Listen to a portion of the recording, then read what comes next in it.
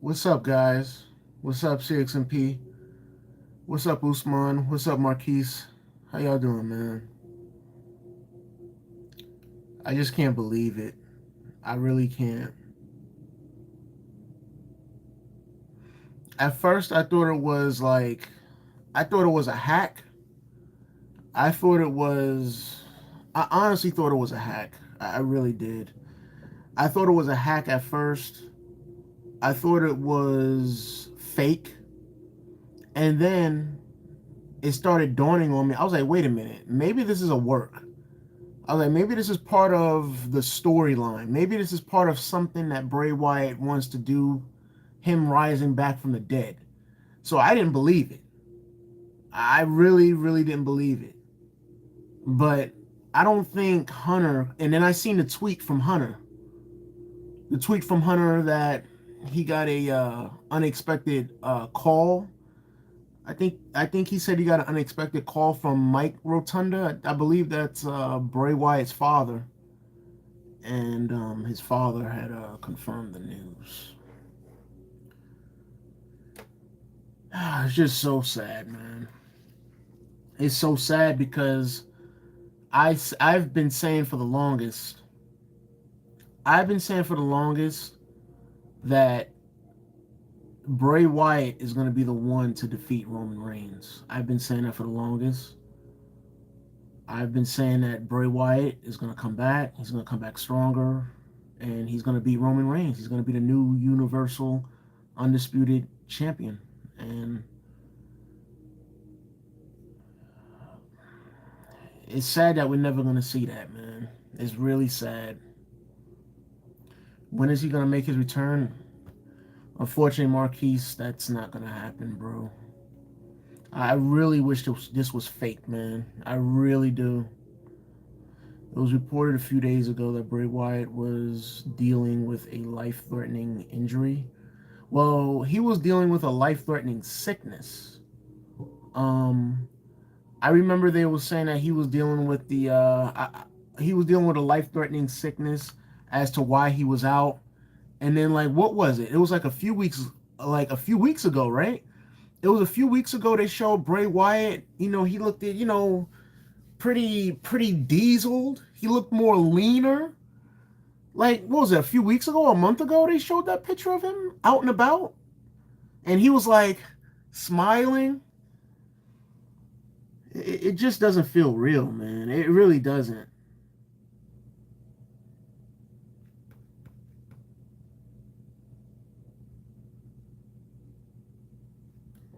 It doesn't feel real at all. You know what's so funny? You know what's so funny, guys? I don't mean haha funny, but weird funny. I was on when I was on Instagram that same day that I was telling you guys, actually it was, what was it, 2 nights ago? I think it was 2 nights ago. I think it was 2 nights ago. Usman, you was there in the stream. And CXMP, you was there as well when we was on Twitch.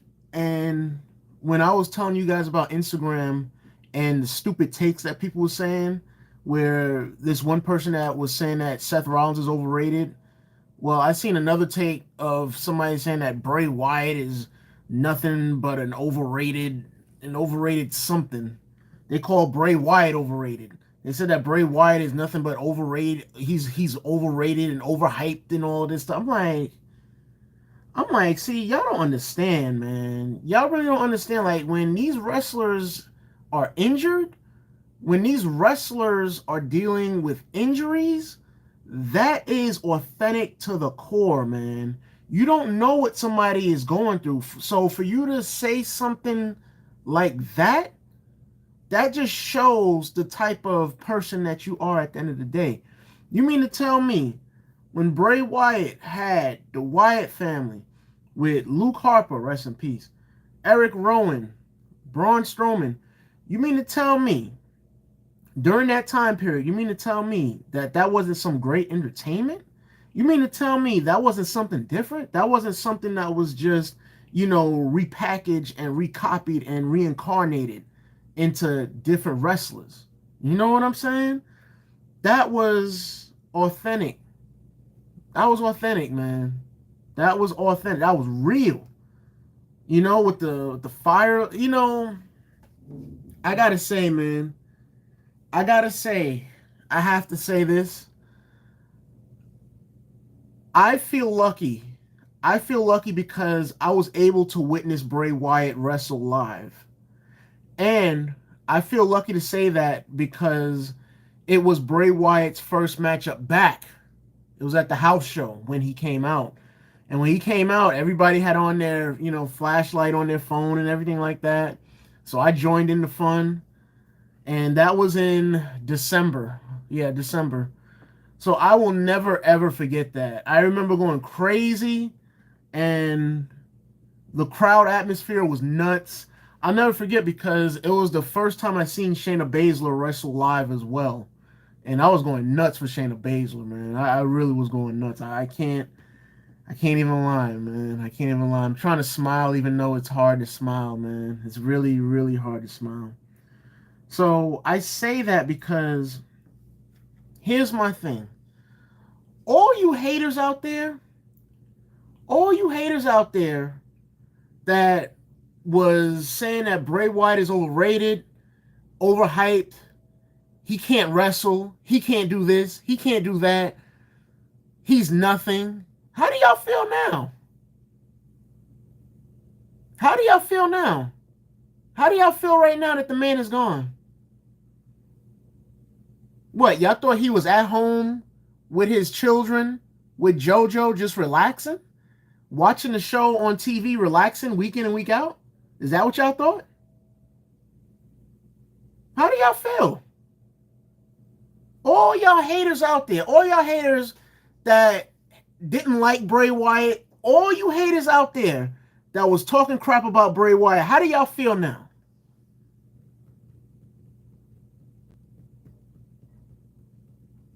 How do y'all feel?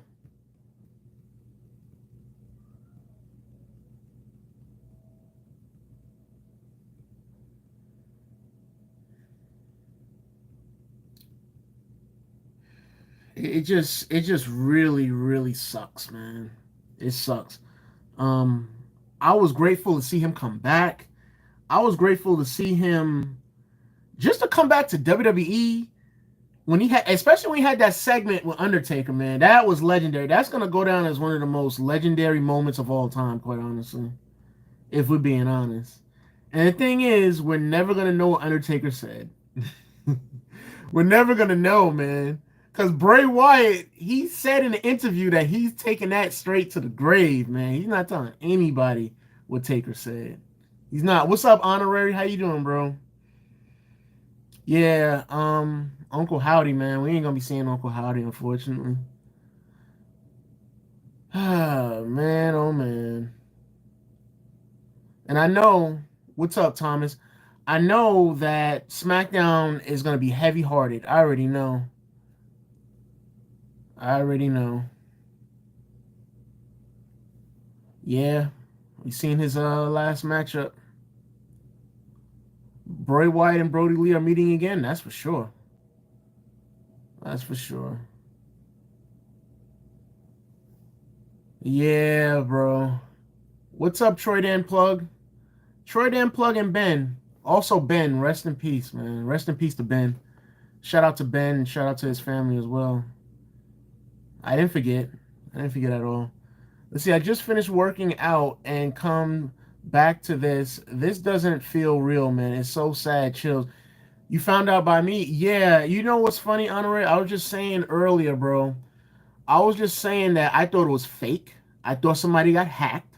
I thought it was a lie, and then I thought it was a work for the character. I really thought it was a work to build up a brand new storyline for Bray Wyatt and what he's trying to do next. That's what I really thought as well. But once I seen the tweet from Hunter confirming it, I don't think Hunter would like make that up. You know, I even for a little bit, I even thought the tweet was fake. But I don't honestly don't think the way it's detailed. I don't think Hunter would lie about that. I don't think Mr. Rotunda would lie about something like that. Bray Wyatt's father. I don't think he would lie about something like that. So that had me thinking like, oh shoot, it's actually real. It's actually real. Oh my goodness. Honestly, this explains why we probably didn't see him for SummerSlam. If we're being honest, this is probably why we didn't see him for SummerSlam, because people was like, nah, Bray Wyatt, he has to come back. He has to attack Roman Reigns. Last year Roman Reigns attacked him. Well, not last year, but what was it? No. It was what, 3 years ago, right? Yeah, 3 years ago, Roman Reigns attacked Bray Wyatt. So now Bray Wyatt got to get his revenge since this is his like first full year back and things of that nature. But nah, unfortunately, no. See, as much as WWE does stuff like that sometimes, I don't think they would do something like that. So I can't believe, bro. Imagine how Braun, Eric, and his wife feel. Yeah. I can't imagine how JoJo feels right now. Because JoJo got his children, man. How his children feel. You know? How how Alexa Bliss feels. Because I remember reading Alexa Bliss said she has a lot of fun working with Bray Wyatt. She learns a lot, and she said that it's just a lot of fun working with Bray Wyatt, man.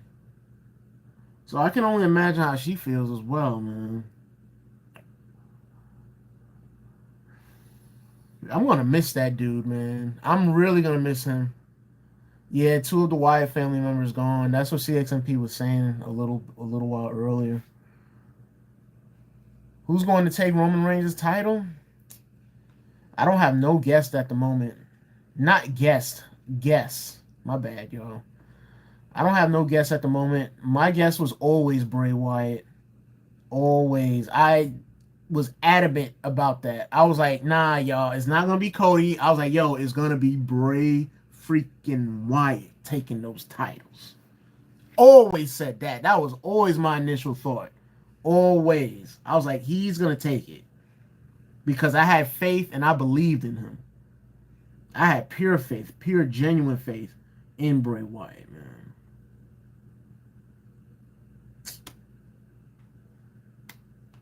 Oh man. Just sucks, man. See, I hate this part of life, man. I really hate this part of life. I really, really do, man. Like, why can't we live up to like 200 years old? Why can't we live up to 200 years old, man? Let's live up to 200 years, man. Shoot. Yeah, for sure. For sure. They definitely see each other hugging. For sure. 13 days ago, reports were coming that Bray Wyatt returning soon, and it didn't happen. No, it didn't happen. Bray passed away in the morning. Wow. Wow, wow, wow. Just sucks, man. Just really sucks. Really, really does suck. And the thing is, see, and I'm gonna be honest, y'all. I'm gonna be genuinely honest. See, you think by being that it's a celebrity, you think by being that it's a celebrity, it's an entertainer, it's an influencer, or somebody that is notorious, somebody that's well known, you think that at times you may think this because of how the person is or the impact that the person has on society. You think that the person is going to be here forever and ever and ever and ever and ever.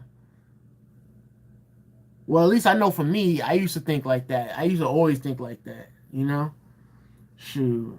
Like I was explaining on my stream on Twitch, I used to think that Derek Jeter was gonna play forever because I grew up watching Derek.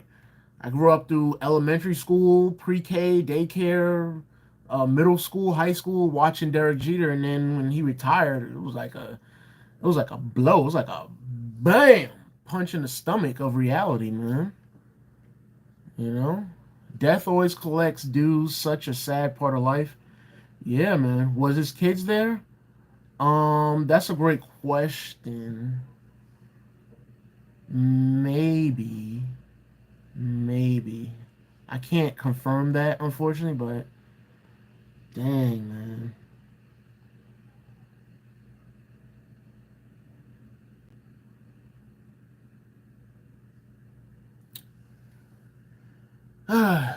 Sucks.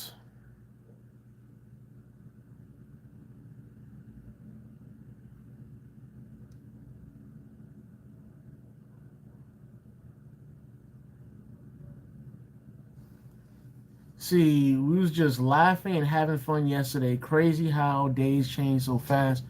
You know what's crazy, honorary? You know what's crazy, bro? Like when I got up early in the morning to go work out, bro, and I woke up at 7:20, and then when I woke up at 7:20, um I went back to sleep for like 10 extra minutes. But I'm saying that because when I woke up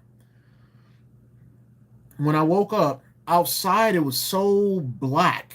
Like it was so grayish outside. What's up, Miss Tammy?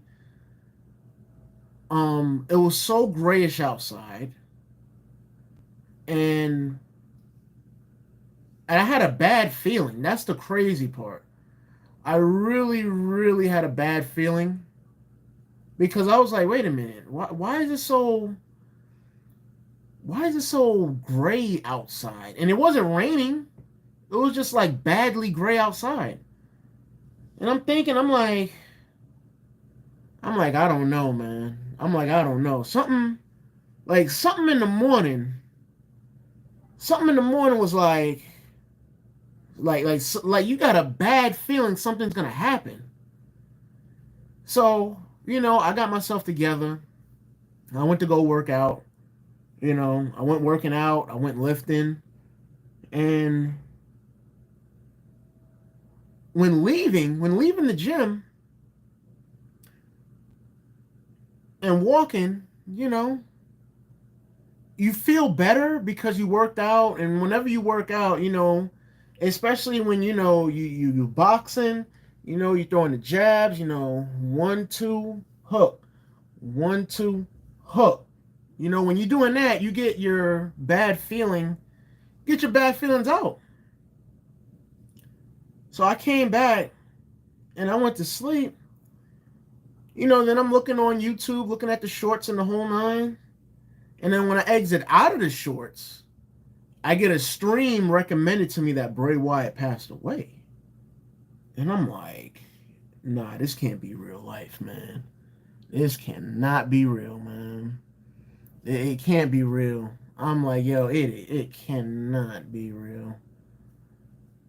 Yeah, he was young. How old was Bray Wyatt? Like 36, right?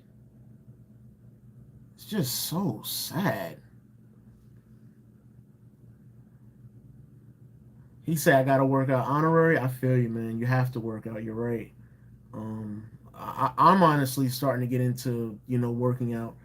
Of course, unfortunately, I don't do it consistently. I don't want to say I can't because when you say you can't, that means you're limiting yourself. But I can work out every day. It's just that I ain't gonna lie. It's just that I'm lazy. I'll be honest.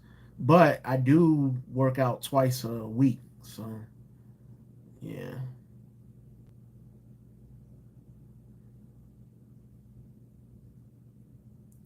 Yeah, we didn't even get an update on Bray Wyatt because they wanted to keep it private, and I can understand that because when it comes to when it comes to when it comes to sickness and things of that nature,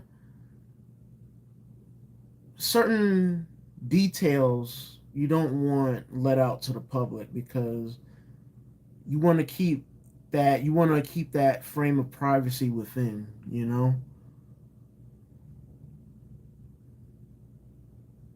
See, I also got a stream recommendation to me from, and it shocked. Yeah, yeah, I got the same stream recommendation, Usman, and I didn't think it was real because I don't know who that is. Quite honestly, I really don't. I don't know who that guy is or who that woman is. So when I seen the recommendation and I seen the title, I was like, nah, that person's trolling. That person is just looking for views. I was like, nah, that ain't real. And then what happened was I looked it up. I typed in Bray Wyatt on YouTube, and then I started scrolling. When I started scrolling, it said Bray Wyatt passes away. Bray Wyatt unexpectedly passes away.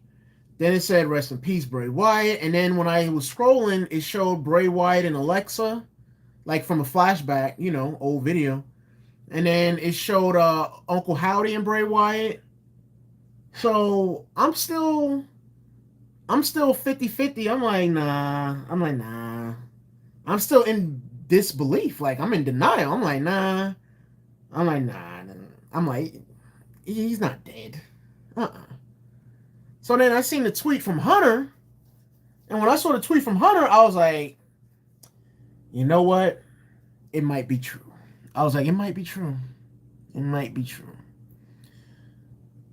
What's up, Stan? Let's see. That's why everyone should take life seriously and not for granted because you never know when your time is up.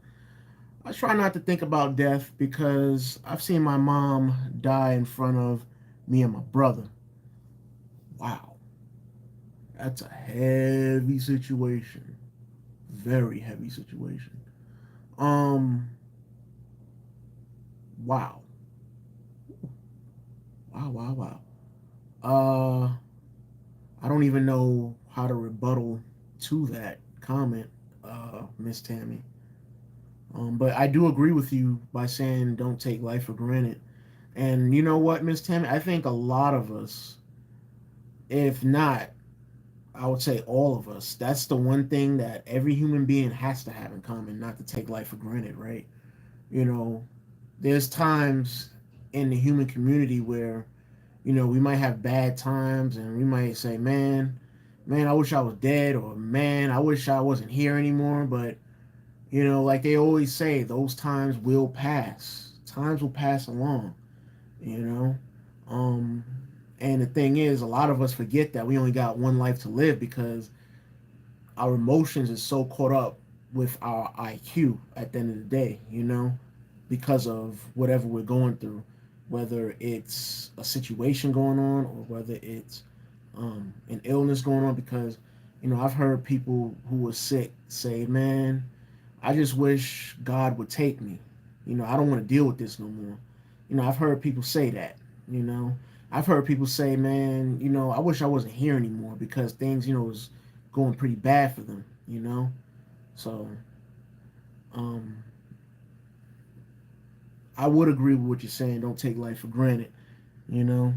Uh, with death, man, with death, um, so it's so crazy how we're talking about death, but the thing is, that's why, like my Twitch name, that's why it's Never Fear Death, man, because, you know, while you're here in this world, on this earth, you put in as much work as possible to what you truly want to do with your life so that you create your own legacy.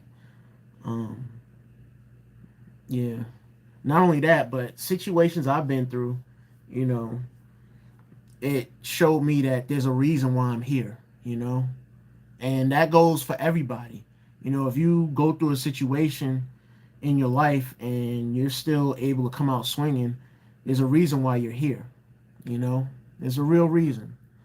See, we can still have Uncle Howdy do something with. Nah, it's not gonna be the same CXMP. It's not. They can't do that. They can't do that. Yeah, I didn't open the stream. I just seen the title and I was like, holy crap. Yeah, yeah, that's true. Miss Jordan. I mean, Miss Jordan. I said Miss Jordan. My apologies. Miss Jordan. That's true as well. I'm gonna miss that dude, man. I really am. I'm gonna miss that dude a lot, man, because like I'm not gonna lie. I'm gonna be honest, man. I'm gonna be honest. When he went after the Undertaker, and I said this in the past, so yeah, when he went after Taker, I was mad. I was like, yo, I can't stand the Wyatt family, man. I can't stand them dudes, man. I'm like, yo, Undertaker, do some supernatural superpowers or something like that, man. And then when they went after The Rock, I was really mad. I was like, if he touches The Rock, I am going to box my TV. I was mad, but it wasn't personal mad. It was just WWE fanboy mad because I'm a fan of The Rock. Not only The Rock, but when you grow up with the Undertaker, you feel like Undertaker needs to be protected. You don't want to see nobody hurt the Undertaker or go after Undertaker, man. Shoot, I was mad, man, when he went after the Undertaker when him and the Wyatt family did that, man. I remember watching it. I remember watching that. It was crazy, man. It was crazy. It was crazy. Everyone has a purpose in life, just got to find it. Yeah, Deshaun, that's true. Um, that's why like you should listen to the inner voice in your heart. If you truly want to do something with your life, do it. Do it. Don't let anything stop you. Seriously, do it. Whatever you want to do in life, give 110% effort every time, all the time. Man, after hearing this news, I don't want to ever feel sad again. Life is so precious and short. Such a sad and lovely life. Yeah, man. We got a title match tomorrow night. I don't know, CXMP, because now with Bray Wyatt passing away, I know WWE is gonna like do a tribute to him. I honestly think that SmackDown. I don't think SmackDown has anything planned for tomorrow. Let's face it. Tomorrow, even if Bray Wyatt didn't pass away, we look at SmackDown tomorrow. There's nothing planned except for Jimmy Uso on SmackDown. All the other stuff that's going to be going on SmackDown is irrelevant. Let's be honest. Let's be honest. It's irrelevant. Okay? Everything on SmackDown last week was irrelevant. The only thing that people wanted to see was Edge's final match in Canada, if we're being honest. Oh, what's up, Chris? Thank you for stopping by, man. I appreciate that. Let's see. What's up, Gary? See, I love Bray Wyatt because he was.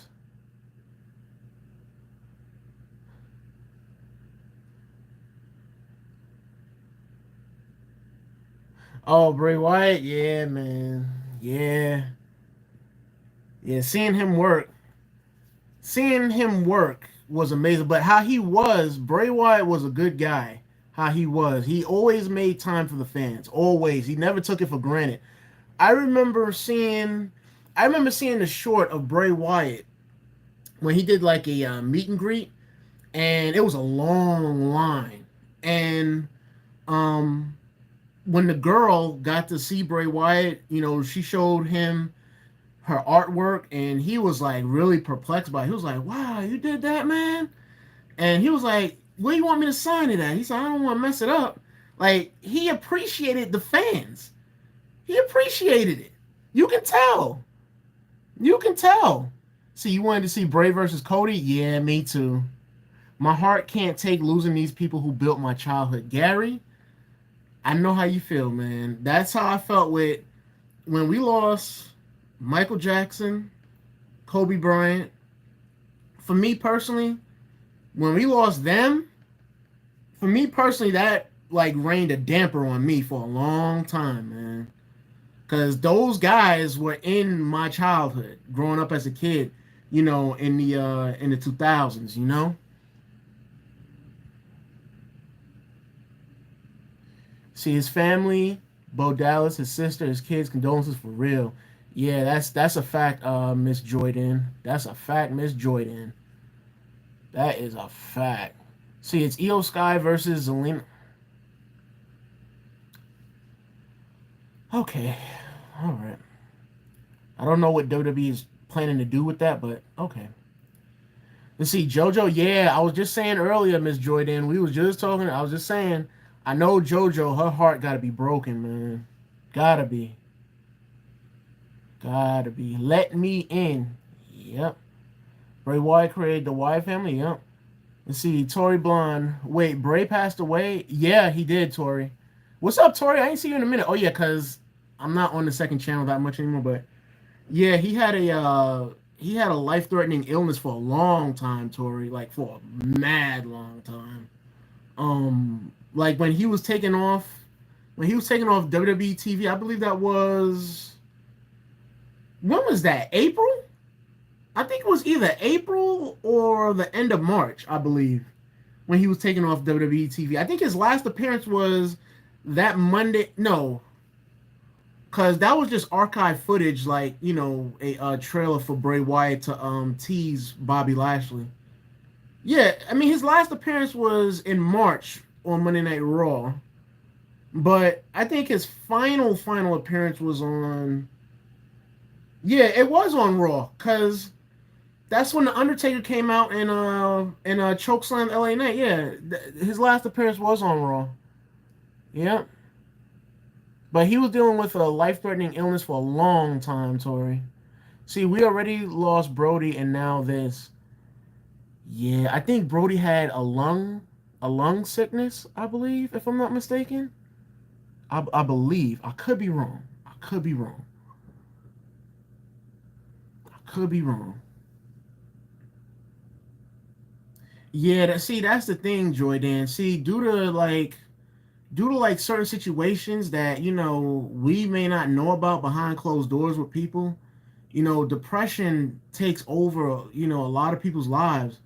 um and I can name names all the time. I can name Robin Williams. I can name Kurt Cobain.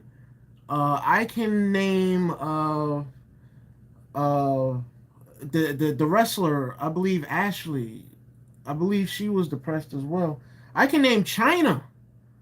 China, the wrestler, was depressed as well. The thing is, we never know. We never know who, what people is fighting, We never know what people is fighting. Hold on, guys. Give me 1 second.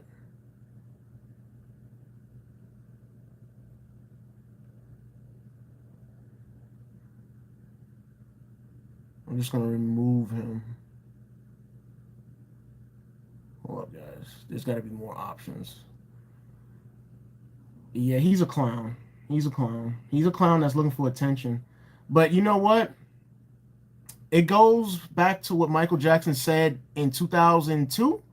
He said when kids are on the computers and in these chat rooms, they're looking for attention. They're looking for love. Him, he never found love, and he's still looking for attention. So I'm gonna ban him. So it's only a matter of time. It's only a matter of time. But anyways, let me see. Let me see if I could do something from here.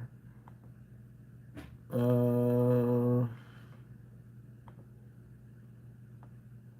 me 1 second, y'all. Give me 1 second.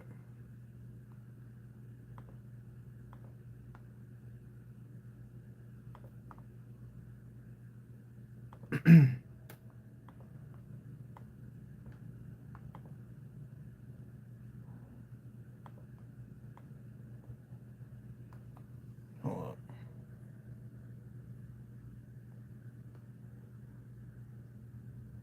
Yeah, there we go. All right. Make you mod? All right, cool. Yeah, he has no life. Ignore him. Let's move on.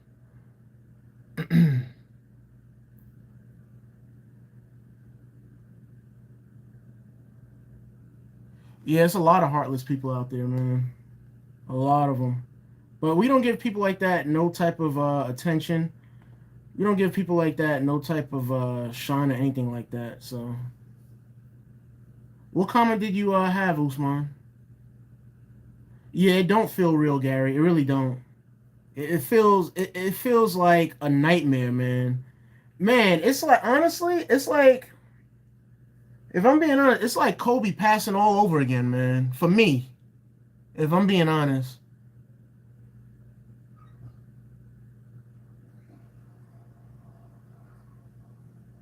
You see, I wish they're doing a tribute for him and Bray Wyatt comes attacking everybody. Yeah, that would be crazy. Yeah, I don't think WWE is ever gonna do that. Yeah, that would be nuts. That would take storytelling to a whole nother level with Bray Wyatt coming back. That would be crazy. That would be like some Undertaker stuff. That really would.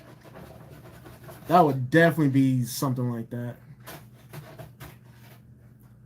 But thank you guys for coming through to the stream. Um, unfortunately, it's not a happy time, unfortunately, but um, it just it just sucks, man. Just sucks. It's a trailer of Kobe. Yeah, CXMP, you can send it.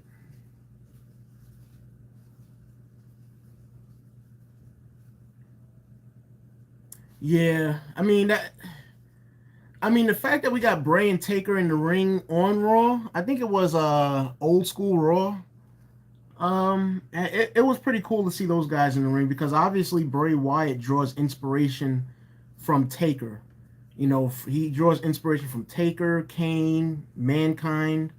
You know those guys. So I'm pretty sure it was a great moment for Bray Wyatt to have and to share with Taker. How am I feeling? I'm just confused, shocked, sad, and mad. Like all those emotions wrapped up into one. That's how I'm honestly feeling, man. Cause I remember when he came back and man, it was like a feeling like no other, man. It really was.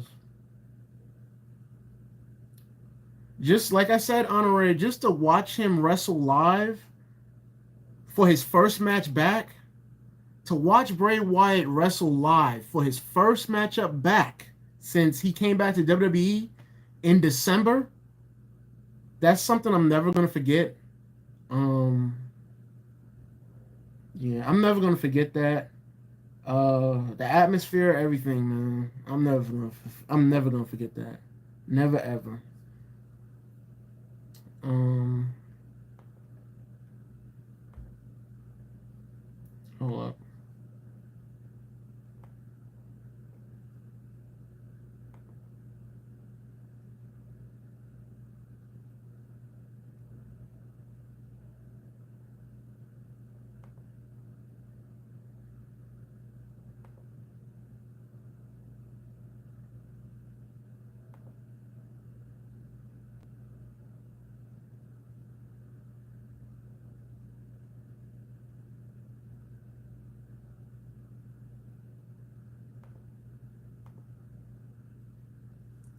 Yeah.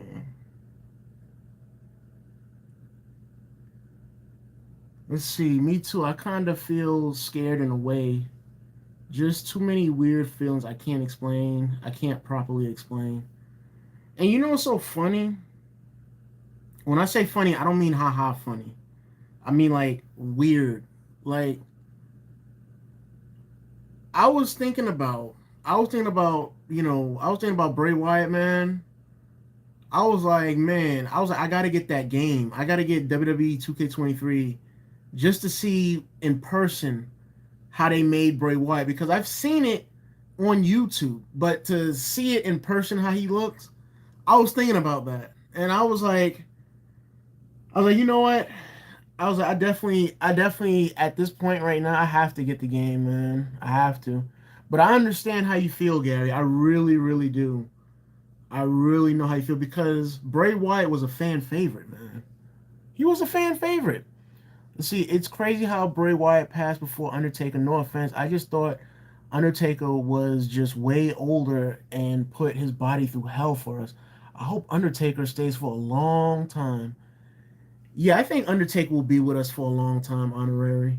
You know, we can't always predict the future. We can just we can only make, assumptions, And I think Michelle McCool is taking real good care of Undertaker because I've seen on some interviews where Undertaker was like, I was doing this, I was doing that, and I was just living my life the wrong way. And then I met I met my wife Michelle, and Michelle turned me into a whole nother person. For I'm living for. I think he said he was living for God at the time, and then he said he was living for his children, and he said of course his wife, but he said he gives his wife all the credit for like making him into a better person. So I think Michelle McCool is taking care of him pretty well. So I think we'll see Undertaker for a real long time. See, you seen him in New Orleans last year when he was doing the promo? Wow. Wow. I hope his family is doing well and his friends. I hope the same, Honorary. I really, really do. See, it's crazy that I downloaded Bray Wyatt through community creations like 1 month or 2 weeks ago. Yeah. See, it's messed up how death destroys, but we have to look on life as a revolving cycle. When a baby is born, someone dies, or vice versa, and all we can do is live our life to the fullest and enjoy life. Yeah, that's true. That's true. That's really, really true. I'm gonna miss that man. Hey, hey, hey.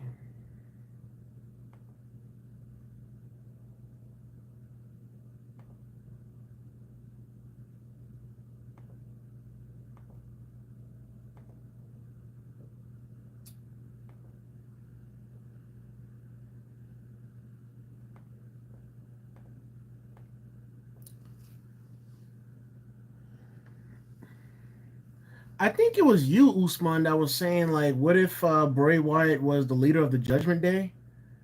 I'll tell you one thing, his style definitely fits. His style definitely fits, and he definitely has the characteristic of being a true leader, like a in your face type of leader. You know, when he was with the Wyatt family, I mean, he was pretty much established that he was the leader of the Wyatt family. He should have went to AEW in your opinion. No, no, no. Him going to AEW wouldn't change anything. It really wouldn't. Um, he would still be going through the sickness, the life-threatening sickness. He would still be going through that. So him going to AEW, that wouldn't change anything. If we're being honest, him coming back to WWE was the right thing. The only option was for Bray Wyatt to come back home to WWE.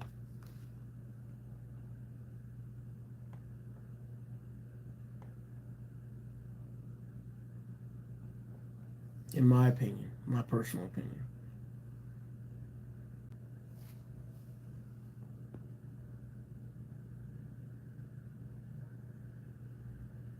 But yeah, ladies and gentlemen, thank you all for coming through. I appreciate it. Um, see, Bo Dallas is Uncle Howdy, correct? Ooh, it's been speculated that he is Uncle Howdy. We never saw Uncle Howdy's true identity revealed, Miss Jordan. We never seen it, unfortunately. Let's see. Fightful was given permission to reveal that Bray Wyatt had got COVID that exacerbated a heart issue. He suffered a heart attack.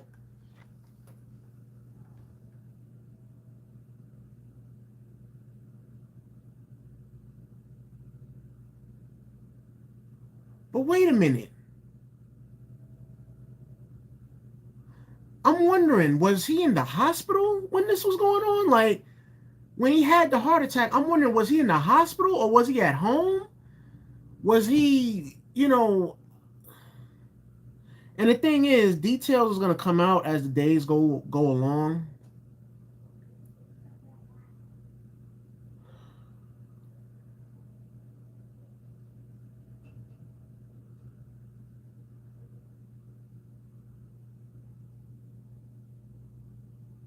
Dang, man. Yo, whoever is responsible for this Coco stuff, man, big F you. I can't say what I want to say because YouTube is soft, but whoever, any and all people that like spearheaded this Coco stuff to become a pandemic, F you, man. F you. You're ruining lives. You're taking innocent lives. Like, I don't care. Like, wherever it came from, people that had it and was irresponsible of keeping themselves quarantined, people that had it and just didn't care and decided to give it off, F you, man. F you. Like, seriously, man. Seriously. Nah, Gary. What happened was, I don't know if this is official from Fightful Select that CXMP reported, but what happened was Bray Wyatt had, co VID, and what happened was it it turned into a heart issue, and then over time, the heart issue, I guess Bray Wyatt had up and down days, I guess, and then he just had a heart attack, unfortunately. See, you just posted a link? Really? See, I don't see the link. I don't know. Maybe YouTube blocked it off. I don't know. YouTube, they be doing things like that. So yeah, man, that's just my vent to the world, man, because that Coco stuff really messed up the world, man. It really, really did. It messed up people's health. It messed up people's way of thinking. It messed up people from a mental standpoint. Um, it had people going against one another, politically as well. It had people stopping. It stopped people from making their money at one point. Oh man, like I see why I've heard people say in the past. Like I've heard a lot of people say in the past, man, like, man, I hate people, man, because some people be doing stupid things just like what I said. They be doing stupid things like this. And like if the Coco never happened, basically Bray Wyatt would still be here today. Not only Bray Wyatt, because you got to think about it. If Bray Wyatt never had that Coco related thing happen with his heart, he would still be here today, healthy, live, loud and in color, wrestling. So many other people as well will be here today. So many people.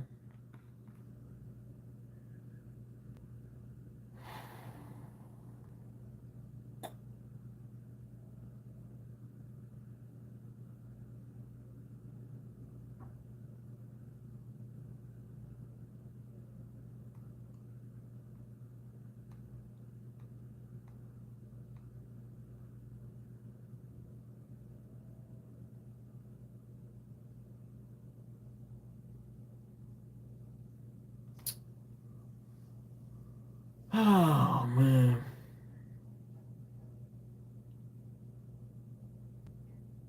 Dang, and he was only 36. He was only 36. Only 36. And had a heart attack. Only 36. That man was young. I mean, look at LeBron James' son. LeBron James' son, I think he's what? I think he's 18. I think he's 18 or 19. And he had a heart attack recently as well, but it wasn't due to it wasn't anything Coco related, but he still suffered from cardiac arrest.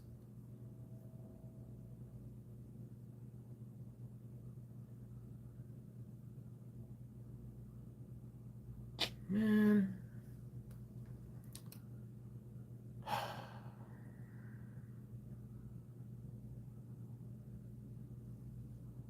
See, your thing froze?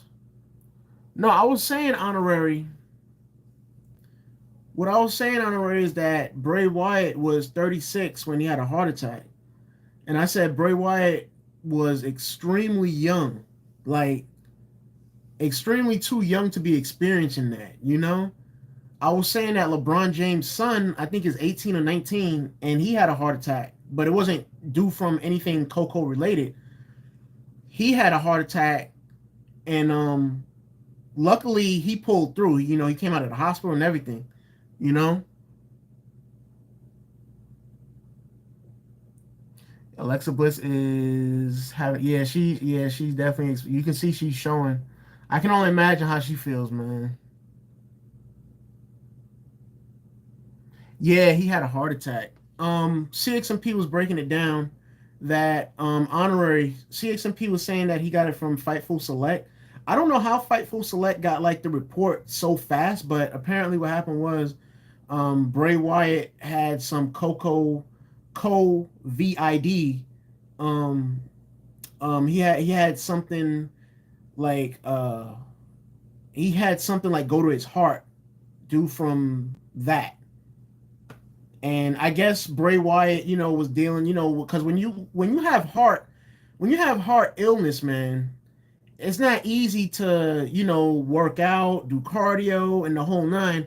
So I'm pretty sure Bray Wyatt had some good days and some bad days. But the thing is, unfortunately, that's how he passed.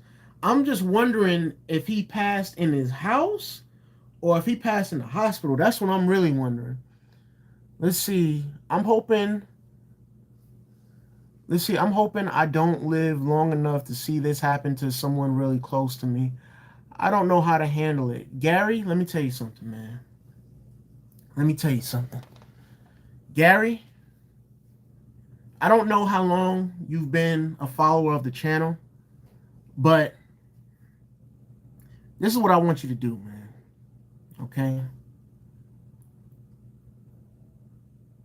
Whatever you want to do in life, do it.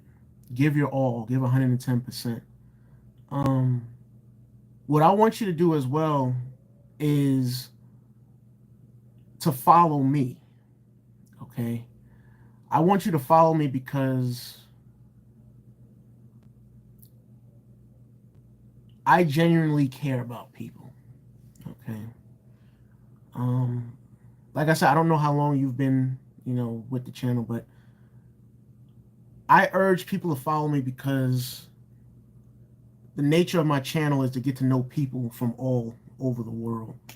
No matter where you come from, how you look, your skin tone, how you live your life behind closed doors, no matter what you support politically, religiously, and the whole nine, that doesn't interest me at the end of the day. What interests me is making sure people have a brighter day at the end of the day. So that's why I say I want you to follow me. I want you to come through on streams. I also do Twitch. Twitch, we're uncensored over there. And we do a lot of stuff over there to make people smile, to make people laugh, to make people have good days. We talk about serious things over there as well. We talk about personal things as well. From me to guys in the stream, like, guys like Stan, Deshaun, CXMP, Usman, Honorary, shout out to Honorary as well. And a lot more other people on Twitch. We have conversations about, whatever we go through in real life, and we try to feed off of one another and give each other advice at the end of the day. Also Nico, shout out to Nico and Nick as well, and shout out to Miss Tammy as well. We usually try to have discussions, conversations to uplift one another. And I'm not just saying that to sound humble. I'm not saying that to sound humble at all. I'm just saying it because that's genuinely how I feel. When people come through, I always ask them, how are they doing? What's new? you know, because it's important. It's always important because, people, they might ask how you doing, but some people that ask that, they only doing that because it's a rhetorical question. Like whenever you ask somebody how you doing, people feel like, oh, I'm just saying it just to make conversation. Like, how you doing? And people that ask how you doing, not all people, I'm just saying some people, it's a rhetoric way of starting a conversation. So some people expect to hear, oh, I'm good, how about you? And then the person will say, oh, I'm good, but yet behind closed doors, that person ain't good. That person is going through stuff, but yet they don't want to tell it to you because you're just an acquaintance. You're not a friend. You're not a loved one. You're just an acquaintance that is asking a rhetorical question at the end of the day. You know? That's how some people is, not all. All right? You see, it was only one fan. Actually, Bray Wyatt was signing fan something 5 days ago, and it got looked like Bray got something wrong. No, Usman. I don't know if you're talking about the same situation that I was talking about a little while ago, where there was a long line that this girl was. I think it was a girl and some people that was waiting in the long line to meet Bray Wyatt. She drew a picture of Bray Wyatt. Bray Wyatt saw it and he was like so thankful, and he was like so appreciative. He didn't even want to sign it because he was like, what do I sign, man? He was like, I don't want to ruin it, because the artwork was that dope, you know. See, have you seen the wrestling shorts animations? No, I haven't, Miss Jordan. I haven't, unfortunately. You remember your grandfather back in 2021? Man, I'm sorry to hear that, Usman. Sorry to hear that. You see, it's so heartbreaking. I am still in disbelief. You know what's crazy, Honorary? The crazy part is, before you know it, it's gonna be a year for Bray Wyatt. That's even crazier, bro. Before you know it.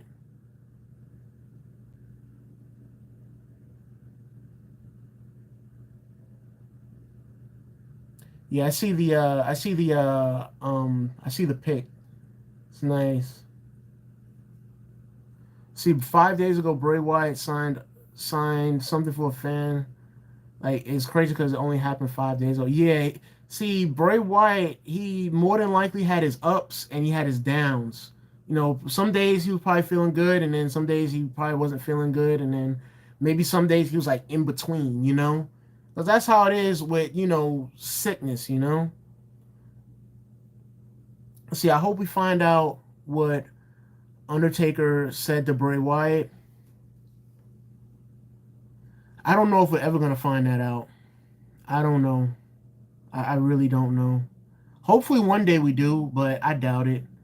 Um, I know for a fact that, like, any of these wrestling pages that does the current events and all that stuff, that makes compilations and all that, I know for a fact they're gonna put Bray Wyatt in that compilation of wrestlers who eerily knew or eerily felt that they weren't gonna be with us much longer. Because I knew they put the Ultimate Warrior in that compilation when Ultimate Warrior was on Monday Night Raw. When Ultimate Warrior said, "In the spirit of the Ultimate Warrior will live forever," and then he died like I think 2 or 3 days later, something like that. I know he was in the countdown. I know they're gonna put Bray Wyatt in that countdown because of Bray Wyatt saying, "I'll never reveal what the Undertaker said to me. I'm taking that straight to the grave." So they definitely gonna they definitely gonna put him in that compilation for sure. See, we need more people like you, brother. I honestly appreciate you. I usually keep everything to myself, but I'm a follow because you seem like a really cool guy, and it's not many of you around me. Gary, please, please, man. I'm asking because I care, and not only that, it's because I've been through situations like that, bro. I'm gonna tell you a story, all right? When I was growing up as a kid, man, you know, growing up as a kid, believe it or not, I had friends. I had friends in daycare, pre-K. I had friends in public school, middle school, high school. But then when you start becoming an adult in the whole nine, you start to see. And the thing is, my teacher, my health teacher slash physical education teacher in public school, before I reached middle school, I'll never forget. His name was Mr. Lee. Mr. Lee. And he said, I'll never forget, we had a health session because it was like they made it mandatory for us to learn health and learn about the human body and making love, birds and bees, and all that stuff. But anyways, I remember, kid you not, I remember we was disruptive in the class. When I say disruptive, meaning like we was all talking to our friends and talking with one another. We wasn't paying attention to what he was saying. And he was our gym teacher for a while. We loved Mr. Lee. Mr. Lee was a great, great physical education teacher. He was the coolest gym teacher, the coolest ever. But us as kids, we wanted to, go to the gym class and we wanted to play basketball. We wanted to, hang out with our friends in the whole nine. But when the health thing became mandatory for us to learn as kids, I'll never forget this day. We was talking, we wasn't listening to what he was saying. And I remember he was like, it's okay. He was like, I can wait. He said, because at the end of the day, I'm still getting paid. He said, so y'all can keep chatting. It's up to y'all if y'all want to do that. And I'll never forget, Mr. Lee said, enjoy this time while you still can. He said, because when you guys get older and when you guys become adults, everybody's going to be going their own separate ways, living their life. Believe it or not. That's how life goes. So when he said that, it didn't dawn on us because we're kids. We're young. We're stupid. We're going to go do what we feel is comfortable, what we feel is right. But the thing is, growing up, I realized Mr. Lee was right. He was 100% right, because when I was growing, and it's not only me, it's other people that experienced that too. When I was growing up, I became, I graduated high school in the whole nine. I realized that Mr. Lee was right because I saw those same so-called friends that I knew in public school. Those so-called friends was going their own way and living their own lives. The only way they kept up with me or I kept up with them was on social media with Facebook and Instagram and all that. That's the only time we kept up with one another. But the thing is, we didn't keep up with one another as far as, hey, how you doing? How's everything going? How's life? No, we didn't do that. We just followed one another on social media just to see what the other person is doing, just to be nosy, minding somebody else's business based off of a social media post, whether we post what we're eating, whether we post what we're wearing, whether we post where we're going, whether we post where if we're at a concert or something like that. That's the only time that people look to check in with you, because they'll like your picture and then keep it moving. They're not gonna direct message you in your direct messages and say, hey, how's it going? How you doing? What's new? Maybe we could, schedule, a meetup to hang out, reminisce like old times. No, it ain't like that. So by being that it ain't like that, not only do you start to lose faith in humanity, but the thing is, you try to make new friends in your adult life. You try to make new friends. And the thing is, those so-called people that you're trying to make your new friends, those people have the same mindset of just going that way and you go that way. They might know you in the time frame because y'all see one another, on a physical basis. But once y'all don't see each other on a physical basis, the relationship deteriorates and everybody goes their own separate way. They don't hit you up to see how you're doing. And in return, you're not going to hit them up to see how they're doing. So by being that you experienced this throughout your whole life, all those so-called friends you had, they live in their own life. They're not caring about you. They're not thinking about you. They're not. So in turn, when that happens, when those old friends come and go, the same with new friends come and go, so-called new friends and old friends, when they come and go, you start to lose your faith in humanity. So when you start to lose your faith in humanity, and the thing is, when you be going through some stuff, you don't have nobody to talk to, you don't have nobody to relate to. So in turn, that keeps you staying to yourself, staying self-centered to yourself, and staying just alone by yourself. Believe me, Gary, I've been there. I'm still there. It's hard for me to consider somebody a friend at the end of the day. It really is, because a friend to me is somebody that comes through for you. A friend is somebody that genuinely cares about you. A friend is somebody that checks up on you to see how you're doing and don't want nothing in return. Usually when people hit you up, they're looking to get something out of you or they want something out of you. And the thing is, those people, once you start to turn on those people start to get the attitude like, oh, he's acting real funny. Oh, he's acting like this. Oh, he think he's this. He think he's that. All because you're not conceding into their wants from you. Okay? So I say that because, like I said, I've experienced it, Gary. I still experience it. I'm still alone. I'm still by myself. I only got acquaintances, bro. I got over 226 acquaintances, bro. I don't consider none of them a friend at all, bro. None of them. Which is sad to say, but it's the truth at the end of the day. You see, I don't feel like talking. I'm so sad. Yeah, I feel you, Stan. I feel you. Let's see. Undertaker is there to tell us that. That's true, but I don't know if he's going to say it, though. Undertaker revealed what he said to Bray Wyatt in the interview. I just let him know that my phone is always on, and if he needs to talk to me about things or run things by me, that's cool. Yeah, that's so Undertaker-like, you know? That is so Undertaker-like. I can see Undertaker saying that, quite honestly. I can see him saying that. So, in turn, just to finish my story, Gary, if you're still here, just to finish my story, bro, that's like one of the biggest reasons why I like turned to content creation, because content creation, I've always wanted to be an actor and entertainer since I was a young boy. Like I said, Honorary, Usman, Deshaun, they know my story. Like I said, when I was a little kid, Jackie Gleason. If you don't know who Jackie Gleason is, do your research. Without Jackie Gleason, there's no Flintstones. So Jackie Gleason, when I used to watch him on TV, he used to inspire me big time. He inspired me big time to want to be an actor, entertainer, and the whole nine. When I seen him making people laugh and he made me laugh, and when I seen he became the biggest comedian of the 50s and 60s when he didn't have nothing. He didn't have nothing. His mother died when he was 13, 14 years old. His mother died from cancer. He never knew his father.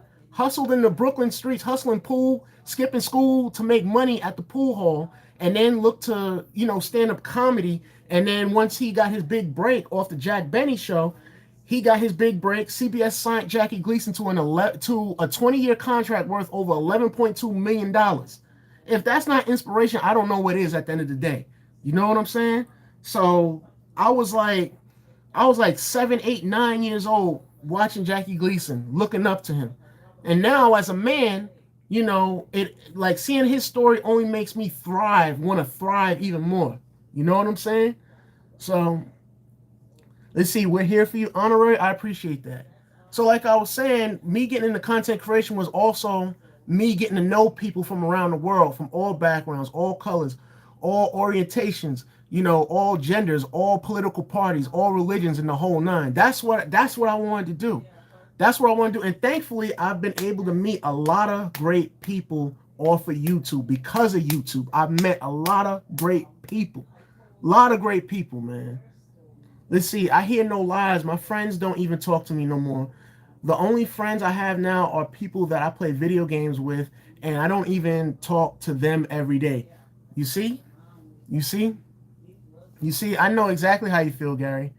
I know exactly how you feel, brother, because with me, it's the same way. And I was saying, this is what I was saying. What's up? You know the deal. This is what I was saying. The people that you know in real life, they're not your friends. The people that you never met face to face, those are your friends. Those are the people that care about you. Those are the people that got genuine love for you. Those are the people that actually cares about you. And you need to keep those people by your side. Me and my man, oh man, I forgot the dude that has a fan page of Lil' Kim. When I used to do the Lil' Kim videos, he told me, oh, my main man Dan, he told me, he said, I'm gonna tell you something.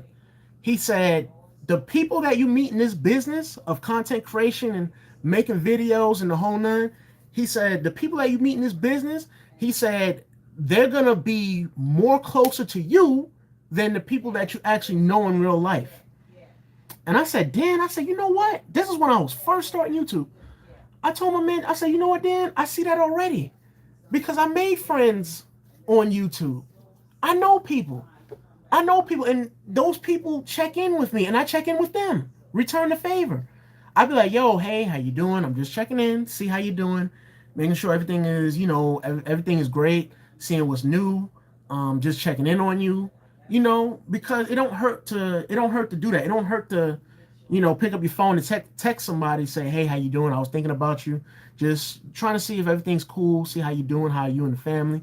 It don't hurt to do that, but for some people, the people that you know, like that's asking for way too much. That's like asking for $1 million for them to do.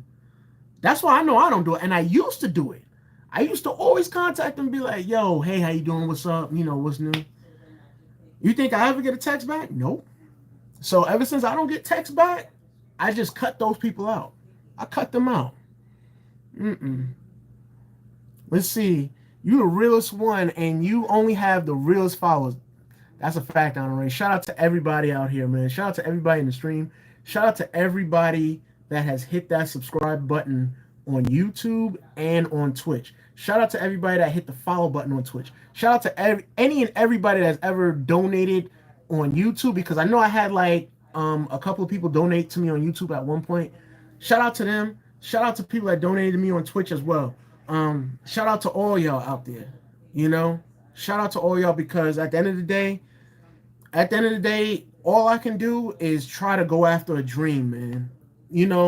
They always say that you have to go after a dream that nobody else sees but you at the end of the day. And I always said, I can't turn my back on the people. I will never turn my back on the people, because the people make you at the end of the day. And sometimes some people be forgetting that, you know? Let's see. Thanks for coming live. Without you, I don't know what would happen to me since Bray Wyatt passed. I want to say one thing only, though. Let's see. I definitely thought this was fake news at first. Um, shocking, but definitely thoughts and prayers. Yeah, you know the deal. I thought it was fake too, bro. I thought it was fake. Like when I seen that screen pop up, Bray Wyatt passes away. I was like, nah, this is fake. And then when I looked up Bray Wyatt, and I seen like some, I guess, some streams or videos that was saying Bray Wyatt passed, I was like, no, no, no, no, no. I was like, that's not real. And then when I seen Hunter drop the tweet, I was like, yeah, it's real. See, thanks to Wyndham Rotunda for giving us great matches. Your work as Bray Wyatt and The Fiend was amazing and awesome. We love you. We're gone too soon. And Luke Harper, too. We miss you already. Yeah, it sucks. Hey, what's up, Chris? You heard the news, Mario? Yeah, it just sucks, man. See, I think I'm going to finish high school and then go there to work. No, no, Chris. This is what you do, bro. I know you're in high school, but this is what you do. I told you, sign up for boxing, because this is where it starts, bro. I know you want to do boxing. I know you want to do journalism, but sign up for boxing while you're in high school at the moment. Sign up for the journalism club. I'm pretty sure you got a journalism club in your school. Sign up for that. This way you can gain experience, man. You can gain experience in journalism. You get your feet wet with journalism. So this way, when it's time for you to apply for college, when your major, because you know they're going to ask you for your major when you go to college, you're going to select journalism, and you're going to select radio and broadcasting, because a lot of journalists, they get their start in radio and broadcasting too, commentating, and then they get jobs, on the news, or they get jobs doing sports, like Ernie Johnson. I think Ernie Johnson and Kevin Harlan, they are sportscasters for TNT. They started on the radio. So, yeah, it's always great to have that leverage around you. And also boxing, when you sign up for boxing, like I said, the people that you meet in boxing, they're going to give you tips. They're going to give you tips. They're going to train you in the whole night. And then they're going to give you tips of where they have amateur junior glove tournaments. And you can sign up for those, bro. And you never know. You never know. You're playing as Bray Wyatt right now. That's awesome, man. This is true. Earlier this year, Bray Wyatt suffered from the coco virus. I got to say it like that because of YouTube. Let's see. And yeah, he suffered a heart. That's just so sad, man. I wish it was fake too, Gary. Yo, Deshaun, thank you for the 5, man. I appreciate that, brother. I really do appreciate that, man. It means a lot. Let's see. Yeah, let's celebrate. Why not? Can I celebrate? Hold up. Why does it say? It says celebrate the first sticker. Can I pin this? Wait a minute. No, no, no, no, no, no, no. I'm gonna pin it. Can, oh my gosh. YouTube. YouTube. Oh yeah. Can I pin this? YouTube, let me pin it. Hold up. Let me pin it. Let's see. See, can I pin? Why won't it let me pin? YouTube, y'all gotta fix y'all stuff, man. Cause I really want to pin that, but it won't let me do it. Let's see. I'm thinking at the end of the day, I will be good. But thanks for your tips, Chris. I'm telling you, bro. Please, please do it, bro. Sign up for boxing. You can still be in school, but I'm just saying, sign up for boxing, bro, because that's how you get your start, man.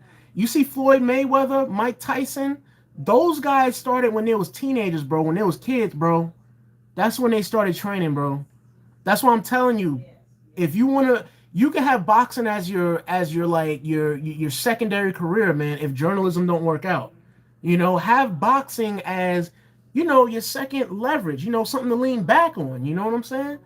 Boxing is fun, man. I love boxing, man. I did something today, man. Shoot. Pat, pat. Pat, pat. It's fun. It's fun, man. Yeah, but major, major, major shout out to Deshaun, man. Like I said, stupid YouTube won't let me pin this, man. YouTube, y'all whack for that. Y'all hold that L for that, man. Shoot. Let's see. It's like you're reading my mind. Boxing is my dream. My dad's side of the family used to box, so I feel like I really got to take that further than they did. Yo, Gary, if you're young, like I was telling Chris, if you're young, if you're a kid, do it. If you got a boxing gym near you, do it. Do it, man. See, it's too late for me. I'm in my 20s. It's too late for me. But I'm saying it for y'all to, like, if y'all really want to do it, man, because had I known what I know, I would have went for it, man. I would have.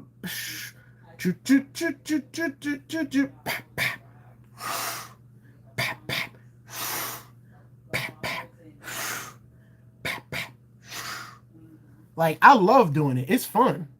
It is fun. See, yes, sir, you earned it. Keep going, making those dreams come true. Remember, you only live once. That's true, Deshaun. And like I said, Deshaun, I always encourage all you guys out there to go for your dreams. As I said before in the past, I said, if you guys want to do this, just ask. And I will give you any and every tip you want to know about. As a matter of fact, at times, I did show you guys how to make thumbnails. If you guys want me to show you again on stream, let me know. If you want to do this, I'm an open book. I'm not like all those other like content creators that's looking to make money off of y'all and they don't really care about y'all and all that. No. No. If you want to know how to do this, just ask. That's all. If you want to do something else, if I got knowledge of it, I will share it with you guys at the end of the day. Because we all supposed to succeed in this world, man. Shoot, all of us, man. I know what it feels like to be ignored. So why would I do that to y'all? I always said, if I was able to create an audience, I don't care if it's 50,000 messages. I'm going to make sure I do my best to get back to them, man. Shoot, I'm going to make sure I do it. Let's see. It is sad, Chris. It really is. It is. Let's see. I bet Braun Strowman and Eric Rowan is crying right now. Yeah, definitely. Yo, what's up, the Resident Evil AMC? How you doing, man? How y'all doing? Appreciate y'all coming through. Like I said, I hate that this is such a sad occasion to be doing a live stream. I really, really do. Like I said, I know I said I was gonna be like more active on this channel by being that the strikes is all removed. And I'm still gonna be, active over here. But it's just gonna be like, weekly or every couple days. Or I might do, the streaming with the video games, like with basketball. But I feel like honestly, I have to get WWE 2K23 now. Now I have to get WWE 2K23. I have to. We have to do a live stream to where we dedicate that live stream to Bray Wyatt. We have to do it. We have to. I got to make sure that I'm going to make that possible. Let's see. See, you're the GOAT, man. You always going to be the best, bro. You never give up. You never give up. You never give this up. You ain't never alone. We will always be here to get you up, man. See, you see what I mean? See what I mean? People that you never met face to face is always the best. Shout out to my main man Dan, because he told me that. Before I reached like 1K, he told me, he was like, yo, man, in this business, you're gonna see. He said, you're gonna see the people that follows you and that subscribes to your channel, that comes through on your videos and your live streams. He said those people are gonna have your back from a genuine standpoint. And I believe them. I believe them. I believe them. Let's see. R.I.P. Bray Wyatt. What's up, Zoli? Yeah, I'm gonna miss him too. See, you're doing good. See, I know, bro, it's happened. You see, Bray's in heaven, yeah. Yeah.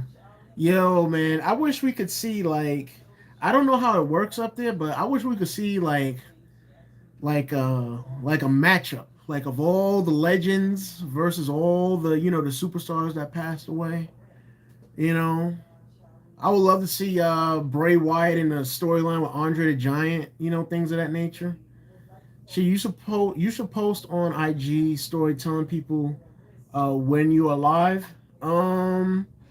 If I'm being honest, Chris, there's only a few of you guys that follows me on IG, and plus I'm not active on IG like that. If I'm being honest. Let's see. Yeah, we lost a legend. It's sad. Bray has gone to heaven. God bless. Wait a minute. Hold up, guys. My eyes. Sorry, guys. Let's see. Yep, we've lost a legend. It's sad. Bray Wyatt is in heaven. To God bless. Praying for the Fiend. Yes, man. Yes.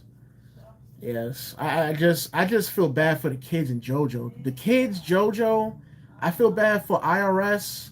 I believe that was his father, Mr. Rotunda.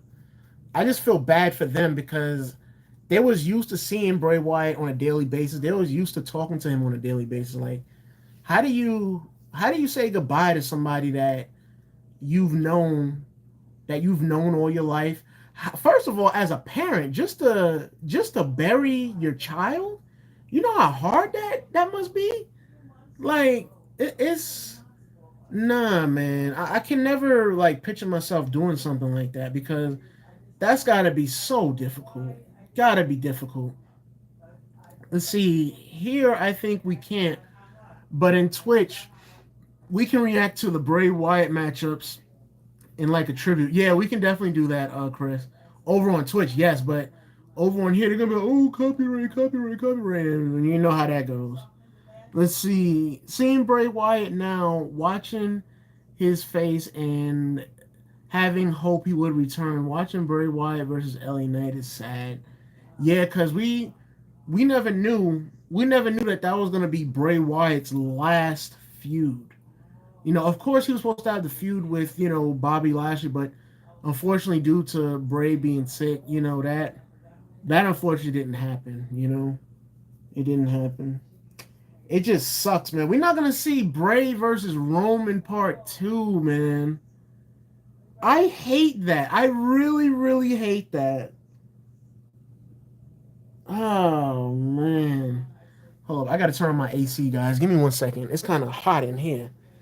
Give me 1 second. Oh, not kinda. It is hot in here. Hold up, guys. Put on this AC, man. Put it on nice and high, quite honestly. Ay, ay. Yeah. Yeah, same here, Chris. I didn't believe it at first. Even when I saw the tweet, I was like, half of me was like, nah. And then half of me was like, maybe because of how detailed he was. Like, I don't think you can ever fake that. I'm sitting here, I'm like, wait a minute. Nah, he can't fake Bray Wyatt's father saying to him that Bray Wyatt passed. I'm like, nah, he can't fake that, can he? And then I'm thinking it's for a storyline. I'm like, hold up. I'm like, nah, bro. Mm-mm. It just it just makes me upset, man, because it's like we're getting robbed, you know? It's like we're getting robbed because Bray Wyatt was only 36. He was in his prime. He was still young by wrestling standards. Y'all know how it is with wrestling standards, man. When you're young, you're like, if you're wrestling, you're young when you're like 24 through 34. That's when you're young. When you're 34 through like 42, that's your prime. When you're 42 through 48, now you're in your veteran stage and now you're winding it down. So he was just entering his prime, if we're being honest. You know? Just entering his prime. Because honestly, when you look at wrestling superstars and you look at them when you look at them coming WWE, you think that they're young because they're starting out with WWE, but no, they're like in their early 30s. And that's considered young by WWE standards, you know?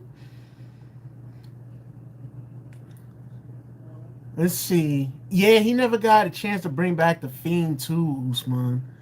Let's see. It's so sad.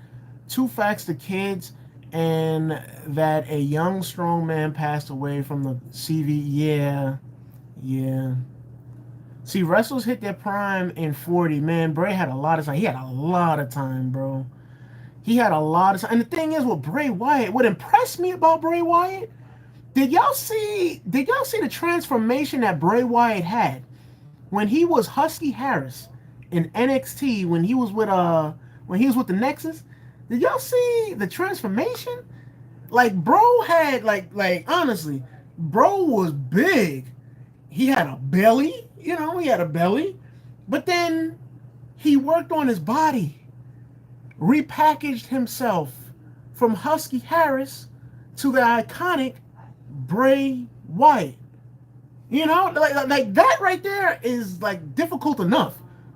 It really is. That's so difficult to transform your body, from big and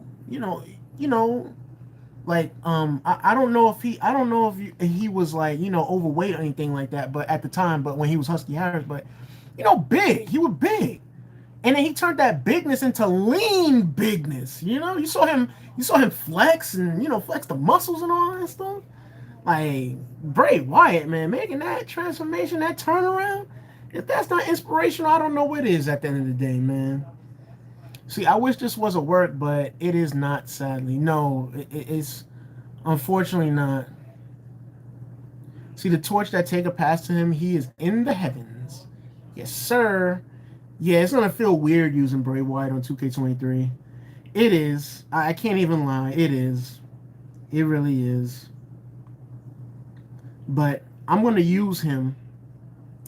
I'm gonna get the game, and I'm gonna use him. We're gonna definitely do. You're gonna definitely do Bray Wyatt some justice, man. Cause I know for a fact, I appreciated his work. I really did.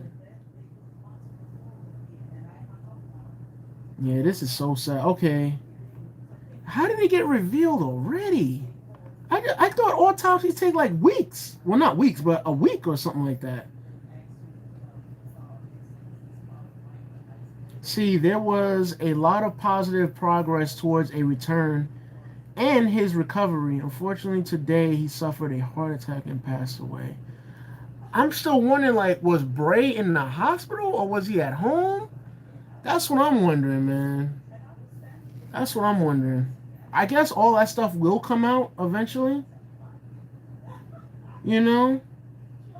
Yeah, I guess we're gonna find out like further down the line, man. See, I think Hunter is in shock. He said Bray Wyatt was one of the faces for the future. Yeah, that's true. That's true, Chris. Hunter loved Bray Wyatt. I remember seeing Hunter say that Bray Wyatt, when it comes to creativity, he's just on another level. I've heard Hunter say that. Hunter was right about that. Let's see how long it took for him to come back home to WWE and then taken away so fast. But God claims, and and gives life. God bless his family and friends. That's a fact too, honorary. You know what they say too, honorary? They say when you die in your prime, bro. They say when you die in your prime, you live forever. So Bray Wyatt is gonna live forever at the end of the day, man. You know? See, Mans was big and moving around like Duke Deuce in the Crunk Ain't Dead video. Shows you don't need abs to be an athlete. True inspiration. You know what's so funny about that, Gary? And that's true. You know what's funny about that, Gary? I saw Yokozuna in his last matchup, and Yokozuna was 800 pounds, bro. And the way he was moving like he was 230 in the ring, man. Mind you, Yokozuna was 6'4", if I'm not mistaken. And he was 800 pounds during his last and final WWE match, bro. Moving around like crazy, man. Let's see. Here is so late. I'm going to put the phone on hearing you, but no comment, anything. It's all good, man. It's all good. Every second, I can't believe Bray passed. When someone says his name, and yeah, it's unbelievable, Usman. It is. All the Fireflies are crying tonight. Rest in peace. Yeah, man. I got a feeling WWE they're gonna do the right thing come this Friday night on SmackDown and on Monday Night Raw. They're gonna do him right, man. They're gonna do him right for sure because he was a fan favorite. He was a fan favorite for sure, man. Yeah, it feels weird. Feels weird. You know what I think they should do? Speaking of the Fireflies, everybody should come out with a nightlight. Come out with the nightlight. Come this Friday night. Come out with the nightlight. Just come out there. Everybody on their phone have the bright light and all that. Have the bright light on their cell phone, and just show respect to Bray Wyatt. That's what they should do. I know I would do that. If I was a WWE wrestler, I would do that for sure.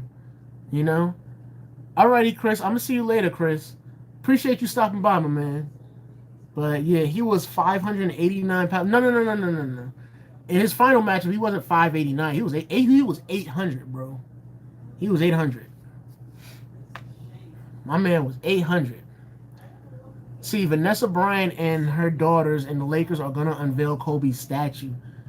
That is... I thought they was doing that today because it's 8/24. Let's see. I got his mask. Wow. Speaking of that, Stan, you know what's crazy, bro? If you got the Fiend belt, that's gonna be worth a lot of money now, which is crazy. Definitely gonna be worth a lot of money. But yeah, I thought they were supposed to be revealing it, unless they're doing it tonight at 8/24. If they're doing it tonight at that time, then yeah, I guess that would make sense. See, yeah, today, yeah, they must be waiting for 8/24 to come, maybe, because I didn't hear or see anything about it on YouTube or anything like that. We can still use Bray in 2K23. Yep. He's definitely a Hall of Famer. I can tell you that. He's definitely gonna be in the Hall of Fame. I'm pretty sure JoJo is going to make the speech and all that. See, The Rock. You know The Rock has to say something. Okay. See, The Rock says, I'm heartbroken over the news of Bray Wyatt's passing. Always had tremendous respect and love for him and the Rotunda family. Loved his presence, promos, in-ring work, and connection with WWE Universe. Very unique, cool, and rare character, which is hard to create in our crazy world of professional wrestling. Still processing losing the GOAT, Terry Funk, yesterday, and now Bray Wyatt today. My love, light, strength, and mana to the Rotunda family and Funk family during this tough, heartbreaking time. As always, thank you for the house, Ohana. Yeah, I remember this. When Bray Wyatt... Like I said earlier, when Bray Wyatt was in the ring with The Rock, man, if I'm not mistaken, he had the Wyatt family in there, man. And I was so bad. I was like, yo, don't attack The Rock. No, y'all going too far by attacking The Rock.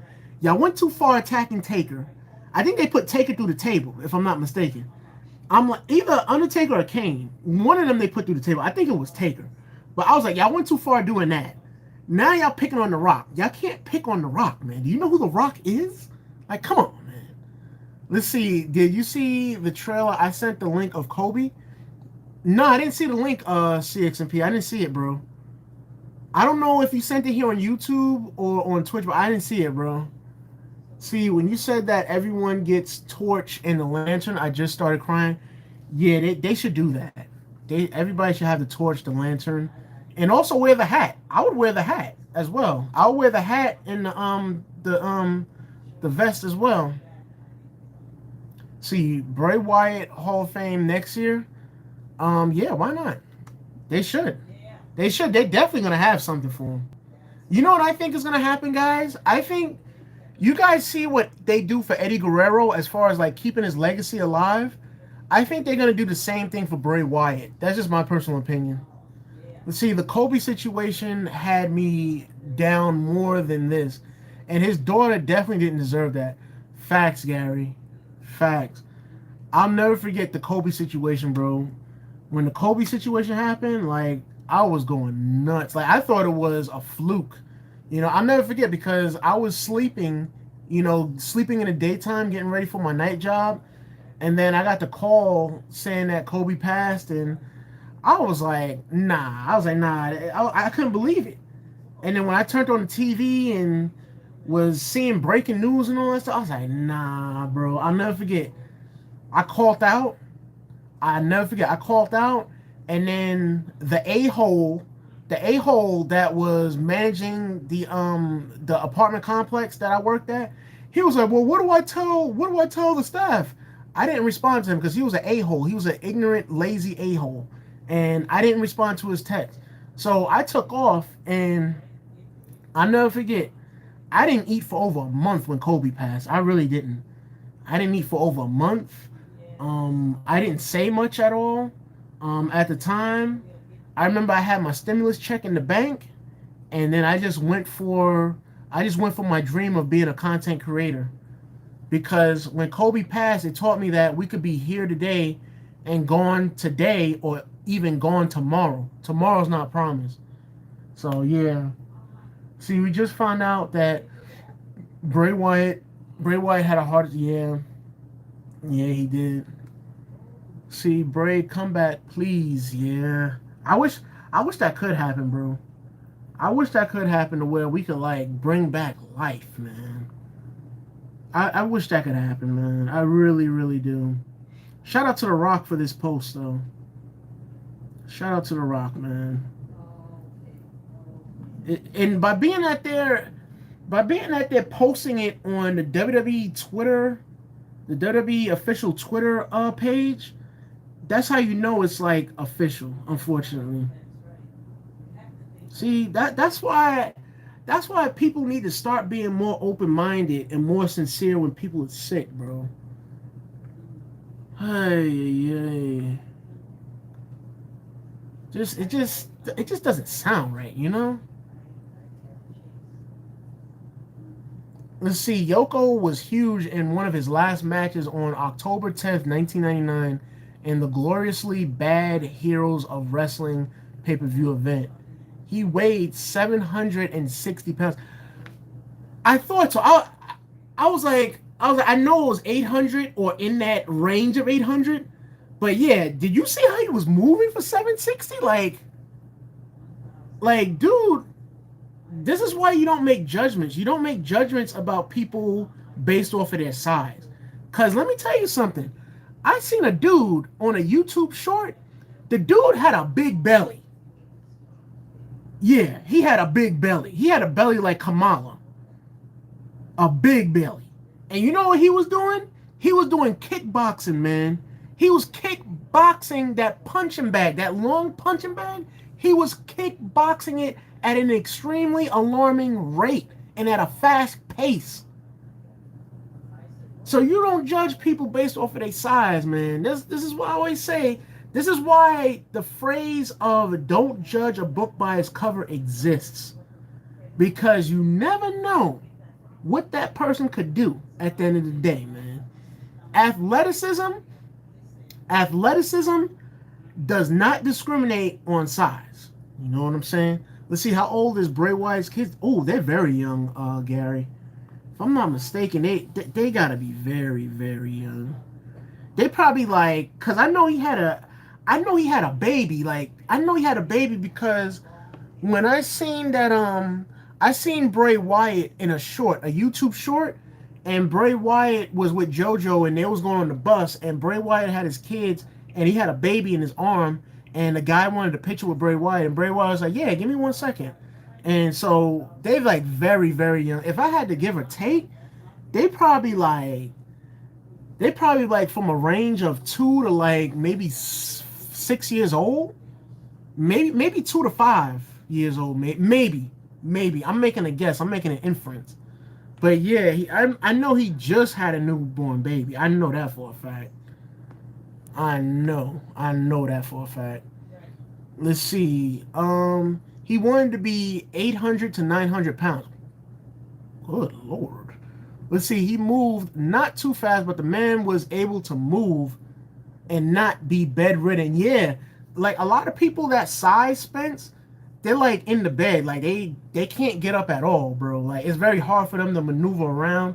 It's very hard for them to like get through the doors to like get to the bathroom and to get to even to lift their leg to go into the tub for a shower and stuff like that. It's hard for them to do. It's hard for them to enter in the kitchen and all that stuff or the living room or even leave outside their own home. It's hard. You see, you got a link? Go ahead and share it, brother. He was just starting a family. Yep. Let's see. I'm sure there's trolls doing stupid stuff just for clout.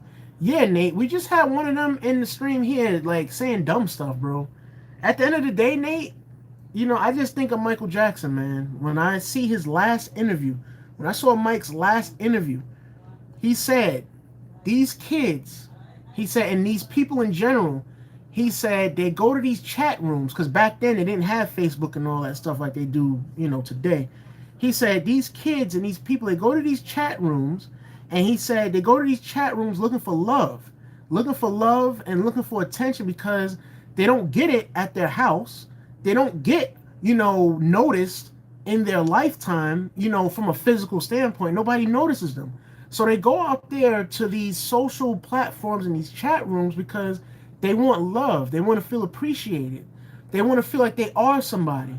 So when I see trolls with that type of attitude hiding behind an avatar or a cartoon character, that's what they want. They want love. They want to be noticed because nobody ever noticed them or ever gave a crap about them in their childhood all the way up to so-called adulthood. That's what they're looking for at the end of the day. That's what they're looking for. You see, and that's what really hurts. They have to grow up without their father. That's the worst case. That's true, Gary. I always say the most important thing that a child could ever have when growing up is having their mother and father in the household together. Having their mother and their father in their lives, period. So that fathers can teach their children what they need to teach them. Mothers can teach their children what they need to teach them instead of letting the media raise these kids. Because that's the worst part of what's going on in the world today. The media raising these kids, and then the media brainwashes these so-called mothers and these so-called fathers into messing up these kids' minds, and then these kids grow up mentally confused and mentally off because of their so-called parents brainwashing this stuff inside of their minds. So it's always very important to have both parents in their children's lives, in my personal opinion.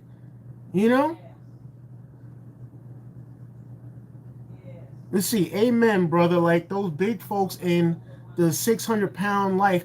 Yeah, I've seen those documentaries, Spence. I've seen them, and it's very when I'm watching those type of documentaries, Spence, for me, I know I'm a big person, but for me, it's very unorthodox to see because those documentaries, quite honestly, like you feel for them in a certain way. You do feel for them, but I only feel for the ones that wants to make an effort to change. I've seen people on that show be so rude and aggressive to their children, like their children was born to be helpers, like their children was born to be their nursing attendants.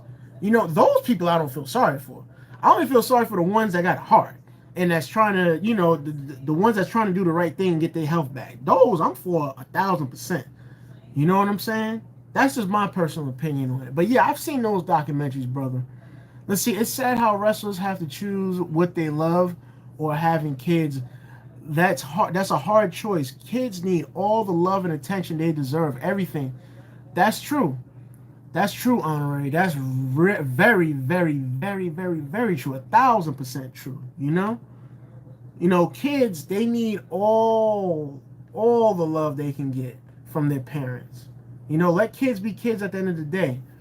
Let's see, AOL and MSN chat rooms. I remember, yeah, there was trolls. There was trolls long before Facebook, Instagram, TikTok, YouTube. There was trolls long before then, man. And yeah, I think Michael Jackson is right. Trolls are a true representation of people that want to be loved, people that's looking for attention, people that's looking for acknowledgement at the end of the day because nobody gave it to them. And it still goes on to this day. But the thing is, what's so funny? Trolls in real life, they probably some of the most nicest people that you'll ever see because now you got a face-to-face interaction with them. Like Mike Tyson said, social media made it way too comfortable for these people to not get punched in the face.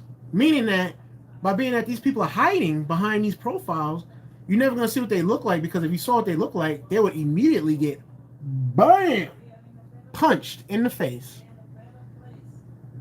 See, wrestlers marry young or really old. It's pretty wholesome slash funny. In a way, I can understand where you're coming from with that statement, Honorary. Let's see, media and social platforms that have no guidance. Exactly, no guidance whatsoever. When, you shouldn't let your kids be raised by social media or media antics at the end of the day. That's just my personal opinion. That's why I say it's important to teach your child that there's more to life than just scrolling on a phone all day. There's more to life than just playing video games all day. There's more to life than just looking at TikTok all day. There's more to life than just watching your favorite shows all day. Don't get me wrong, there's nothing wrong with, having, a restful day, but to do that all the time of, doing the same thing all the time, no. You got to intervene in your child's life. You got to show them the outdoors. You got to show them how to make new friends from a physical standpoint. You got to show them how to, be open and cordial with other people because if you let your children be raised by social media or media's antics, all they're going to know how to do is just scroll on the phone. That's it. They're not going to know how to hold a conversation. There's people of my generation right now. They get anxiety talking on the phone. They can't even hold a conversation on the phone. Why? Because they're so in tune to Instagram and TikTok and OnlyFans and things of that nature. So they can't even hold a conversation. Let's see. I'm pretty sure Bray Wyatt's brother Bo Dallas is going to help, but it's not going to be the same. That's true, Honorary. I think Bo Dallas, he's going to step up to the plate as an uncle and as a brother-in-law and help, JoJo take care of them kids for sure. Let's see, Bray was a bit big too, but he made the effort to change. Yeah, when he was Husky Harris, that's when he was big. He had the belly, he had the belly. He was, he was huge, quite honestly. He was huge. But then he made the transformation, and now you see Bray Wyatt leaner. He got the solid pound cake guns. You know what I'm saying? His traps got like wider. Like his traps got wider. I mean, he made that change, man. Let's see. I feel so bad that his wife has has to tell her kids daddy is gone. That's gonna break them when they get older. Yeah, because they're gonna be asking like, where's daddy at? When is daddy coming home? You know? At least they will be proud of their dad's accomplishments. Yeah, Gary, it reminds me of when I seen a video of Kobe Bryant's youngest daughter, Coco. They call her Coco, and I saw Vanessa gave Coco a picture of Kobe, and you should see it looks so cute, but it's heartbreaking at the same time. It looked cute that Coco had Kobe's picture in her hand, and she said, "Dada, Dada, Dada," and she's walking around the house with the picture and saying, "Dada, Dada," and Vanessa's like, "Yeah, that's right, that's your daddy," but it's bittersweet because he should be here raising his daughter. He should be here raising his daughter, and the same for Bray Wyatt. He should be here, raising his children. Let's see, what do you work on at the gym? What do I work on at the gym, Honorary, you ask? I work on a lot, brother. I do. And I'm not going to be vague in saying just a lot, but honestly, brother, I work on a lot. I work on weightlifting. I work on deadlifting. I work on cardio. I work on all areas of my body: legs, arms, chest, back, whatever you think, whatever you say, whatever you name it, I do it. Quite honestly, the only thing I don't do is squats. I do squats, but I don't do squats where I have weights on my back and I squat down and then I'm coming back. I don't do those yet. I'm working up to that because I'm trying to get my legs as strong as possible. Even though I'm told that I got strong legs, shout out to my mother because everybody always say I'm built like my mom, so I got strong legs because of my mom. But anyways, I work on a lot. But my favorite thing to do when I'm at the gym, Honorary, is this.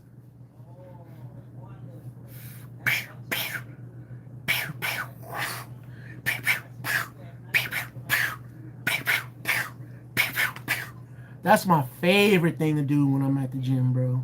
Because doing that, you learn a lot, bro. You learn a lot, man. When I tell you it's fun, bro, if you do that, you getting everything in, man. Everything in, bro. It's fun, bro. Fun. That's why I was telling Chris earlier, because he's young. That's why I was telling him earlier. I was like, yo, bro, the gym is around the corner. Please, please, please do it. Please do it. But yeah, man. Float like a butterfly, sting like a bee. Your eyes, woo. Woo, your hands can't hit what your eyes can't see. He said he's blocking all those. Nah, see, for Deshaun, bro. Deshaun, see, it's going to work for you, Deshaun, because you know why? Because you're skinny, bro. You're lean, bro. So it can work for you easily, man. And plus, if you add on strength, Deshaun, if you bench, man, you could be like another Mayweather, bro. Honestly. I'm not saying that just to say it. I'm saying it from an honest take, bro. See, Bo Dallas should be the next Fiend. Nah, they can't do that. They can't.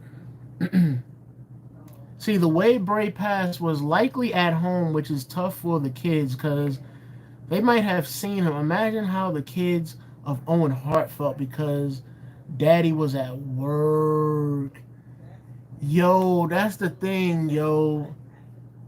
That's the thing, Spence. See, that was crazy too. That Owen Hart fall, that was nuts, bro. It was nuts. Oh man, I can only imagine what Jim Ross and Jerry the King Lawler, because they was right there. They was right there and like saw it. I can only imagine how they feel because they saw it live. The people that was there, I can only imagine how they felt. Imagine if there was smartphones back then. Everybody would have been recording it and uploading it to social media. But yeah, it's sad with the Owen Hart situation, man. I feel bad for Brett too, because Brett, he got screwed by Vince, and then Owen Hart passing away. You know, I feel bad for Brett as well. But yeah, seeing your parent pass away, that's definitely difficult, because I remember um I remember watching an interview, about when Michael Jackson passed. And when Michael Jackson passed away, Paris was, trying to wake him up, like, "Daddy, Daddy, Daddy," and crying, steadily crying, like. And the thing is, I know Paris Jackson is never gonna get that out of her head. Seeing your father, who you're close, extremely close to, dying like that. You're seeing your father die like that. So I can only imagine if it happened at his house. I can only imagine how it was for them as well. See, I love shadow boxing. I like to put on a 3-minute round timers and just shadow box. Yeah, yo, Gary, yo, I'm just learning, bro. And it is fun AF, bro. Super duper fun, just to mess around, just to mess around and like learn how to like bob and weave. Well, I can't do it because obviously I'm sitting down. I can't duck, but you get the point, man. You get the point. And then what's so funny, Gary? Ever since I started, bro, like I've been looking at nothing but shorts of Mike Tyson, Muhammad Ali. Especially Mike Tyson. I've been looking at like how he do things like with footwork and covering up like bam, and then he go like bam, like the way he be like catching dudes, bro. Like it's crazy, man. Let's see. You should check Anabolic Aliens workouts. His 5-minute workouts are very effective and work. Really? I'm about to check that out. Hold up. I don't know who that is, but I'm about to check it out. Hold up. See, Anabolic Aliens, right?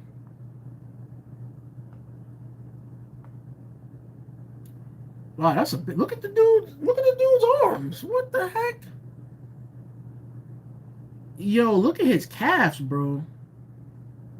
Like when I first started working out honorary, I used to do the burpees and the mountain climbers, bro.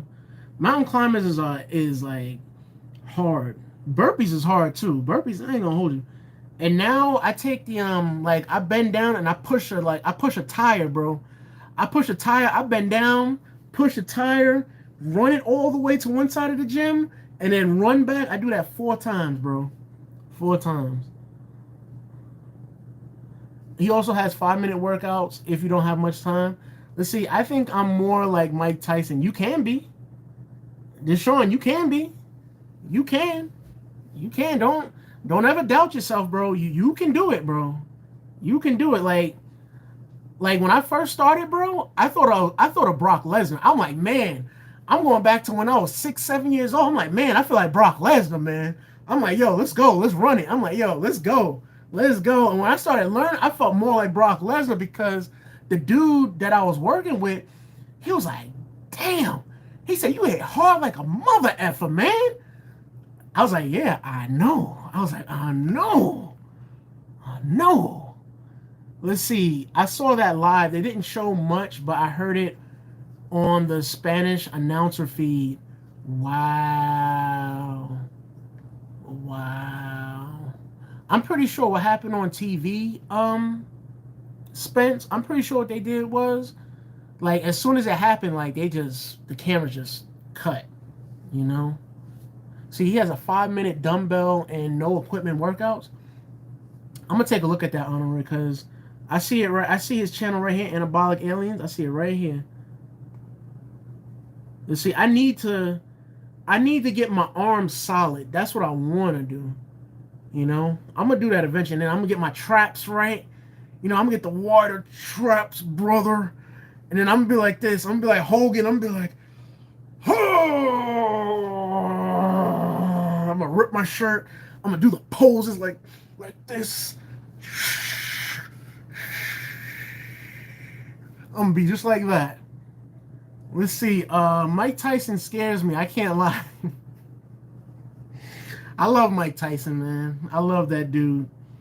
Mike Tyson, he's a savage. He's a bona fide savage that just, in his prime, he didn't give no Fs. No Fs were given with Tyson. You know?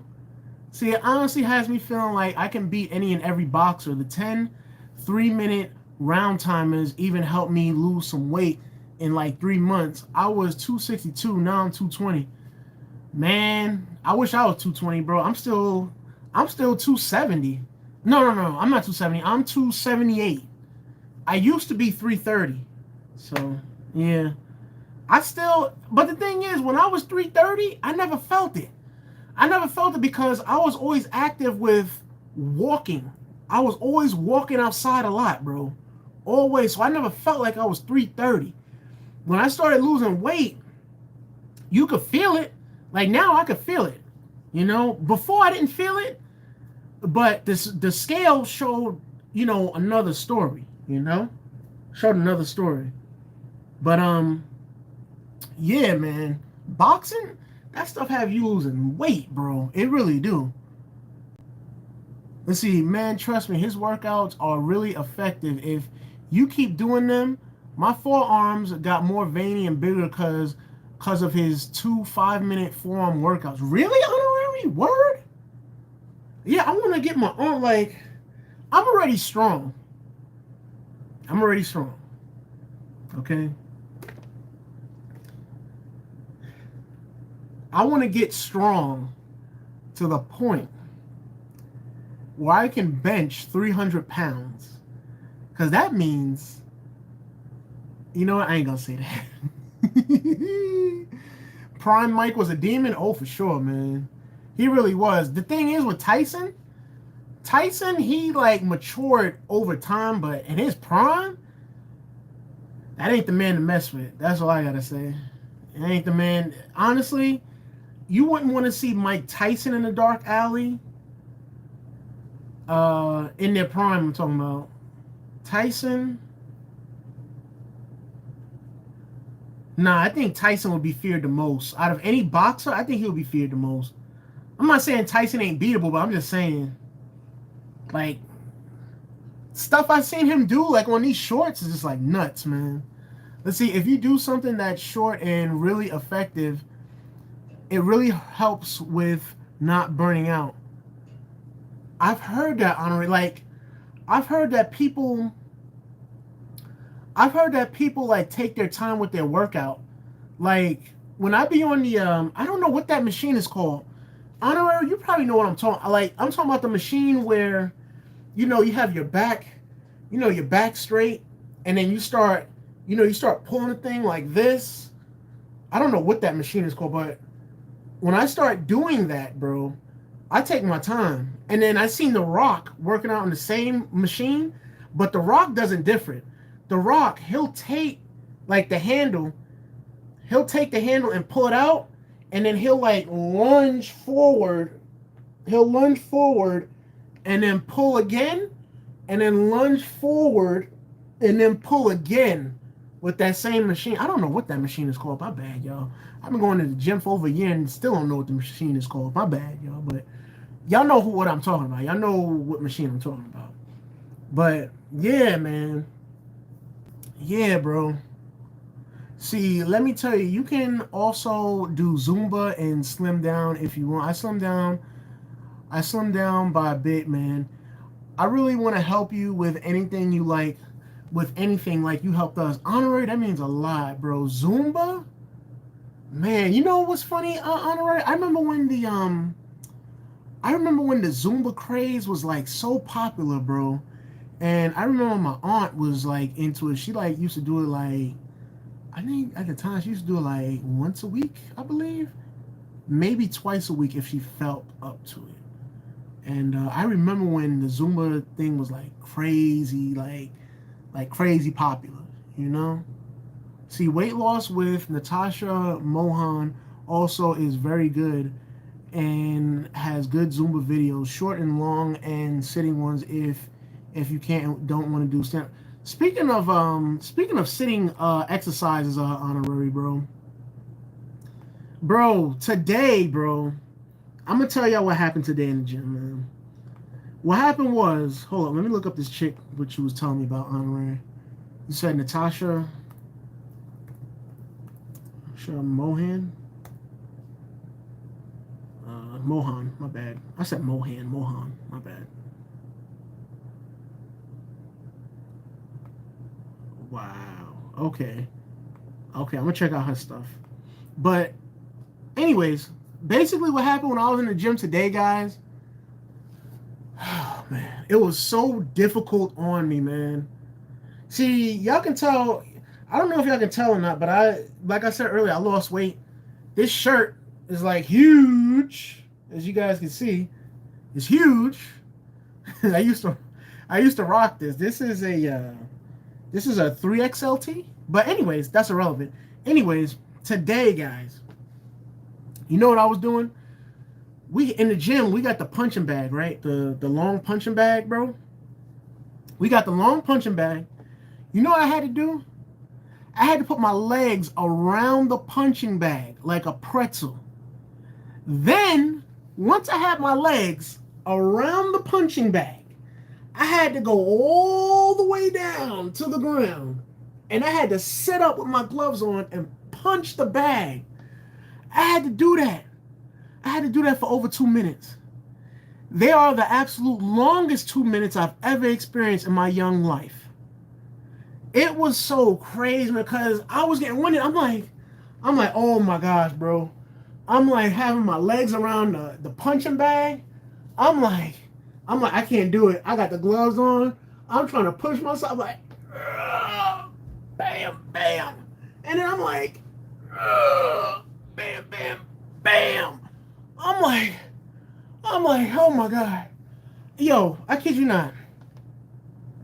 After like 6 of them, I was worn out. But then I like pushed myself. I was like, no, I can't give up like this. I was like, I still had my legs around the punching bag. I'm getting up like, bam, bam, bam. Because whenever you punch with your right, you gotta turn. Like you can do this, but it's more better to turn like that. So I'm sitting up doing the 3-piece combo, right? I'm like, oh Lord. I'm like, oh, bam, bam, bam. Oh Lord. Bam, bam. I'm like, oh my gosh. I'm like, oh my God. I couldn't do it.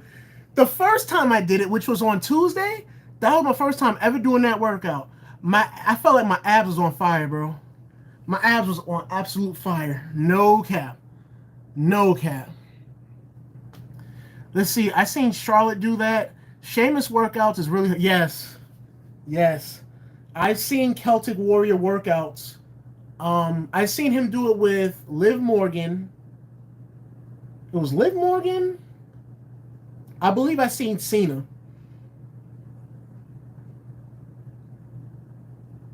Drew McIntyre, I think, was on there. Because I remember them talking about the cheat meals. I remember that. Dominic was on there. I know Rhea was on there. I know that for a fact. You should be doing the gym workout blog streaming if you want to. Honorary? You know what, Honorary, since you said that, I'm going to post something. It's going to be a short, though. It's so funny you mentioned gym vlogs. Bro, I vlogged one time in the gym, bro. And I recorded footage in the whole nine. I'm going to make a YouTube short of me lifting. Of me benching, rather. And y'all give me y'all thoughts on it. The thing is, when I'm benching, I have a very baggy shirt. Like that was a shirt that like I wore before I started, my fitness journey, I'm still not, fit yet. I'm still a big boy, and I'm not gonna hide that, Let's see, nah, I ain't doing that, but you should make a video of you doing that bag work. Yo, Gary, bro. It's crazy, man. It was crazy. And then you got somebody pushing you. You got somebody pushing you, say, come on, you can't stop. Come on. Come on, man. That's enough rest. Come on, come on, come on. It's like very, very tiring, bro. When I came back home, I went to sleep. No cap. I went to sleep. Because my behind was that tired, bro. It was that tired. Like, nah. But I'm gonna record it though. I'm gonna record it because I'm not gonna record it. I'm not gonna record this week because my man is off. He's on vacation. So I'm gonna record it the week after. So that week of September the 7th, that's when I'm gonna start recording me. Y'all gonna fly with me during my boxing journey. Pat pat pat pat pat pat pat pat pat. I'm gonna take y'all with me, man. I'm gonna take y'all with me. Let's see. WWE wrestlers built different. They work out like it's nothing. Yeah, because their body's so used to it, bro. Their body is so used to it, honorary. Let's see, back in 1998, you'd be able to catch The Rock at the Gold's Gym in South Florida. There were two locations there back then, one on Kendall and another near Country Walk. Wow, Spence. That is nuts. And The Rock in 98, he was a somebody in the WWE in 98. Because if I'm not mistaken, in 98, he was down with the Nation of Domination. Like, he didn't take off as the People's Champ just yet. He was in the Nation of Domination, if I'm not mistaken. Or he was probably just branching out to becoming the Intercontinental Champion at the time.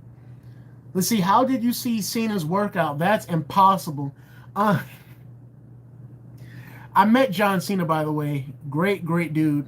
I saw Cena's workout on the Celtic workouts video, Spence.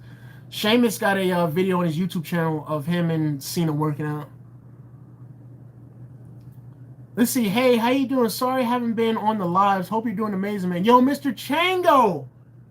Mr. Chango, I was worried about you, man. I was like, yo, I hope Mr. Chango's all right because I haven't seen him in a long time. When I was over on Twitch, bro, Usman, he was asking for you. He was asking for honorary. He was asking for you guys, man. It's great to see you. It is great to see you. I hope you're doing amazing, too. What's new? What's up, man? What's up? Welcome aboard. Welcome to the stream, man. Sure, what's going on? What's new, my man? What's new? I know Mr. Chango is here. He's here. He's here in the flesh, live, loud, and in color. Shoot. Let's see. First match made for the India event is going to be Sami Zayn and Kevin Owens versus Indus Sher for the Tag Team Championships.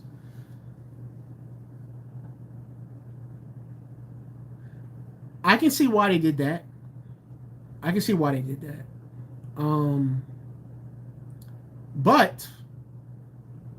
But there's no build-up for those two tag teams to face one another. So it's going to seem like it's, a random matchup, right?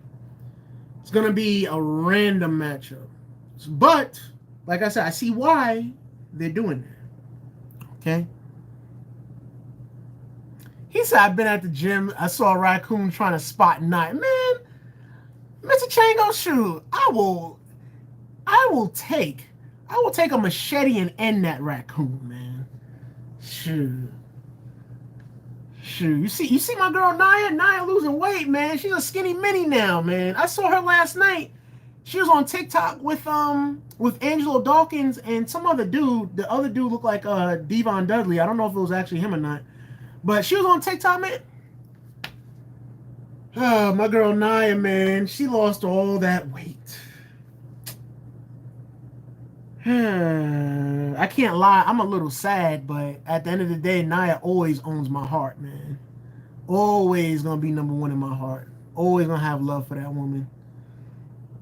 Let's see. I haven't done my research on this, but did Jey Uso actually quit? Nah. That's for the storyline. That's for the storyline. I wish this was for a storyline. Bray Wyatt passed. I wish that was for a storyline. Shoot, imagine him just rise out of the grave like Undertaker, bro. That'd be nuts.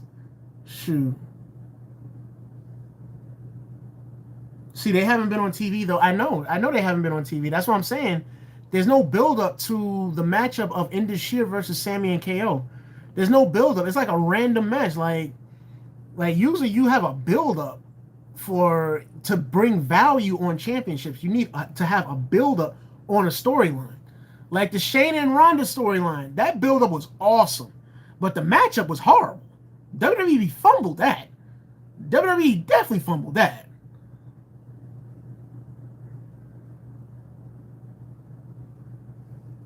Let's see. It was Moose. He wrestles in Impact. Who's Moose? Who is Moose?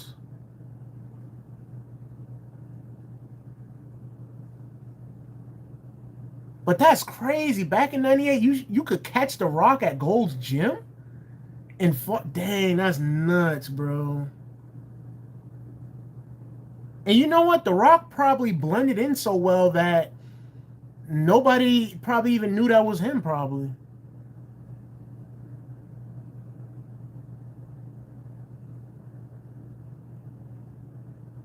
Yeah, it's just for the storyline honorary. Yep. See, this death is hitting me hard. Shout out to Johnny Autism Wrestling. Here's my thing, Johnny. I know for a fact it hit a lot of us hard because I know for me, like I said earlier, and the guys that's in here, they know I've said this in the past already on the stream, but for me, Johnny, I was expecting Bray Wyatt to overthrow Roman Reigns. I thought he was going to be the guy. I've been saying that for a long time. Even when Bray came back, I was saying that. And I was expecting to see Bray Wyatt have another run with the belt. But it's just sad that we're not going to see that no more. It's sad that we're not going to see Bray Wyatt with the nightlight. It's sad we're not going to see the Fiend come back. It's just so sad, man. It's very sad because he was great. Bray Wyatt was the definition of greatness. Character, charisma, believability, and originality. So, who's my favorite wrestler right now? My favorite wrestler in WWE or it doesn't matter, in all companies? I almost thought it was for a storyline. I'd be mad if it was for a storyline, but glad at the same time because he was picking up steam after getting back. Dang, I mean, dang. Yeah, if it was for a storyline, yo, it would be the craziest ever.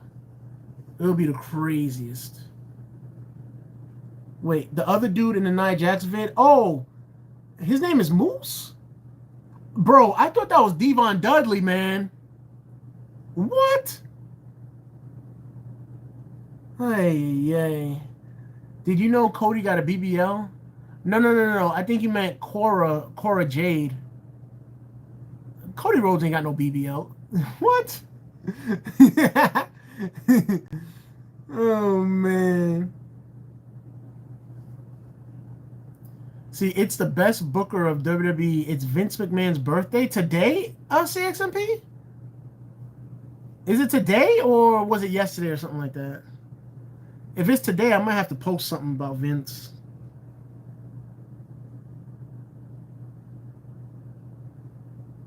Yeah, it was. So basically, Terry Funk passed away yesterday, and today is Bray Wyatt.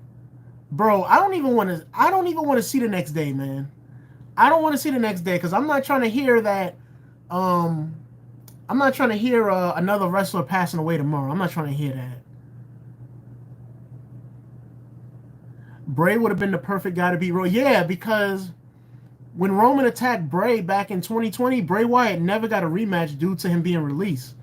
So when Bray came back, I was like, yo, it's revenge time for Bray Wyatt. It's revenge time. Everybody was saying Cody. I was like, no, it's going to be Bray Wyatt. Watch. Now I can't even say that no more, man.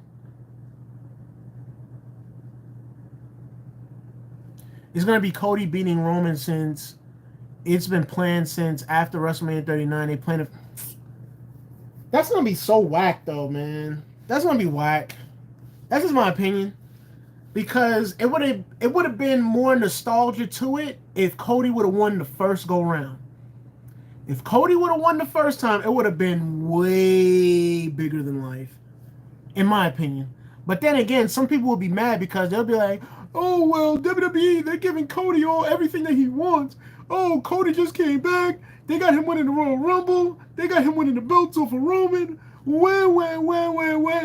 It would have been like that. So yeah, I can understand it. See, I thought it was a joke at first, but then I saw Hunter post, and then I realized it was not a joke. Yeah, same here, Johnny. Like once the WWE Twitter page, like posted, they posted in memory of Wyndham Rotunda. Like once they posted on their page, then I knew it was pretty much official. Unfortunately, like I said, I thought it was fake. I thought it was somebody getting hacked. I thought it was for a storyline of Bray Wyatt, dying and then coming out of the blue, coming back. I ain't gonna lie, there's gonna be times where I feel like, oh man, Bray Wyatt, he's coming back, man, he's coming back. There's gonna be times in the future where I'm gonna feel like that. And then I have to realize that I gotta stop and catch myself and realize that Bray Wyatt is no longer here, man. It's just sad. Oh, his birthday is today, he's 78? Okay.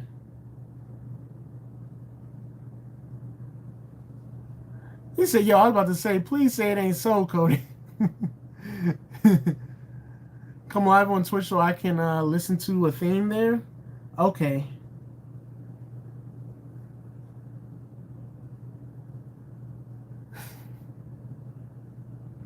He said Cody had a BBL so that he'd have something to deflect Roman's spear.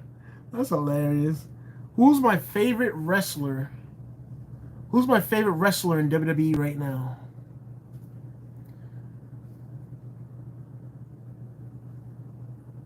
Okay, I'll rate them. I'll rate them honorary for sure. Cody versus Roman 3 will happen at WrestleMania 41 too. Man, it shouldn't happen at all. Shoot. Let's see, you don't have Twitch? You don't have Twitch anymore, Mr. Chango? Because you was on there, bro. Let's see, the sad thing is I will never get to meet him now because I wanted to meet Bray and tell him how much I loved him. Well, you know what, Johnny? Bray is everywhere, bro. He can hear your thoughts.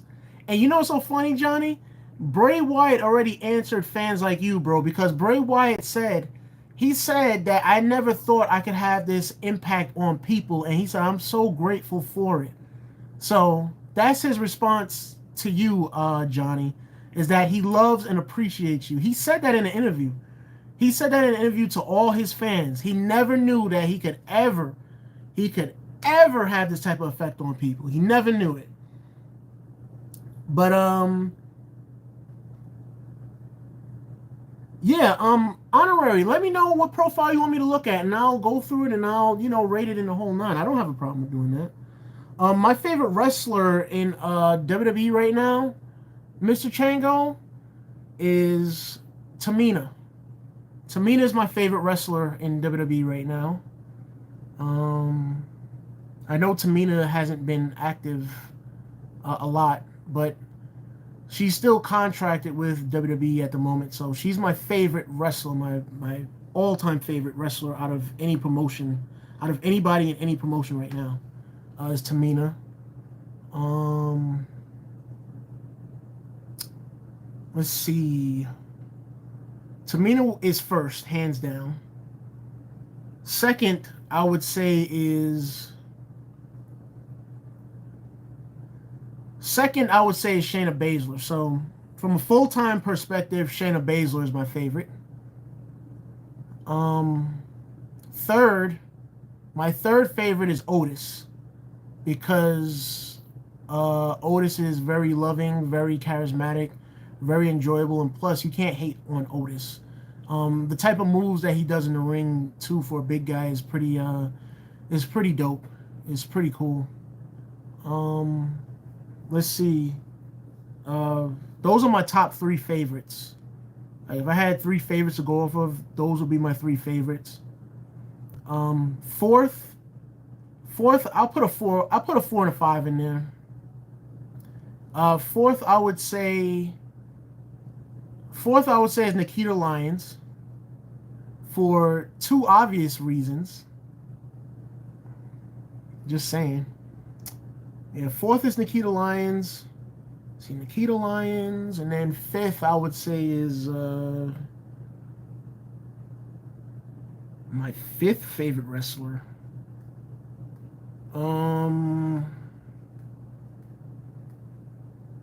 Wow. I really don't have a fifth favorite wrestler, if I'm being honest. Let's see, a fifth favorite wrestler? Dang, Mr. Chango, he got me thinking, man. Uh,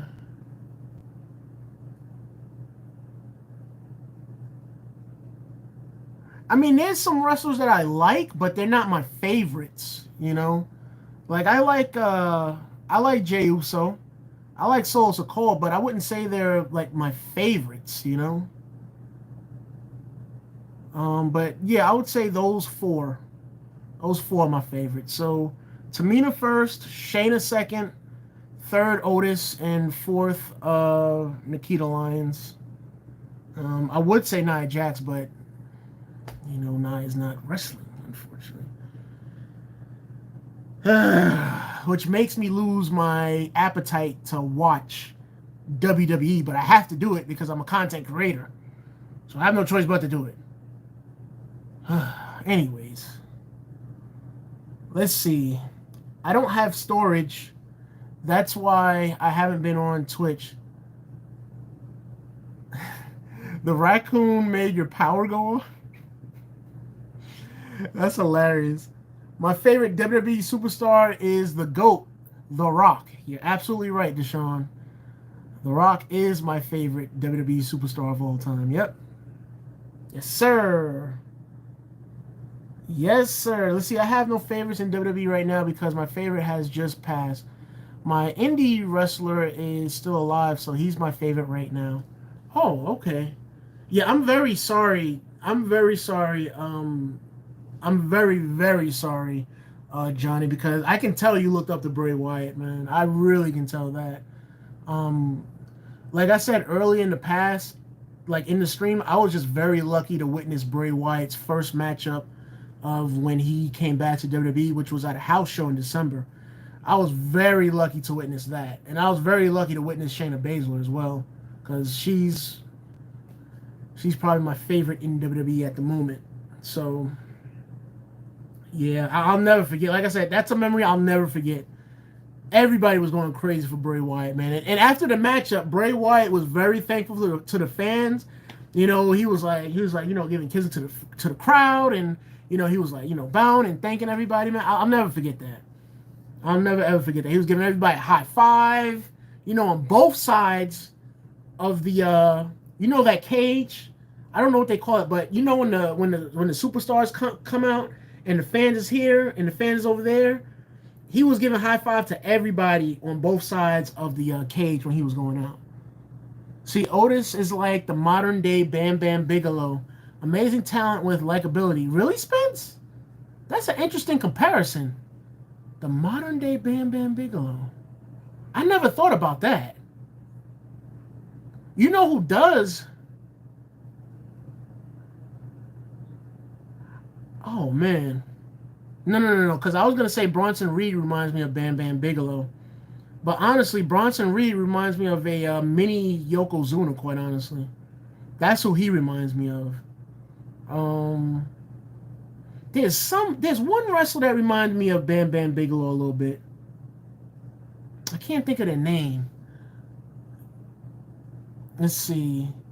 Wait. I thought Nia was number one. The only yes, she's the only one. Look, Nia is the only one that I compliment. Nia is the only one that makes me feel a certain type of way. Nia is the only one I go crazy for. All right? The only one. The only one. I don't go crazy. I don't go crazy for Rhea Ripley.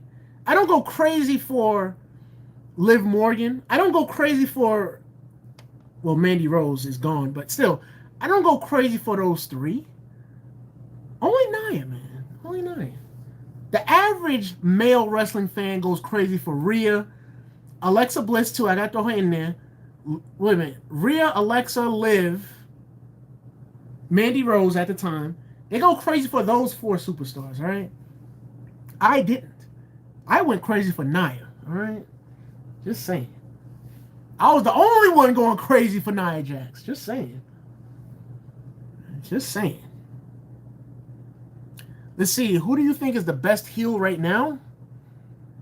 Mm, in WWE right now? This might shock you, but the best heel in WWE right now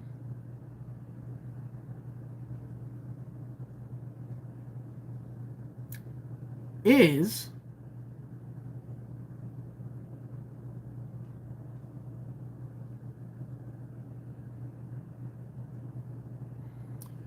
now I'm gonna put this into categories. Okay.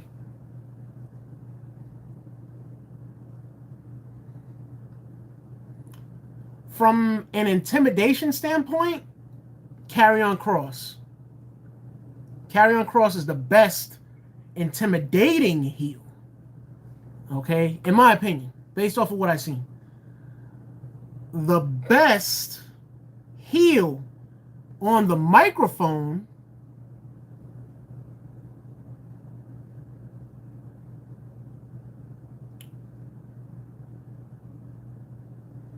it's a tie for me between The Miz and Roman.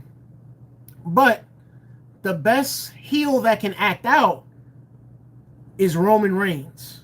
Okay? The best comedic heel is The Miz and Austin Theory. So when you talk about the best heel, I break it down as far as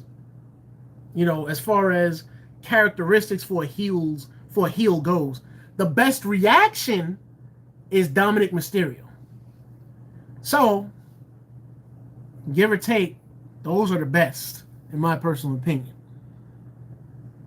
No Nia Jax mentioned. I did mention Nia, man. I did mention Nia. Nia is number one.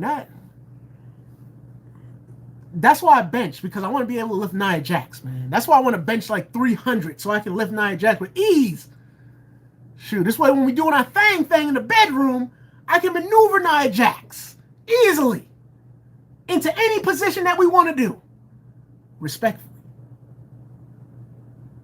Always respect your woman in the bedroom, guys out there. Guys out there, respect your woman. If she says no, it's a no. All right. Anyways, let's move on. See, rate our profile pictures. All right, give me 1 second. All right, let me rate your profile pictures. Let's see. Okay, honorary. I'll give you a 10 out of 10 because it's Sami Zayn holding up both belts. Let's see. Mr. Chango, you got Brock Lesnar, I believe. That's a funny icon, though. Very humorous. Let's see. Usman, he got a picture of the Bloodline, 10 out of 10. It's a great picture of the Bloodline. Let's see. Johnny Autism Wrestling. It looks like a picture of you in a wrestling matchup, I guess. Or maybe you doing a skit or something. If so, 10 out of 10. Because you're actually like, it looks like you're actually in the ring. It looks like those are ropes behind you based off of what I see here. Let's see. CXMP. It looks like a SmackDown picture of like somebody old, like a Santa Claus or something. Let's see.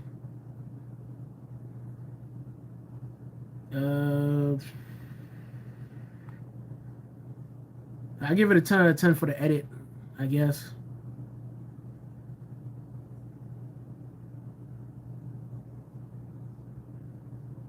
Let's see. I hear WWE is going to do a tribute show for Bray Wyatt tomorrow. They should. They have to honor Bray Wyatt. Do it on SmackDown, Raw, and NXT. I'm just saying.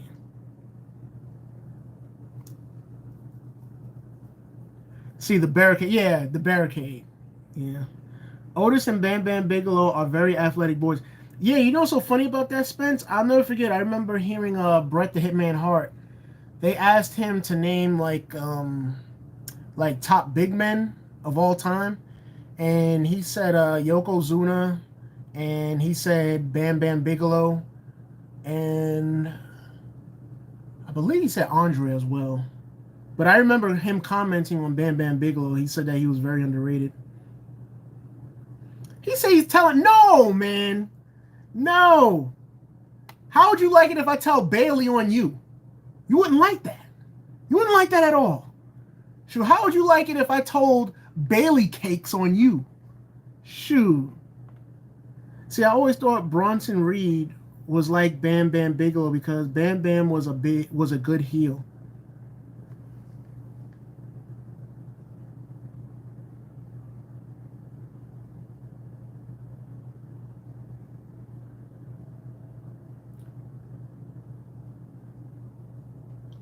I can see where you're coming from, Honorary. I can't remember the wrestler I was thinking of that was like Bam Bam. It it probably was Bronson Reed, but I've always said that Bronson Reed to me is like a mini Yokozuna. To me. To me.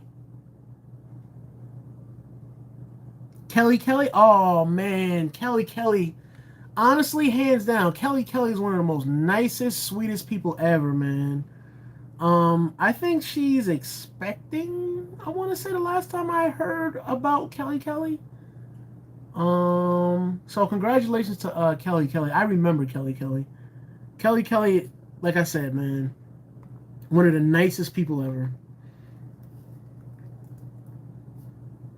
And she's beautiful as well. Look, you can say whatever you want, but look, she was definitely beautiful back in the day, and she's still beautiful to this day. Just saying. Just saying.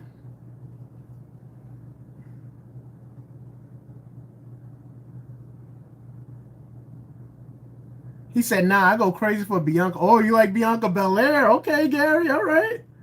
All right, you like Miss Bianca Belair. Okay, okay. You know what? I'm going to tell you something about Bianca Belair. I'm going to tell you something about her. You know, Bianca Belair, first of all, in my opinion, Bianca Belair and Rhea Ripley, those two women are the face of the women's division when it comes to sports entertainment. Okay? Bianca Belair is something different.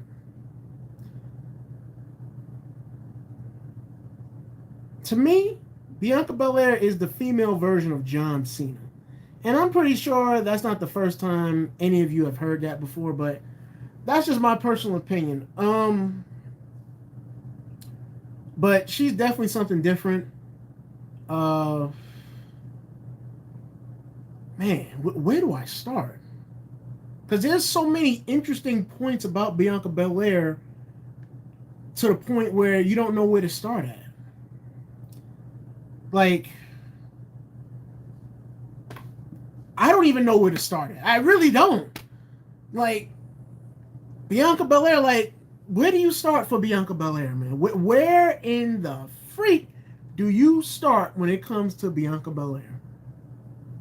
Because I don't know. I honestly don't know. Let's see. The Rock, the best heel is The Miz today. See, Johnny says The Miz. He said The Miz. He said The Miz. And that's why I said when it comes to heel, when I think of a heel, I think of somebody that's menacing. I think of somebody that is great on the microphone. I think of somebody that can act out and portray the heel as evil as possible. I think of crowd reaction as well. Those are the four things you got to have as a heel, in my personal opinion. Like I said, that's why I said I feel like if we're talking about today in WWE, that's why I said today for like an intimidating factor, Karrion Kross. On the microphone, it's a tie between The Miz and Roman. Acting out wise as a heel, Roman. Crowd reaction wise, Dominic Mysterio. You know, but I think the most notorious heel in WWE right now is obviously Roman Reigns. Oh yeah, heel from a comedic standpoint, because heels can have comedy at times. Heel from a comedic standpoint is obviously The Miz and Austin Theory. Those two, when it comes to putting on a comedy like level for the heel factor, they are funny. Like The Miz with tiny balls, Austin Theory with the what chance when he was like, what? That was hilarious. Those guys I feel like are the most hilarious when it comes to the heels part. Um, yeah.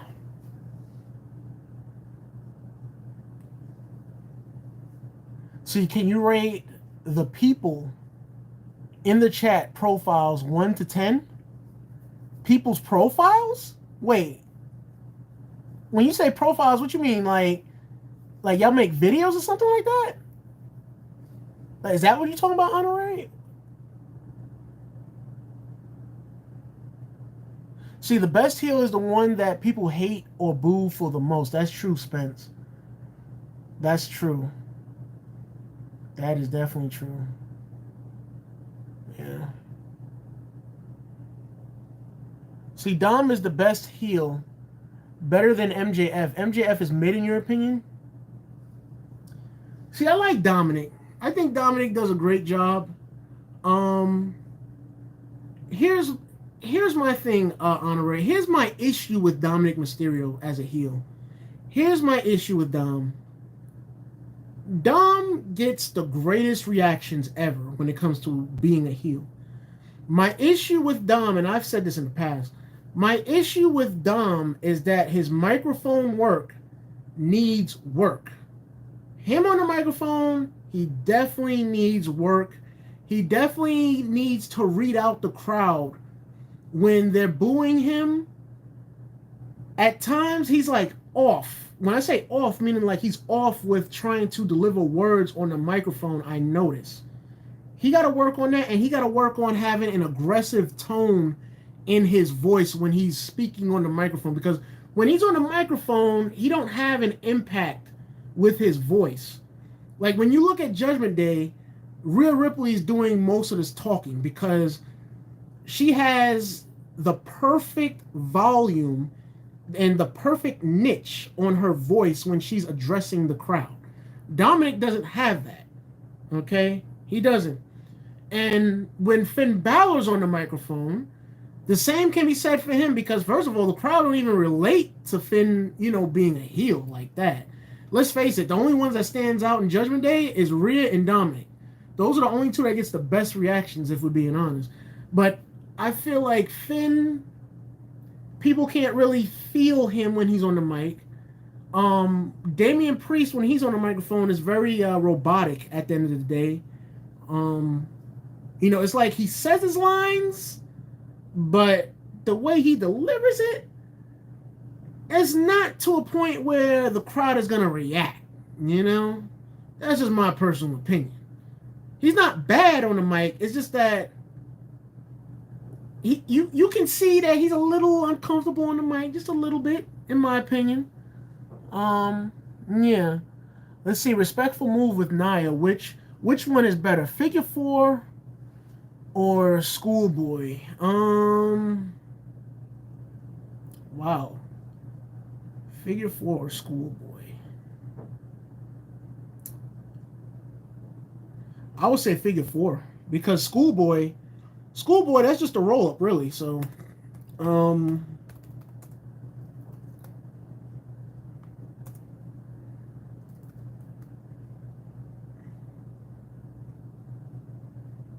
that's really just a roll up. But yeah, I love Nia, man. I absolutely adore Nia. Nia, I would do anything for Nia Jax, man. I would do like 80 million backflips for Nia Jax. And I don't even know how to do a backflip. I'll probably be concussed after even trying one, if I'm being honest. But yeah, I even did 51 push-ups for Nia Jax on stream on Twitch. Hold up. Let's see. Who got the best profile overall? Honestly, the best profile? All you guys got the best profile, man. See, Bailey is the only one for me. See, you named other females. Hold on, guys.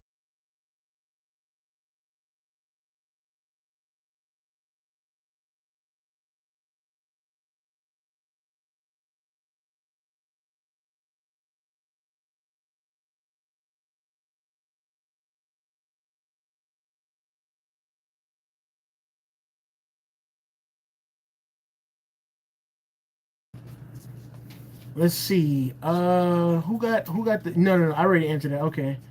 Bailey is the only one for me. You named other females, my brother. I got you. I got proof.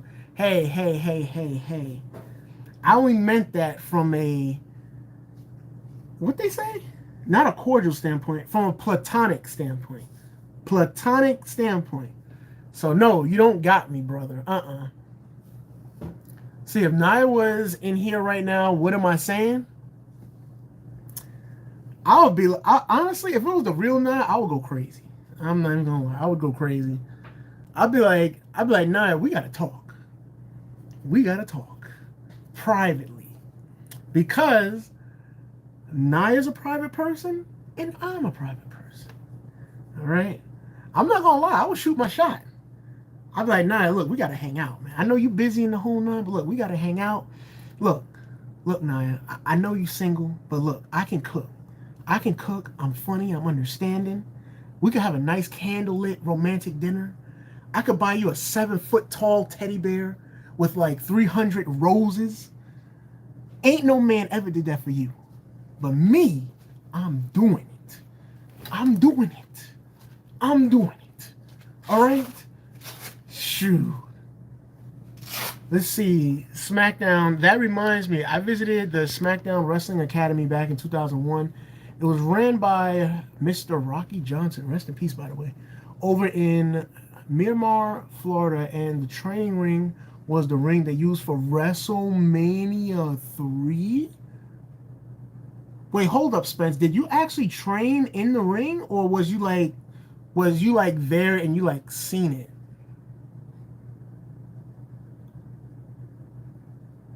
No, Mr. Chango, I wouldn't care. I wouldn't care because I'd be like, everybody does that. I wouldn't care. I would just make sure she's all right. I'll just make sure she's all right. If she says that she's sick, I'll be like, okay, babe, you know what? I'm gonna get you dressed. We're gonna take you to the hospital. We're gonna take you to the emergency room so that they can check up on you. You can tell them what pain you're having. Because I'll be like, babe, that's not normal to be doing that back to back to back to back to back to back to back like that. I'd be like, we're gonna go to the hospital and make sure everything is all right. All right. See, did you know Nathan Frazier is trained by Seth Rollins? Really? I know JD McDonough is trained by Finn Balor. I know that much. Yo, it's so crazy how these guys that are superstars, they're training the up and coming talent, that's supposed to be taking over next. It's crazy.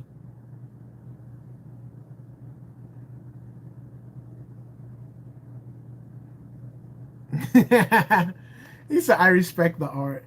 Yeah, it's like, what can you do, man? It's like, what can you do? That's normal. Every animal on Earth does that. See, the greatest face is Cena, arguably the greatest face.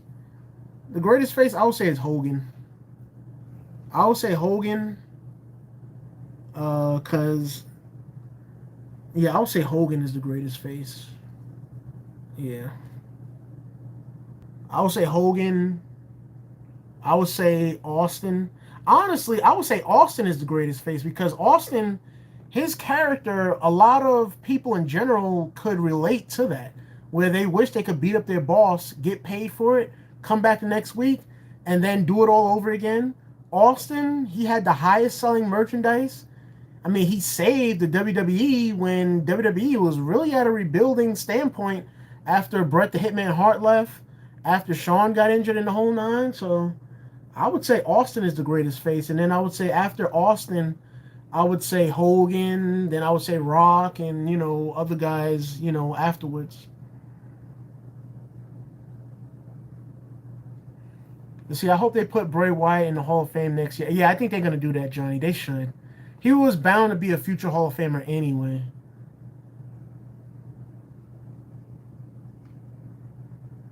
Your phone is at 2%. Charge it. Charge it.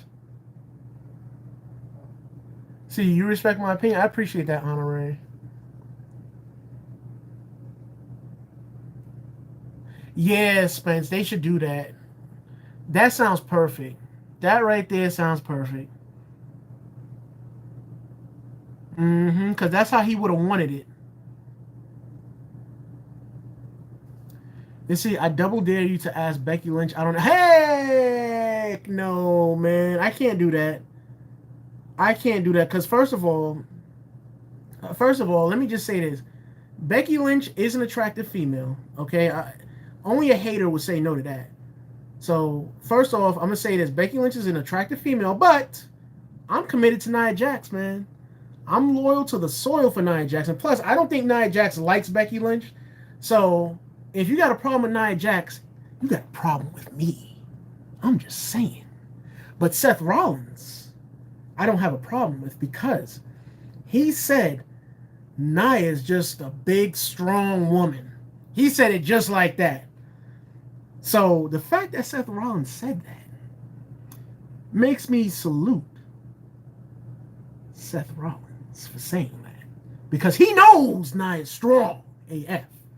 Just saying. Oh, you were supporting your friend that was training there? Oh, okay. You'll be right back. All right, Honorary. You're gonna send the link on Discord of the trail. All right, CXMP. I'm gonna take a look at it. I'm gonna let you know. I'm gonna let you know, bro. My opinion on it in the whole nine next time I see you. To hear Nathan Frazier's theme song?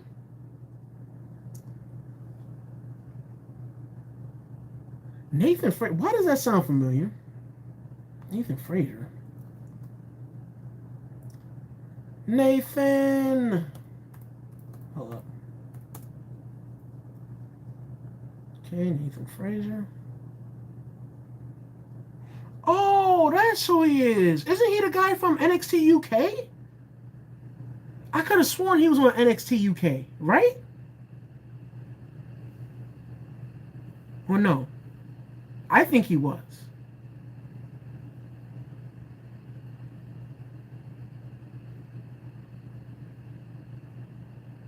I could have sworn he was on NXT UK. I could be wrong. Let's see. How do you not respect?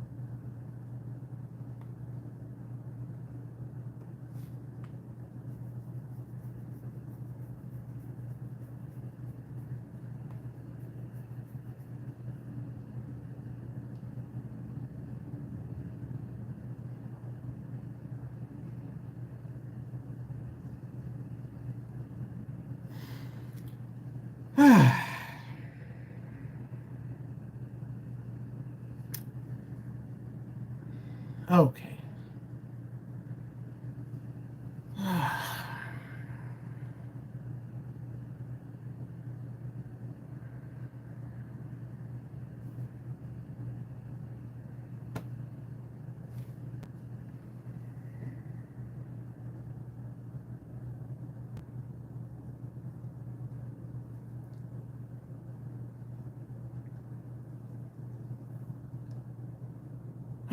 Anyways, moving on. Let's see. You got to put me on with Bianca, and Montez can get the smoke if you want. Let me say this, man. Let me say this. Bianca is a rare diamond. Okay, let me say that. And the reason why I say that is because it's very rare to find a woman in our generation. When I say our generation, meaning this time frame, that you have a woman that is knowledgeable, a woman that's creative, a woman that got her head on the right track, a woman that's looking to build with a man, a woman that thinks outside of the box, a woman that wants to get better, stronger from a mental and physical standpoint. And when I say get better, meaning getting better at her craft and get better as a person overall. So Bianca Belair is definitely a rare gem in our generation because a lot of these chicks in our generation, all they're obsessed with is finding a dude that has money and shaking their behind for Instagram and wearing all these outfits and putting all these pictures and videos on Instagram just to get the acceptance from these perverted strangers out here and just to see comments on their post saying, "Oh, sexy mommy. Oh, hi, mommy. Oh, check your DM. Oh, you're looking beautiful today, sexy. Oh, I love you," and all that type of ignorant, stupid stuff. So Bianca Belair is a rare gem. You see, she got her man Montez Ford. Montez Ford, I'm pretty sure he's a great dude. You see Montez Ford, and they're building together. It's fair exchange. She's building, he's building, and that's how it's supposed to be in a marriage and relationship as well. That's how it's supposed to be. How it's supposed to be. And I said this in the past. I honestly think Montez Ford is going to be a major champion one day, and when he becomes a major champion one day, they're going to give Bianca Belair a major championship as well, and they're going to be the first. They're going to be the first couple. Wait a minute, did I say the first couple? You guys know what I'm trying to say, man, because YouTube is soft AF, so I can't say what I really want to say. But if I was over on Twitch, that's different. But anyways. Let's see. That reaction says a lot. I feel you, bro. Yeah, you know what, Spence? I just don't. I honestly don't even. I don't have a niche. I don't have a niche or anything to say about that woman. I really don't. I don't even like mentioning her name. When I'm on stream, I don't like mentioning her name. Whenever she's on SmackDown, I leave the room. I don't even want to watch the matchup. I don't want to watch the promo. I really don't because I don't. I honestly don't have anything to say. I really don't. It's nothing for me to say. I mean, if if you catch my drift, then you understand what I'm trying to say. Let's see. I'll get that braid swinging and banging. Yeah, man. Yeah. Let's see. Positive things. Let's see. Positive things. Charlotte says about Nia. She still won't get your respect. Uh. I,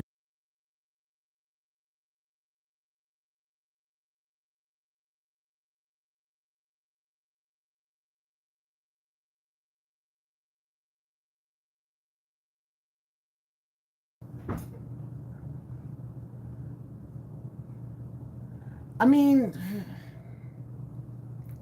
I've said this in the past, CXMP. I've said in the past, I don't have a problem with the person. I've said that in the past many a times. I said I just got a problem with the sports entertainer. I have a problem with that. That's just me. That's just me. I don't know what Charlotte is saying about Nia Jax. I really don't. Um, all I know is Nia Jax beat the bricks off of Charlotte Flair in real life. That's all I know. And when that happened, I was applauding. I was like,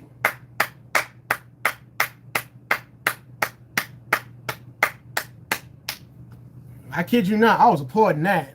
I really was. You sent it on Discord? All right. On Discord, I'll have to take a look at it when I'm off stream, CXMP, because if I look at it now, it's going to close the live stream. And I don't want to do that. Let's see. Don't forget about clout. Those girls chase clout too. Yeah, Spence. Clout is like an evil drug to those chicks, man. It is. I think they should cancel SmackDown tomorrow and just do a tribute show and have other wrestlers talk about Bray and play some of his old matches. Johnny, I agree with that 1,000% because honestly, SmackDown tomorrow is gonna be whack anyway, bro. Even if Bray Wyatt was living, if he was still living, it would still be whack AF, Johnny. The only thing people would be looking forward to is seeing Jimmy Uso talk, since Jimmy's supposed to be back. That's the only thing people will be looking forward to. Like last week with Edge. When Edge had his final matchup in Canada, nobody cared about what happened before the matchup with Edge. Everybody wanted to see the matchup with Edge and Sheamus. So that right there tells you something. Let's see. What about my laptop? I'm not signed into Discord on my laptop. I don't even have it I don't even have it downloaded on my laptop if I'm being honest. Let's see. I'll say it for you. She and many other ladies from NXT to the main roster helped the women's division get good because it was not that good for a long time. Glow was the last time it was good. The gorgeous ladies of wrestling in the 1980s. You know what's so funny, Spence? Somebody had told me to watch Glow one time. I forgot who it was, and I was watching it on stream like a long time ago, bro. With the ladies of the 80s. Yeah, it was a long time ago, bro. Let's see. Let's see. Well, I'm gonna head out. Gotta work in the morning, so I'll see you boys later. Rest in peace. Yeah, Gary, I'll see you later, bro. Thank you for stopping by, man. I appreciate that. When am I going on kick? That's a great question. In due time. Let's see. People and these other streamers still enjoy the matches that's outside the blow. Oh yeah, what matches do they enjoy? What matches do they enjoy? Let me know. Let me know. See, that Netflix show is a dramatic version of the real thing. Yeah, that's true.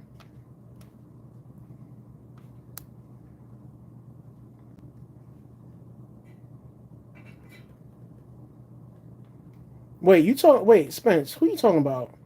Wait, no, he's talking about that other person. I don't want to mention her name, so I'm gonna just call her that other person. But I'm not at all a fan of that other person, and I never will be a fan of that other person. Even if I do meet Nia Jackson, let's say if Nia is like, let's say if Nia is open to like dating me or whatever, and because I know it's gonna come up, I know it's gonna come up to the point where she's gonna ask me about how do I feel or what do I think of that chick. I already know it's gonna come up. I'm gonna be honest. I'm gonna be like, look, I'm not a fan of her. Never was. I think she's the most overrated women's wrestler of all time. And that's my opinion. I'd rather be honest than to lie to you. I'm not gonna sit up here and be like, oh well, I'm a huge fan. Oh, she's awesome. Oh, no. I don't do that. If I have an opinion, I will stand on it.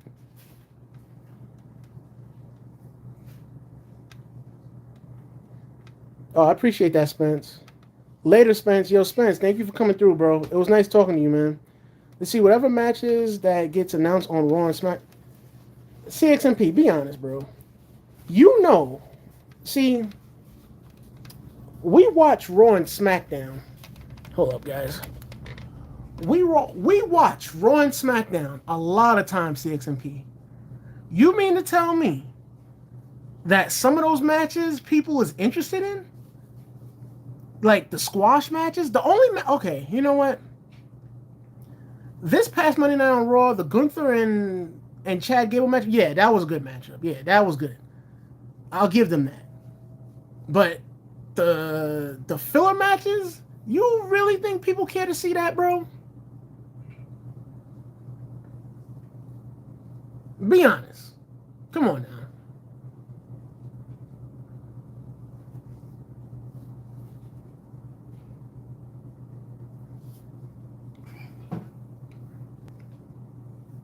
See, you can't wait for SmackDown next week? I don't know why. Nobody's going to be there.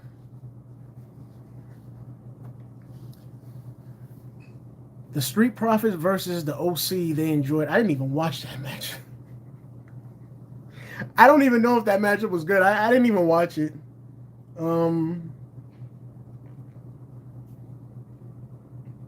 Yeah, I didn't even watch it. I think, oh, if they did a reaction to it, they were doing it just for the views. If we being honest, they was doing it for the views. They didn't enjoy that. Let's keep it a buck. Let's keep it a buck. They didn't. Nobody enjoyed that matchup, bro. Like, nobody enjoyed it. Let's see. I appreciate that, Spence. Yeah, I'm gonna be here, bro. I'm gonna be here. What's tomorrow? Oh, tomorrow's Friday night. I'm gonna be here tomorrow, Friday night, bro. Um, I was gonna be on the other platform, but I was like, you know what? Let me surprise y'all with a stream over here for tomorrow night. So we're gonna definitely be here tomorrow night for sure. Yeah, rest in peace, Bray, bro. Facts. See, John who? I don't know who y'all talking about. Cause the last time I checked, that person is invisible. Last time I checked. Yes, I do. Yeah, and I could be wrong. I never said I was right in every single thing that I do and say, but I think they're wrong. I think they're lying. I really do. I really, really do. I never seen the matchup, but I'm just saying it's not a main component of the show, in my opinion. The main component of the show on Monday Night Raw. Wait, if we're talking about this week that passed by, wait a minute. No, that was last week. That wasn't this week. That was last week. Yeah, that was last week. No, I don't believe it. That's just me. I don't believe it. I think people, because there are CXMP, there are people out there that lies to people. There are people out there that are content creators that lies to their fan base, that lies to their subscriber base, just to get views, just to get likes, and they say things just to be buddy buddy with their subscriber fan base, bro. Oh yes, there's a lot of content creators out there that's like that, bro. Believe it or not. Yes. Yes, I'm looking into the camera and I'm saying it to you. Yes, I believe they're lying. Yes, I'm keeping it a buck. If there's a matchup that I don't want to see, I'm not gonna react to it and upload it on my channel. It's not happening. If I'm not interested in it, not happening. As you see, the only things I upload is Roman Reigns, anything Roman Reigns and Bloodline related. Why? Because I genuinely enjoy the storyline. I genuinely enjoy seeing what's gonna happen. So, yeah, I'm be honest, keep it a buck. That's like saying people was interested in seeing Bronson Reed take on Shinsuke Nakamura. Nobody's gonna be interested in that, bro. They might watch it just to watch it because it's part of the show, yeah. And they figure, hey, I reacted to it. Let me put it out there for some views. But deep down inside, nobody cares about that matchup, bro. Mm-mm. Shinsuke and Braun, nobody cared about that, bro. You think people cared about Piper Niven and Chelsea Green versus Katana Chance? You think people cared about Chelsea Green and Piper Niven taking on Katana Chance and Kaden Carter? You think people cared about that matchup? No, they didn't care about that. They didn't care about it. It's just a filler matchup.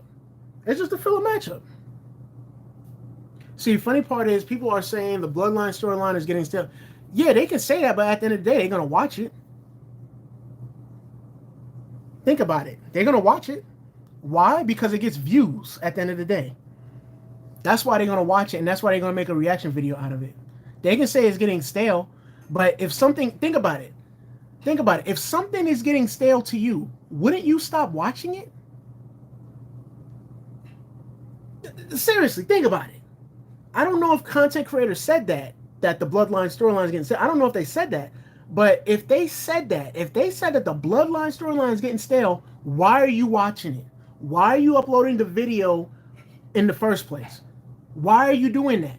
I'll tell you why you're doing it. Because you want views, you want attraction, you want new subscribers, and you want to get paid off of it from Google ad revenue. That's why you're going to upload the video. But yet, it's supposedly getting stale. Like, what? Shoot.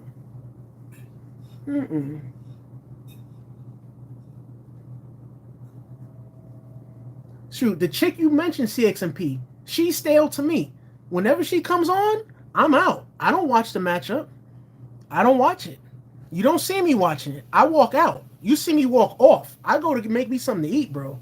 I don't watch her matches. I don't watch her promos. I don't watch her speeches. I don't watch nothing because she's stale to me, and I don't want to see her. So I'm not watching it. Let's see. Nope. Exactly. Deshaun, that's what I'm talking about, bro. That's exactly what I'm talking about. But like I said earlier, these content creators, bro, a lot of them fake it. They fake it. Like when you talking about that OC matchup with Street Profits, they faked it. They don't want to see that, bro. But by being that they got a following, they know they're gonna make money off of people viewing it. So it's like, why not do it?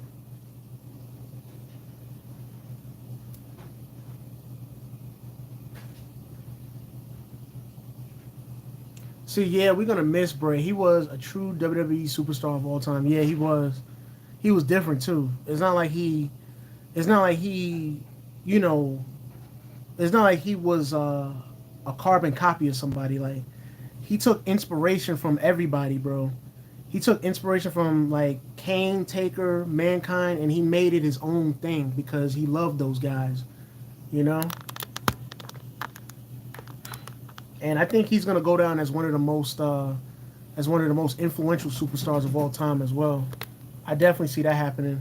I think they're gonna treat him like Eddie Guerrero, you know, where he's gonna just live forever, bro. He's gonna live forever. See, are you sure people are interested in the Street Profits and the Bobby thing that's going on? No, they was interested for the moment, but after a while, it's gonna get stale. Because look at what they do. They show Bobby Lashley and the Street Profits for like 26 seconds backstage. 26 seconds backstage. And then when the Street Profits came out for the matchup, they're acting the same way. It's nothing different. The only thing that's different is that they're in new clothes. That's it. There's nothing different. Nothing at all. Everybody thought that it was gonna be something different with the Street Profits and Bobby. It's nothing different. The only difference is they added in Bobby as a manager. Bobby got added in as a manager, if that, or an advisor of some sort. But yeah.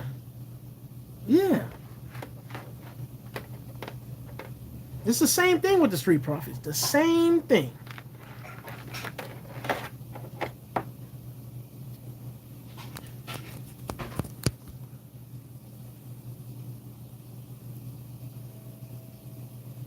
See, like Roman, yeah, Roman is different. He's different. I don't think we've seen a character before him that has been like Roman. We've never seen a character that's been a leader of a group, a franchise rather, and have narcissistic ways. And not only that, but able to act it out, as a heel, able to act out true emotion, true feelings, and dig deep into his character. I don't think we ever seen a character like that before. The way Roman Reigns has been portraying his character is different. We didn't see it when Hunter was the leader of Evolution or Generation X. We didn't see it when Bray was with the Wyatt family. We didn't see it when who else had a group? We didn't see it with Hollywood Hulk Hogan and the NWO. We didn't see it for we didn't see it with the New Day, But with the Bloodline and Roman Reigns, we did see it. We did see, Roman Reigns dig deep into his character and dig deep into his bag and, have some, soft moments, some touching moments, some, moments that makes it seem like it's so genuine, We saw Roman Reigns cry. We saw Roman Reigns have a change of heart and hug his brothers, his Usos, at times, We didn't see that in other groups. Not at all. Just saying. But what time is it?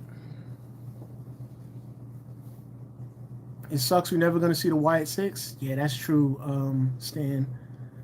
We're never gonna find out who was supposed to be the six members revealed, unless somebody on an interview says that, hey, I was supposed to be part of the Wyatt Six. It's supposed to be me, Alexa, Eric Rowan, or whatever the case may be. Maybe we might see those interviews in the future. I got a feeling we will. But like I said, he's gonna be like he's gonna be immortalized like Eddie Guerrero. So, you know, I think we're gonna see Alexa Bliss have Sister Abigail as her finisher from now on, as tribute to him. So, I think we're definitely gonna see that.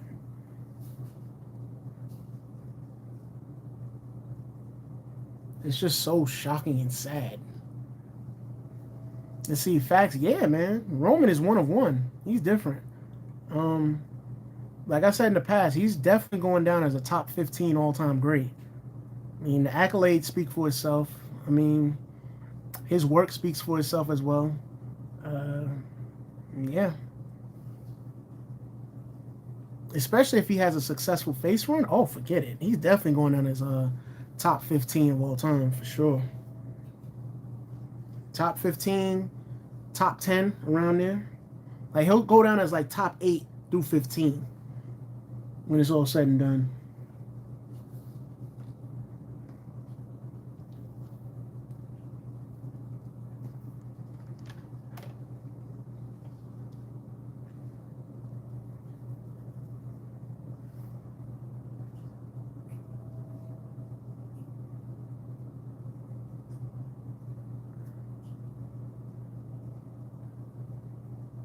Nah, they should have the the firelight, the nightlight, not the firelight, the nightlight.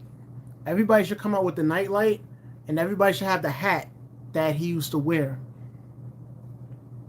In my opinion, they should have the hat he used to wear, the vest, a black shirt, and a vest, and the nightlight.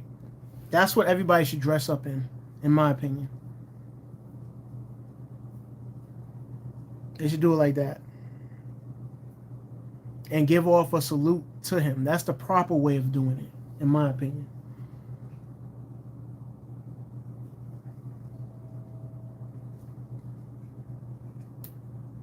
Who knows? Maybe one of his kids in the future might be a wrestler. You never know. Undertaker's daughter is supposed to be in wrestling. Just never know. I mean, The Rock's daughter is in wrestling right now. So, and that girl looked just like The Rock, too. I ain't gonna hold you. Like, you could definitely see The Rock in her.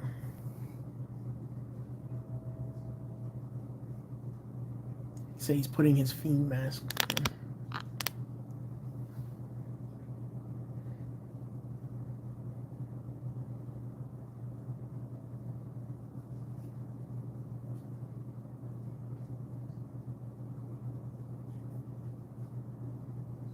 Dang, I just feel bad, man. I feel bad, man. It just don't feel right. I really don't.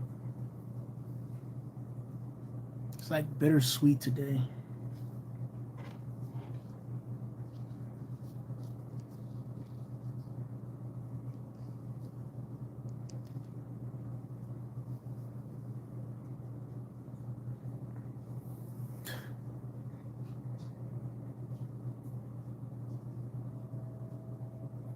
What's up? He said top one, the only one. I feel you on that. For his era, he's definitely number one for his era. Hands down for his era, yes, he's number one. But all time wise, it'd be top 7 to 15 when it's all said and done. Yeah, that sucks, bro. That sucks. Because I know he really loved JoJo. He really loved JoJo. CXMP, is that you? Is that your account, bro? That's got to be your account, bro.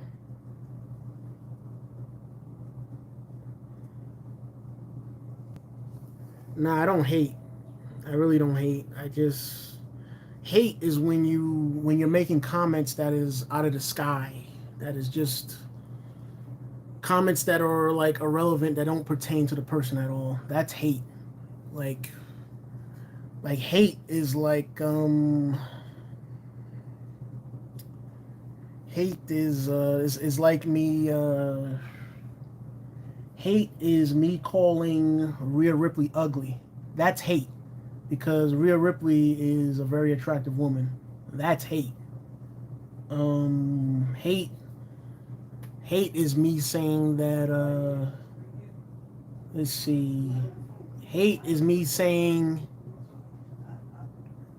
hate is me saying that Roman Reigns sucks and he doesn't suck. That's hate because you're saying things that just comes by nature of your feeling. You know, and I don't do that. I just say things based off of what I see at the end of the day, based off of things that I notice. I don't hate anybody at all. Well, actually, I don't like Mark Henry, so yeah, I can't admit that I don't like Mark Henry. But hate, no.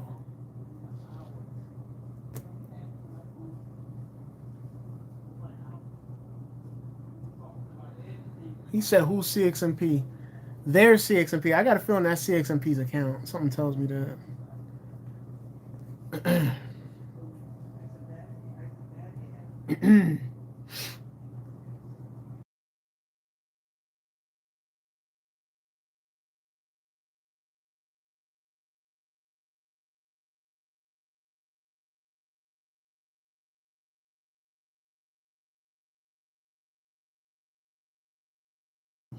Like for example, I give you a clear cut example. Like whenever Bret Hart does interviews, there's a good handful of people out there that says he's a hater, he's bitter, he's a whiner, but yet nobody can refute any of the comments that he's made when it comes to answering questions on interviews. All the interviews he's done, he's always told the truth. Hate has nothing to do with it at all. He's never lied. He never lied. He's always told the truth. And that's the thing. A lot of people they don't like truth. They confuse hate with the truth at the end of the day. It is what it is. Says not my account. You sure about that, CXMP? You sure? Are you sure? Let's see. Sorry, I'm back. I was just remembering a good time with Bray Wyatt. Nah, it's all right, Johnny. I just appreciate you being here because I'm about to close down the live stream in a little bit. So yeah, I'm about to close it in like maybe let's see, maybe 8 minutes, just to like close it out at like a even time frame. So yeah.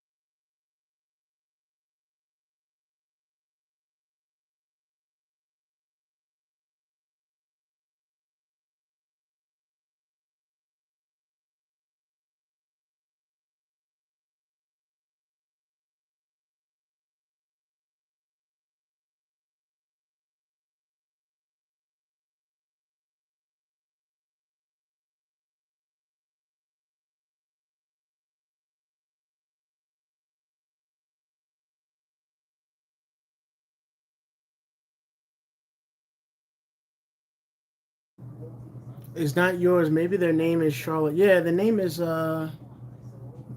Charlotte, but it seemed like they came in here for a quick second. Who knows? They probably might have been watching the stream for a long time, and then when they was watching the stream for a while, they just decided to comment about you know who. So yeah, see, Cena's rumored opponent is Walter. Why? Why? Why is it Walter? It shouldn't be Walter, quite honestly. Gunther, not Walter. It's Gunther, not Walter. Yeah, it shouldn't be him. Why? I don't understand that. It should be somebody else, man.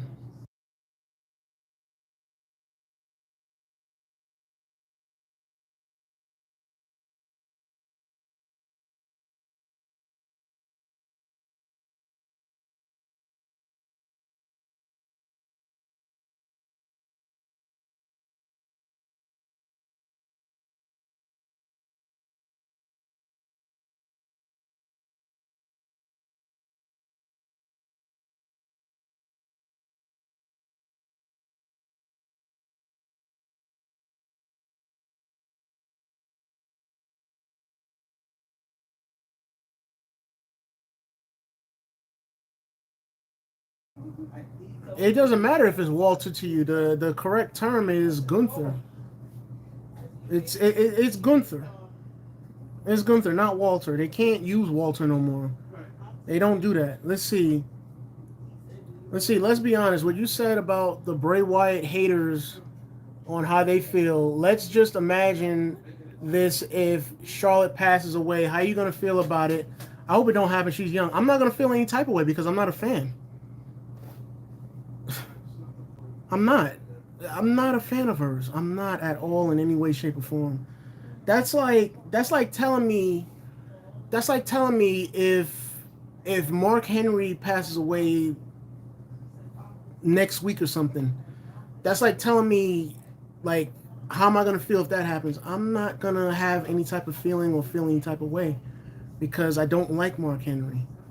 The same goes for other wrestlers as well. If there's some other wrestlers that I don't like, I'm not gonna make a stream saying how do y'all feel now. No, I like Bray Wyatt. I liked him a lot. I did. I wanted him to beat Roman Reigns. I really did. I really, really wanted that to happen. So, if Charlotte passes away in the future, which eventually is going to happen because that's life, everybody has to pass away at some point. If that happens, I'm not going to make a stream saying, rest in peace, Charlotte. What do y'all haters have to say now? No, I'm not doing that. It's just going to be another day for me, and that's it. I'm just going to do whatever I do that day. That's it. The same goes for the same goes for Rhea Ripley because I'm not a fan of hers either. So it's gonna be another day. Bray, he is with Brody now, and they're gonna terrorize wrestling heaven together. That's a fact, Johnny. That's a fact. See, well, the Bray haters are not gonna feel no type of way too. Nah, that's not true. That's not true because the reason why I say that is because there's people out there they just like to talk a lot just to be seen at the end of the day, and those are what you call trolls. Okay, when a troll is off their account and when they're having real live discussions, that's totally different. Their whole attitude change. Their whole attitude change. Now I'm not saying all trolls is feeling the loss of Bray Wyatt. I'm not saying that. I'm saying when you meet trolls in real life, when they're having a real conversation, it's a difference now because they're face to face with whoever at the end of the day. So it's different. It's definitely different. I'll give you a clear cut example. I was never a fan of Prince. When Prince passed away, I remember that day. When he passed away, I never said, oh, let me listen to all his music just out the blue just because he passed away. No. If I'm not a fan of you, I'm just going to keep it a buck. I'm not a fan of yours. I'm not going to do anything different just because you passed away. Don't work like that. No.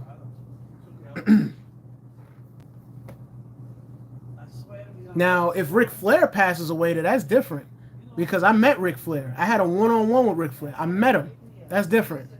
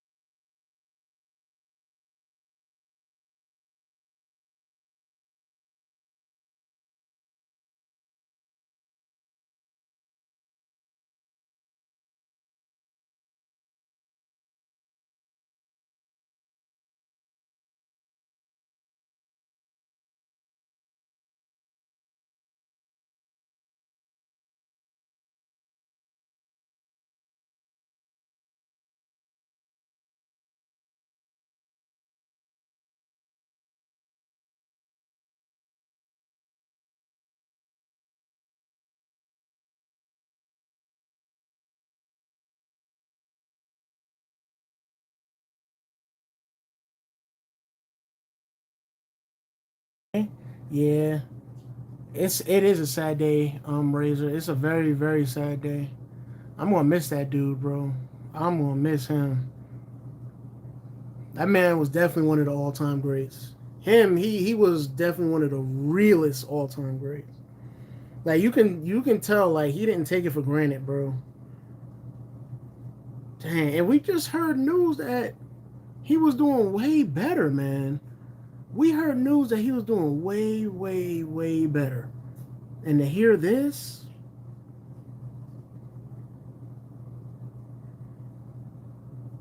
just sucks, man. It sucks. Yeah, I like him too. He was ahead of his time for sure. For sure. Like I was saying earlier, what they're gonna do now is they're gonna immortalize him like they did Eddie Guerrero. That's what they're gonna do now. They're definitely gonna do that for sure.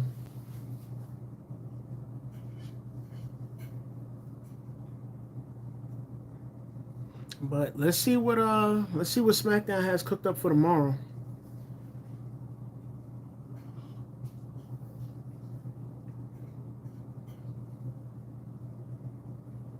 Let's see. Wow.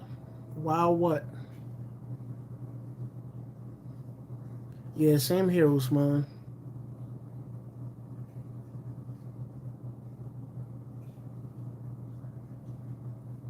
The ocean smell. Hey man, ain't nothing wrong with the ocean smell. I had that when I was in middle school. It smelled pretty good. So W choice.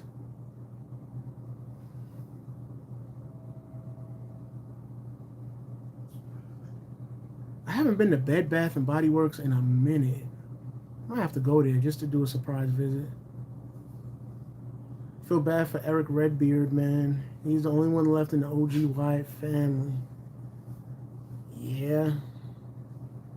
There's only two left from an originals. There's only two left. Rowan and Strowman. That's it. That's crazy, man. That don't even sound right. That really don't sound right. Wow.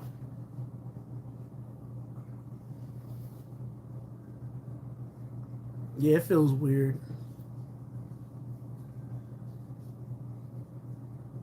Slowly but surely, people are forgetting about Eric Rowan. In a way.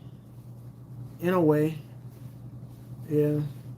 Like they only gonna remember him if they show footage, which they are. They're gonna show footage of the Wyatt family, and he's gonna be there. So yeah.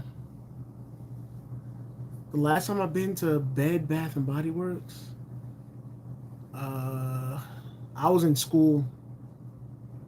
Yeah, back when I was in school, and even Braun, bro. Yeah. Well, Braun, they're not gonna forget because Braun, he's a household name, so they're not gonna forget about Braun Strowman.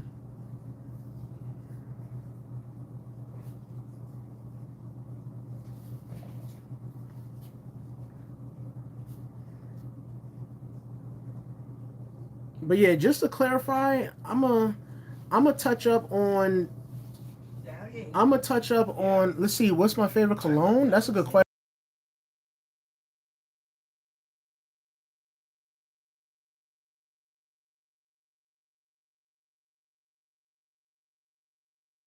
See, my favorite cologne honorary is, I would say, I like 1 Million. I believe that's by Tom Ford. I like Sauvage. Um I like what is it called? Kenneth Cole Black. Those three are good for starters, bro. If I'm being honest. Let's see. I feel bad for him, man. He was really close to Luke, and now he was really close to Luke and Bray. Now they're both gone. Yeah, that sucks, Razor. Sucks badly, bro.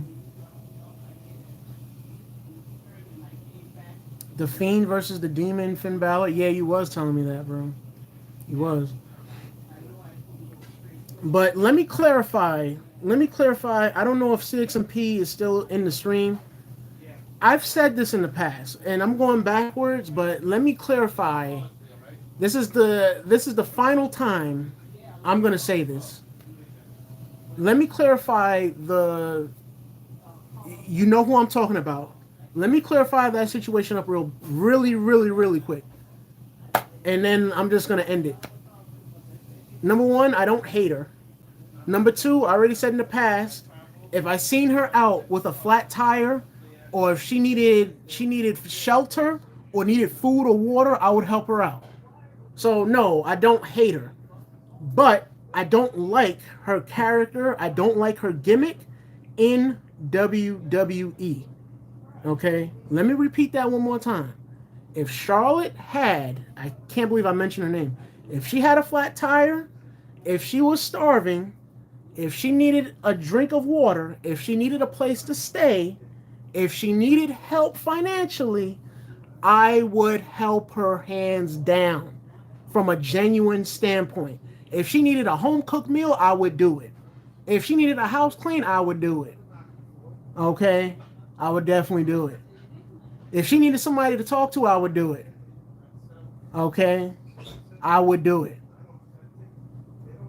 When it comes to the wrestling standpoint, the WWE sports entertainment standpoint, I am not a fan of her gimmick because it's a ripoff of her father.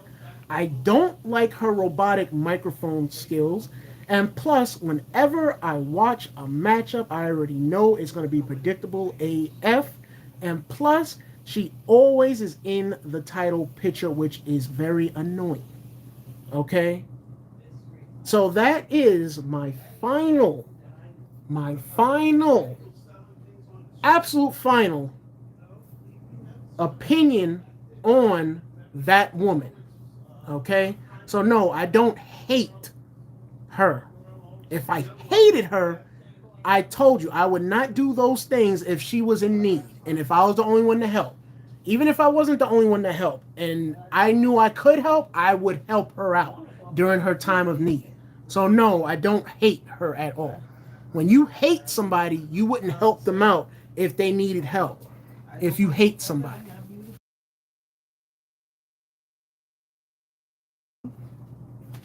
See, she needs a new one, a new persona. That's the thing. She does. That's the problem. She needs a very new persona. She does. Like she's overhyped. The only reason why she's pushed like that is because of Ric Flair.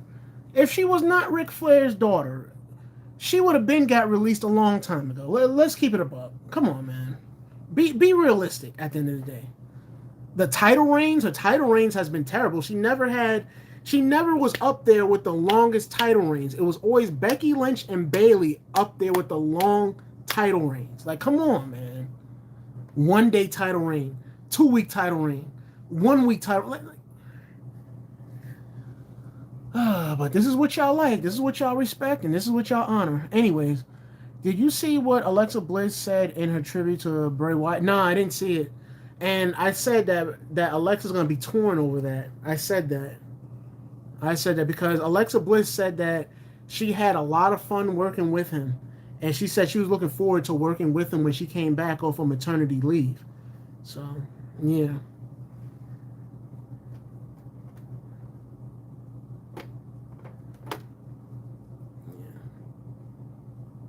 But nah, I didn't see it, bro. I'm going to take a look at it like when I get off stream, though. I'm about to end the stream in like 5 minutes anyway, so.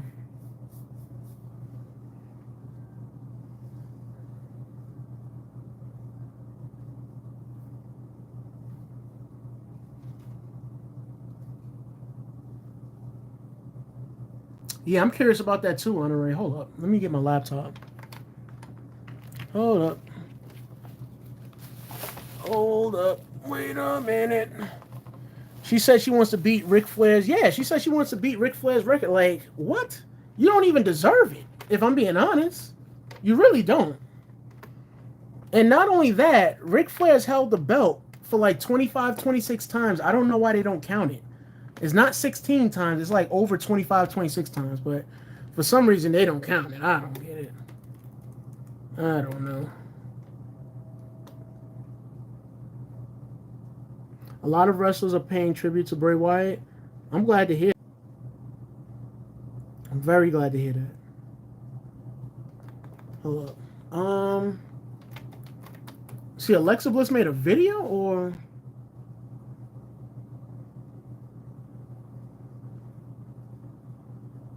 yeah, that Twisted Bliss gimmick, that was crazy. Oh, she cried.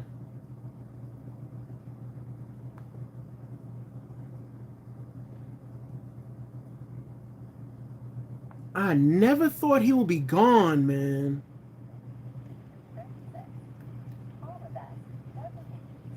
I never thought he would be gone.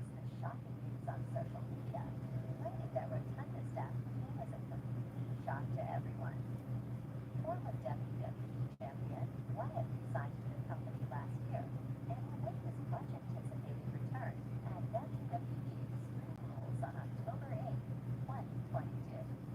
After rumors circulated in late February that Wyatt had been injured, WWE quietly withdrew him off programming. He had been in the middle of a storyline in which a mysterious and manipulative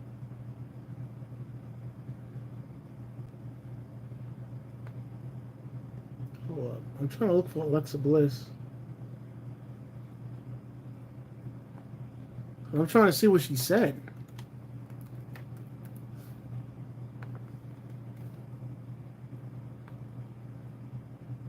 Oh, okay, here it is. Okay, all right, Alexa, what you got to say? See, I'm just in shock, extremely heartbroken, and at a loss for words. What I can say is what an amazing human being Wyndham is. An amazing and kind friend. One of the most creative minds to ever walk this earth. Wyndham, you've brought so much joy and happiness to everyone around you. It's going to take me some time to really process this. Sending my love to the Rotunda family, JoJo, and their babies. We love you, Wyndham. Just, honestly, it really don't feel right, man. It really doesn't.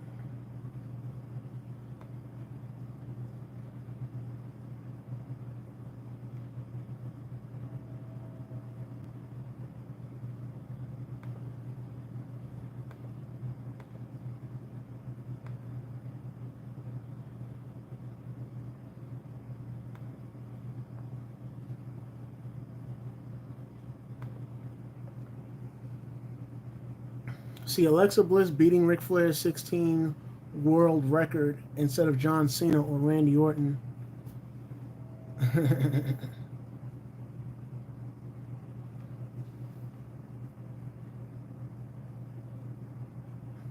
Honestly, I'd rather Alexa Bliss break it instead of that other chick. If, if I'm being honestly, I'd rather Alexa Bliss break it.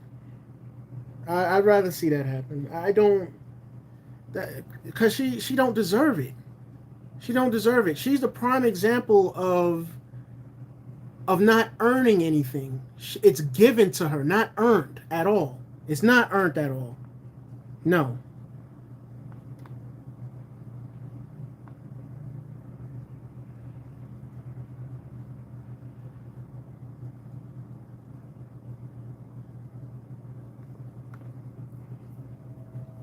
See, guys like Bray Wyatt, they earned their shot.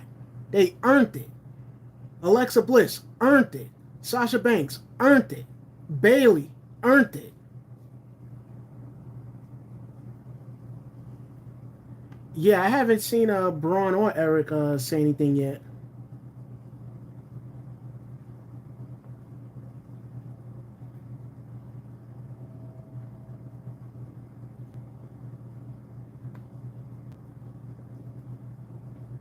Even Naomi earned it. Oscar earned it.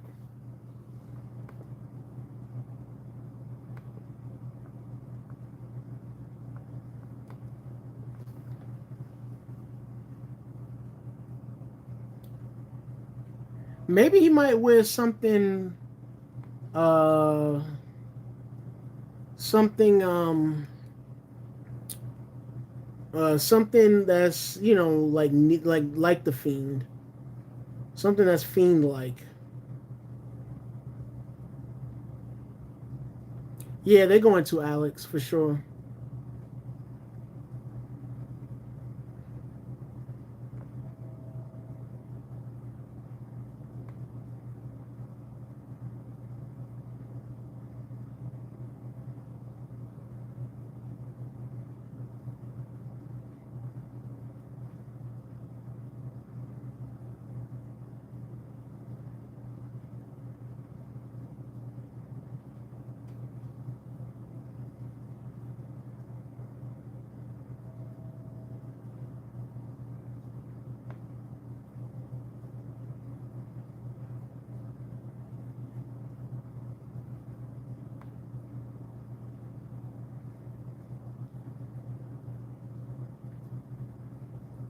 Oh yeah, how could I forget? Bianca Belair earned it.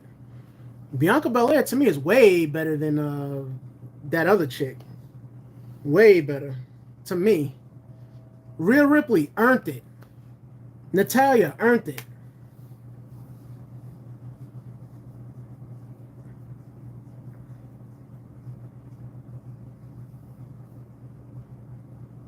Had to stop in late. What's up, Fat Laces? How you doing, bro? What's going on, my man? See Natalia?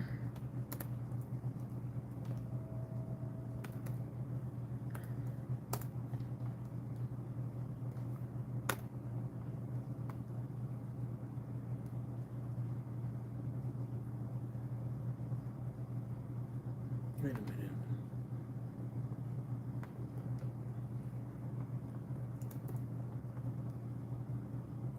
Wait, what?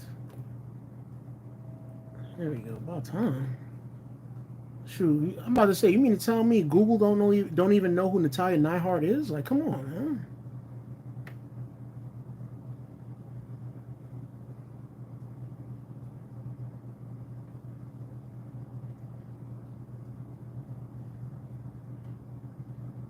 I didn't see what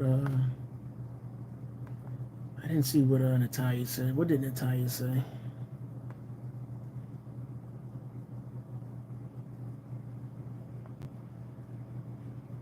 Good Lord.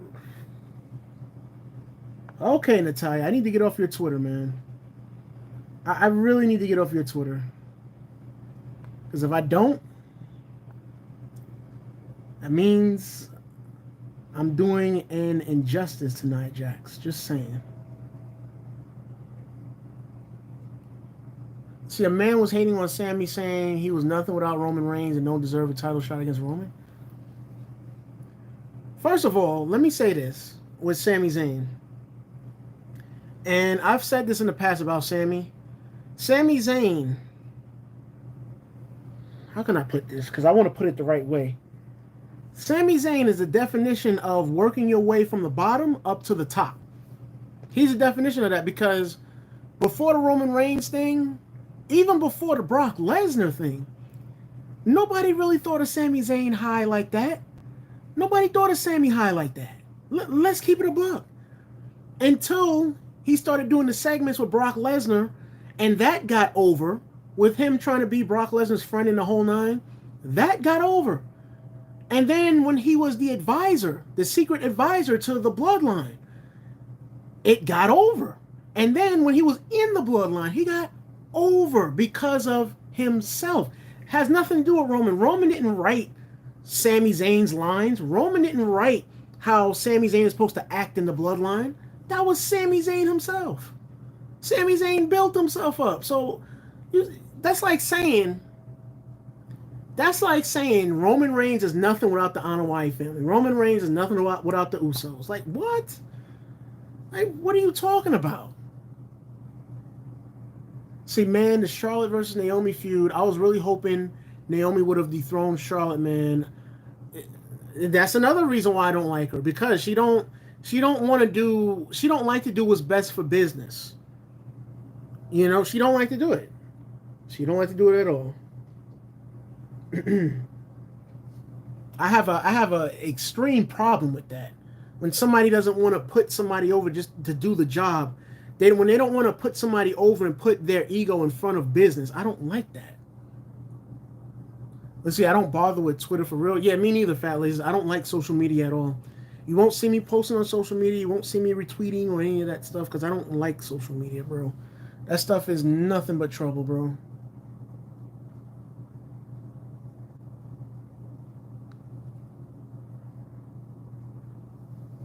Yeah, it's very devastating, bro.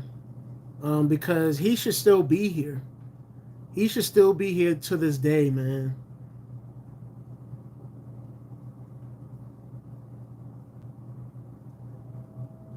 I just feel bad for the children, especially the baby that he just had.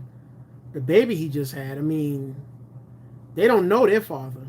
They don't.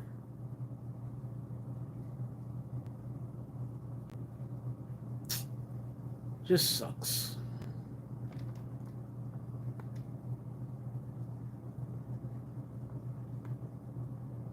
I can't see the post.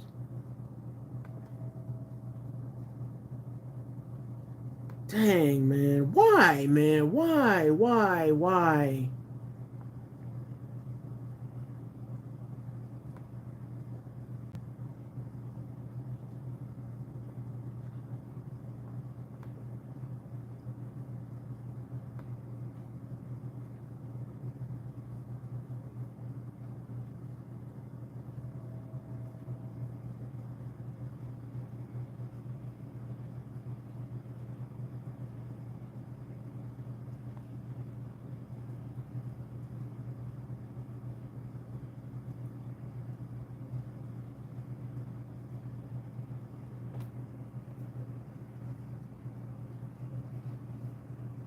Yeah, they died back to back, man, which was crazy, man.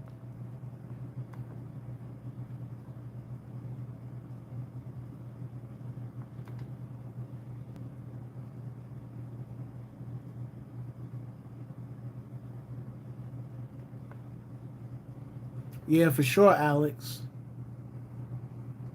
See, I had some leftovers. We bought like 5 pounds of crawfish. Me and my uncle smashed like four. But what, fellas? I never had crawfish before. I didn't even eat anything all day, bro. I went to the gym, came in, crashed, woke up to the news, bro. Ay, ay.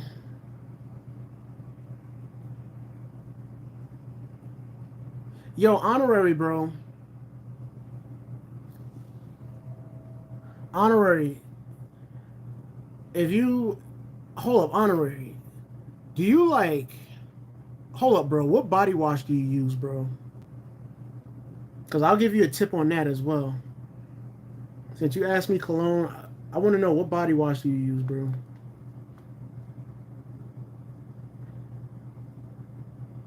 I'm gonna treat you like my younger brother, bro. Give you some knowledge. All right. Because knowledge reigns supreme at the end of the day. All right.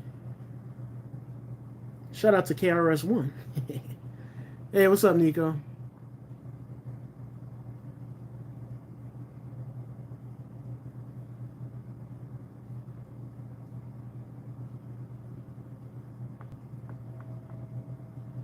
Wait, what?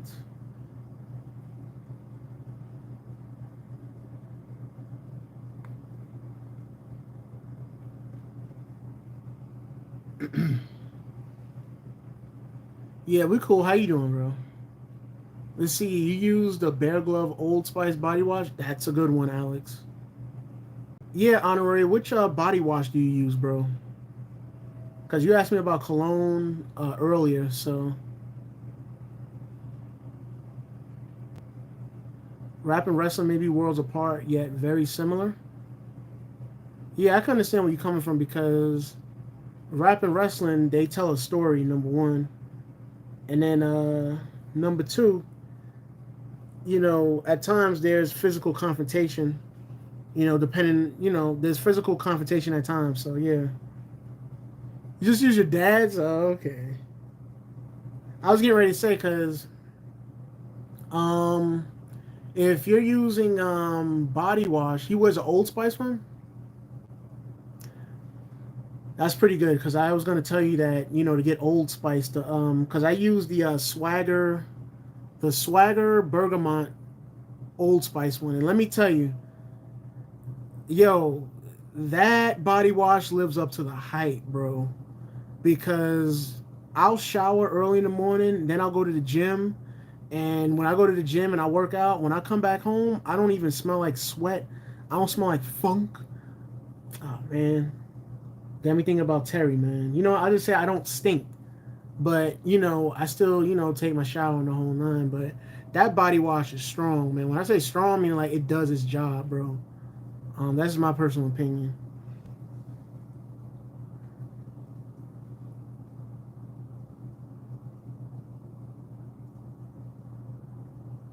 Being nostalgic in some amazing beefs, yeah.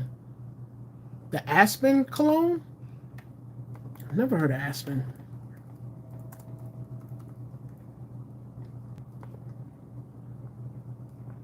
Oh, this is Aspen. Okay.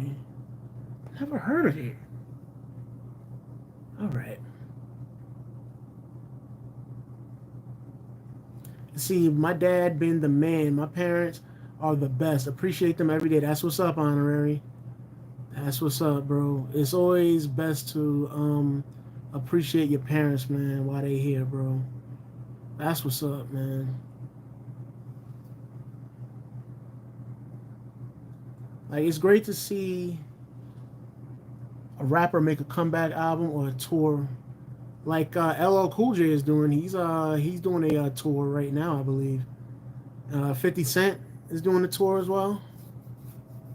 And guys, you know, let's see. Do you use a cologne spray when you go out to run errands? Uh, hmm, Cologne spray. If I do fat laces, I only spritz lightly twice. And the cologne that I use is Sauvage. Shout out to Kyrie Irving. He got me using that. Shout out to Kyrie, man. Kyrie Irving got me on Sauvage, bro. And it's worked too because the ladies, man, ladies be like, "Ooh, you smell good. What's that?" I always tell them a magician never reveals his secrets. Oh, just saying. Just saying, you know? Let's see, your boy dog named Bojangles passed away in his sleep on May 5th of this year. Oh, I'm sorry to hear that, bro. I'm very sorry to hear that.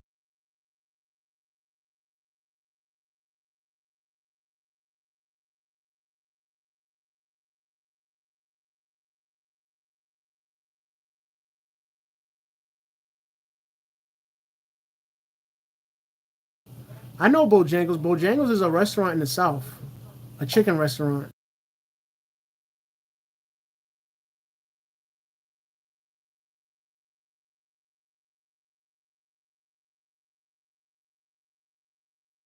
Ooh, I've heard of that, bro. I've heard of Aqua di Gio. Yeah, I've heard of that. Mm-hmm. Cool water and juke back in. Yeah, cool water I heard of. I definitely heard of that.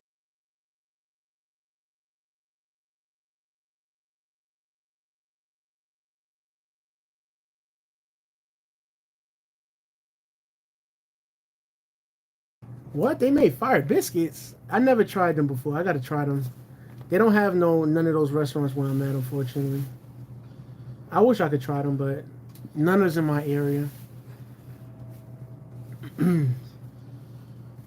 Fire biscuits. Yeah. I never heard of jupe. Jupe? Hold up. Let me look that up. Nah, I never seen this before. That's my first time seeing that, bro. You're a huge animal person? Yeah, I can tell, bro. Yeah, I can tell. Dealing with the loss of a pet, man, it ain't easy, bro. It ain't easy. I bet it's not even around. Hold up. Let me go to the shopping tab. Let's see if it's available or not. Yeah, it's available at Rite Aid. for $23. I don't know if that's a good price or not. And then they have one at Sam's Club, Amazon, and Nordstrom. So yeah, it's available, bro. I don't know what that smells like though. And they got it on eBay and Walmart and things of that nature. So yeah, it's still available. Let's see, the most underrated gem is. Hold on, let me look that up. Let's see. Oh, okay. Vicky Tile. Let me look that up. Let me look that up.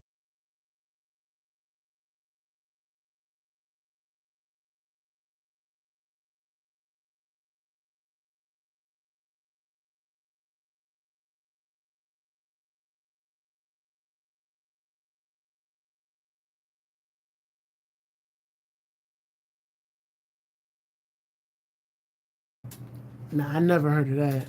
See, my dad's sister has a cologne in Mexico. It's called You and I. Kid you not, best cologne in Mexico? What? But Vicky Tayal, I never heard of that. Let's see. Let's see what pops up. Oh, I see it. Oh, they got one that's unisex. Okay. That's cool.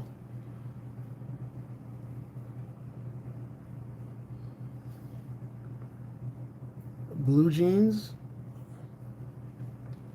Ooh, I never heard of that one either. Let's see. Oh, it's just called You? Oh, okay.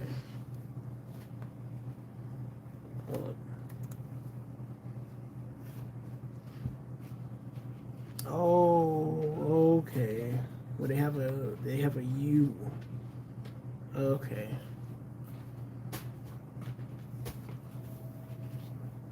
Like beach smells? Yeah, I'm pretty sure the ladies like it too, cause it's definitely got some great scent. It got some great scent to it. See, Mommy Nia Jax, Mommy Tamina, Mommy Zelina Vega, Mommy Liv Morgan, Mommy Rhea Ripley, and Mommy Dakota Kai. You like Dakota Kai? Wow, that's a first. That's a first. See, I think I'm gonna pick up stuff at Ross or Burlington Coat Factory. Yeah, you can find like a lot of great finds over there, from what I heard. Hold up. Wait a minute. What am I doing? I just turned on using this.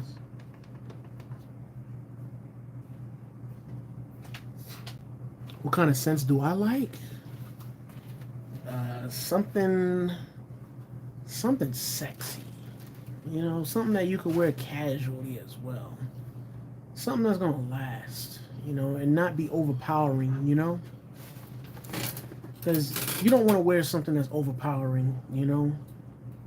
But I would say something, my taste, it differs.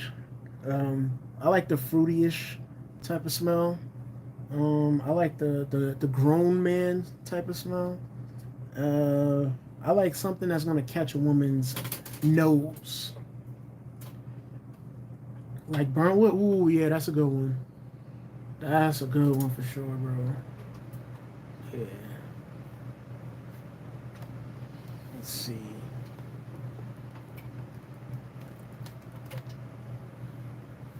He said pine. So no, he talking about the cleaning. He talking about the cleaning, the all-around cleaner, the all-purpose cleaner. That's what he's talking about. Yo, can you imagine if somebody? Can you imagine if somebody makes a cologne out of that? That'd be crazy, bro.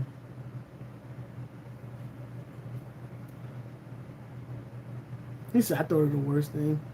What would I do?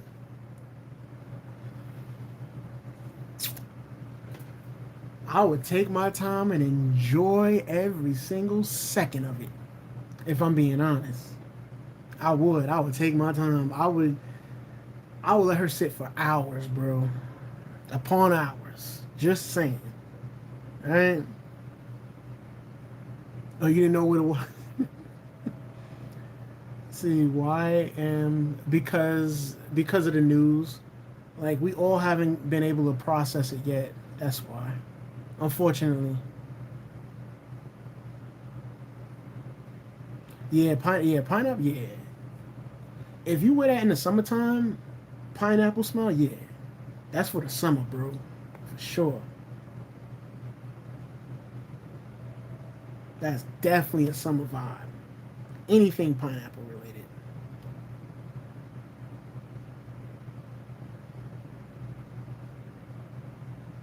Speaking of pineapple, yeah, that would be nice to get something like that. I like um I like anything that like smells like a bourbon like that's pretty cool. Or vanilla spice, that smells pretty good as well. You can't go wrong with that. Um, yeah, you can't go wrong with that, bro. No way, Jose. Yeah, I would. No, like I am not lying. Not lying. I am not lying. And she would like it too. I'm just saying.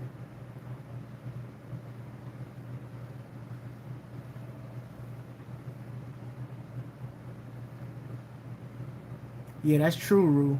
They definitely are going through it. I still haven't seen anything from Braun Strowman or Eric Rowan. I'm pretty sure we'll see it tomorrow. Yeah, maybe tomorrow. Yeah, I'm pretty sure they'll make a statement.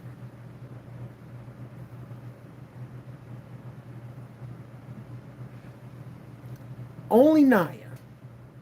Only Naya. That's the only woman I'm trying to smell. Only her. The thing is, I know Naya smells good, bro. I know Naya smells like how a woman's supposed to smell, bro. Meaning she don't smell musty. She don't smell. She smells good. Like I think Naya smells like Naya probably smells like she probably smells like some passion fruit mixed with roses. Yeah, it's probably what she smells like. Let's see. Roman and Bo Dallas have to be on SmackDown tomorrow. Yeah, I think everybody should be on there tomorrow.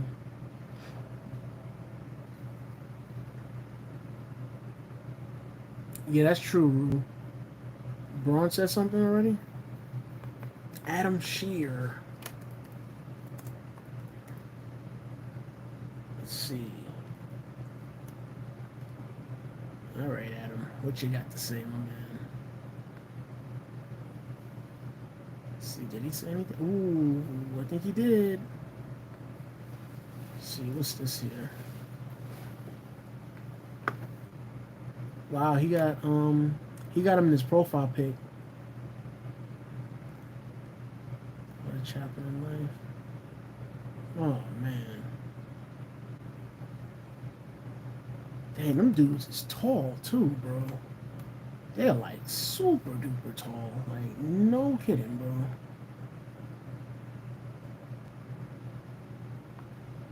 Okay, he said something. Let's see.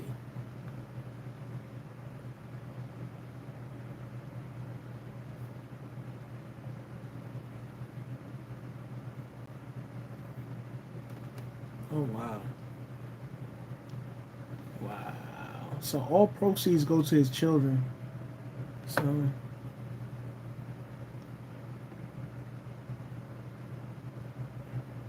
no, it probably smells like vanilla.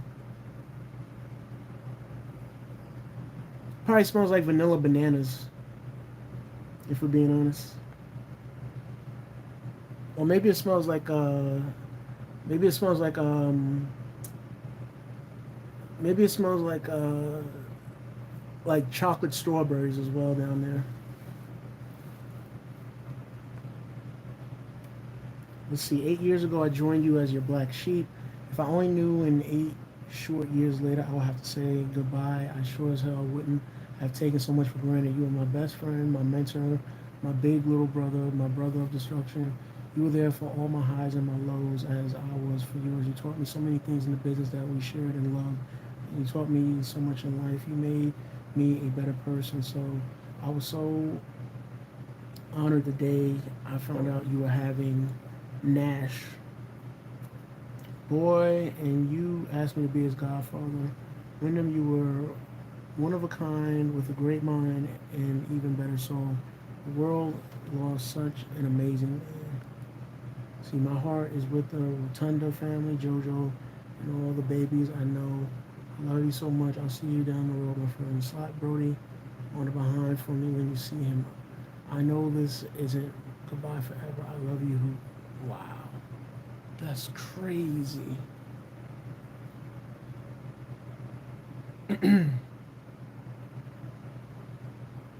Yeah, we do. Unfortunately, he's gone, man. He is done. What would I do if she twerked on me? Shoot, you know what I would do. Shoot. Once Mr. Happy gets excited, man, it's definitely a wrap. That's all I gotta say. Shoot. Um, no, I was reading the statement that he made. Nah, that she is the sexiest female in my eyes. So, if you guys are new, if you guys are new, the guys that's commenting, they've been with me for a long time, so they know that Nia Jax is my favorite diva of all time, and my favorite woman in the world. Let's see who's commenting right at the top. Kendra Lust. What?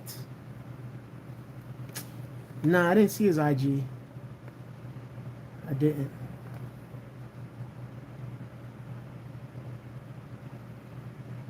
I know he got the IG. Let's see what is.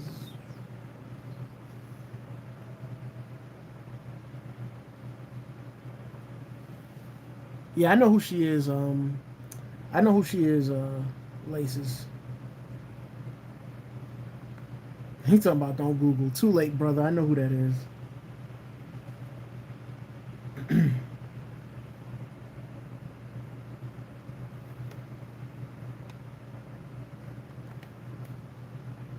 Yeah, I can't see what he says because I'm not. I can't see what he says, but I'm gonna check it out later on. What he said on Instagram.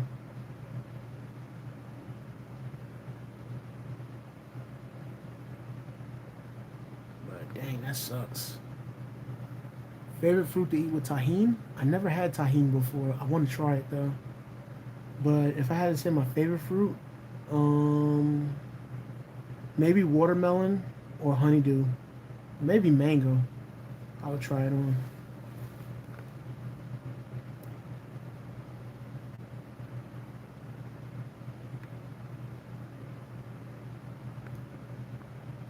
Braun Strowman.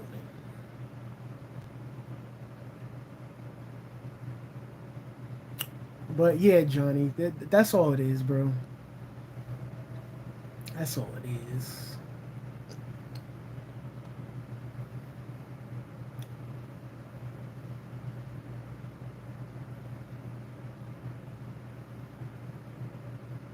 He said real ones know. Yep. Yep. Yep.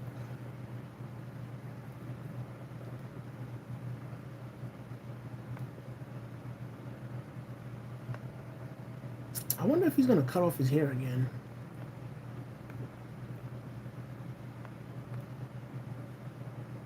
I think Braun should keep his hair. This is my opinion. Did he cut his hair again? I don't know. I don't think he did. She would get invited in. What you mean? What you mean? She would get invited in. She would get invited in.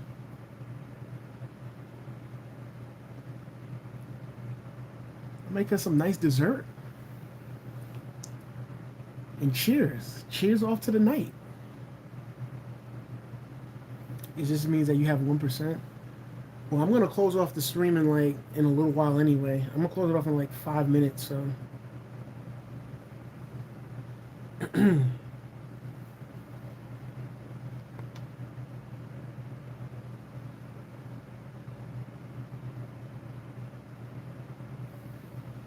It's gonna be all right, man.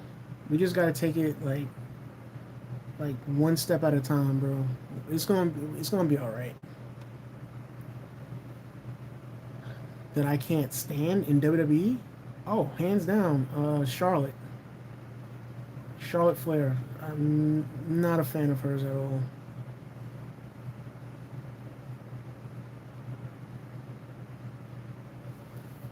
Yep.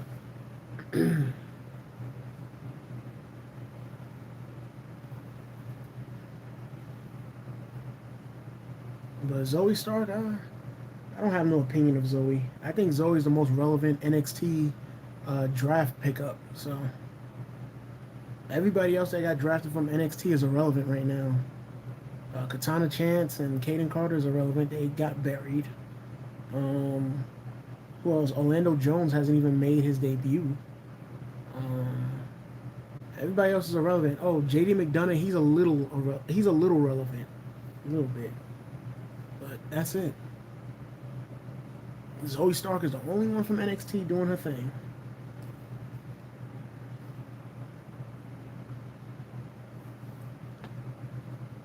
See, I lost my best friend this year, so things will get better, y'all. Yeah, you just gotta take it one day at a time, man.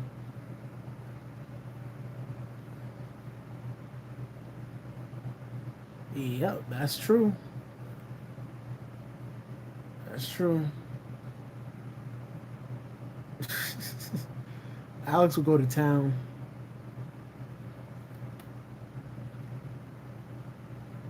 It's gonna be hard to sleep tonight because I'm still trying to process Bray. I feel you on that. I feel you.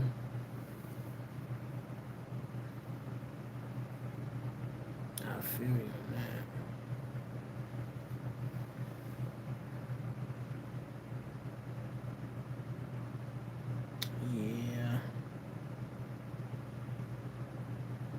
Yeah. Just gotta take it one step at a time, man. Exactly. He's not going to AEW he's going to AEW as Adam Copeland. He would. It's gonna say Adam Copeland is all elite. That's what it's gonna say.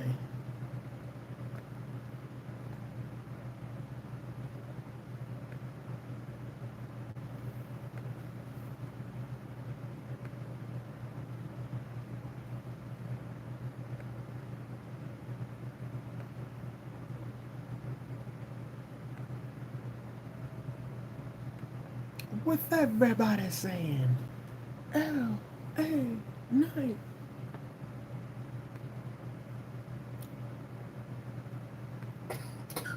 Does anybody even follow Bronson Reed? I'm curious.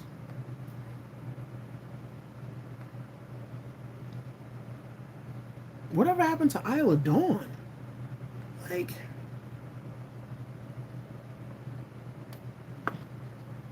what happened to Isla Dawn and the other girl from NXT? Like, I don't know. I don't get it. I don't get it.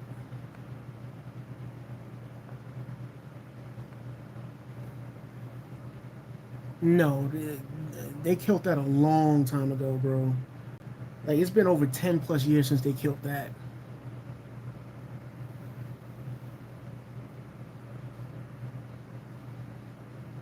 Mm-mm. See, I know he's married to Beth, but I thought he should not be cool. Nah, they grew up from that. Mm-mm. It's been over like, I would say 10 to 15 years now since they've been cool. Because they grew up. That's why.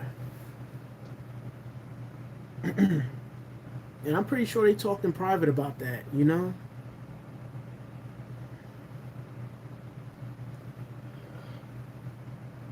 I would say like 10, 15 years, they always been cool. It's just that Edge is a private person. He's not gonna voice out, hey everybody, me and Matt Hardy's cool now. Hey. Like, no, he's not gonna be doing that.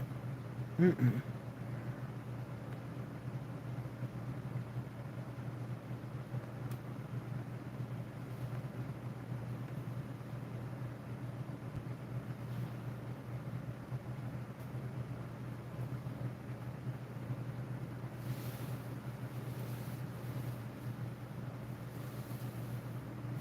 Randy versus Fiend last week. Well, think about it this way: no more pain, man. Think about it that way. No more pain.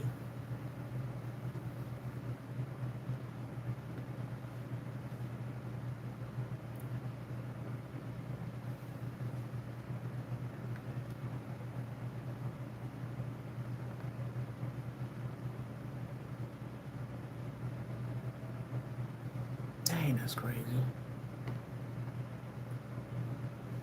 Not that I know of.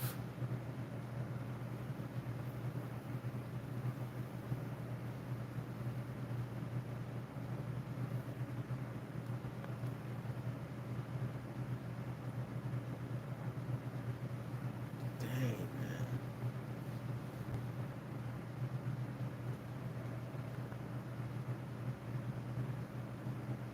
Dang, the Miz said something.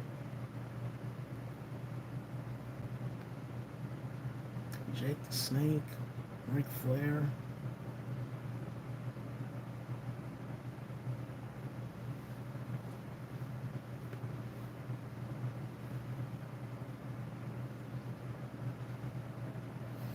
Wow.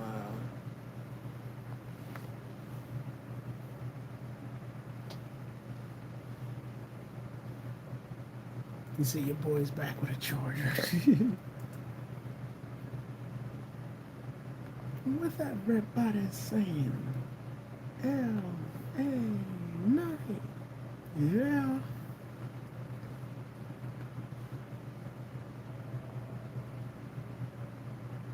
Wait a minute. Does he actually have a Twitter account saying the fake LA Knight? What the heck?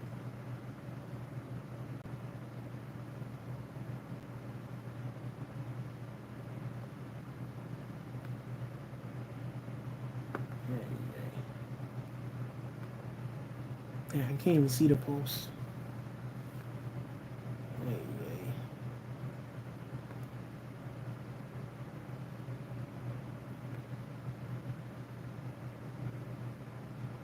Okay, it's the real one.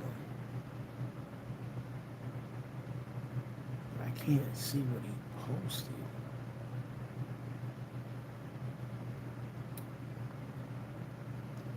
Yeah, I'll have to take a look at it later on. He said I found a charger. Yeah. Hey.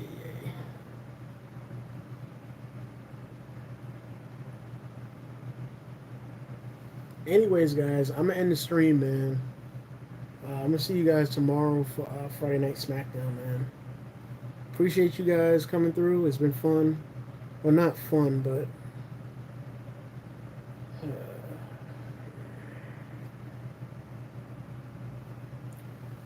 it's not been fun, quite honestly. But I gotta try to spark up, the mood somehow, right?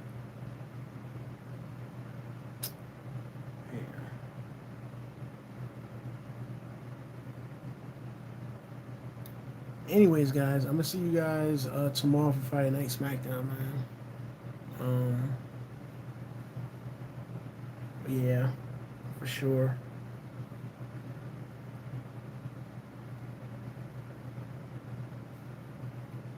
We've been on for a while. I didn't even know.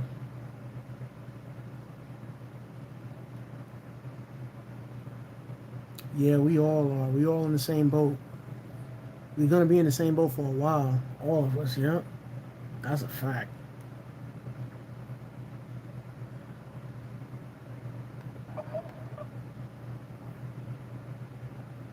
Yeah.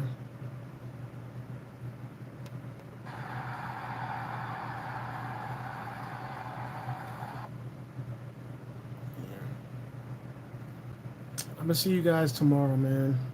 Take care, guys.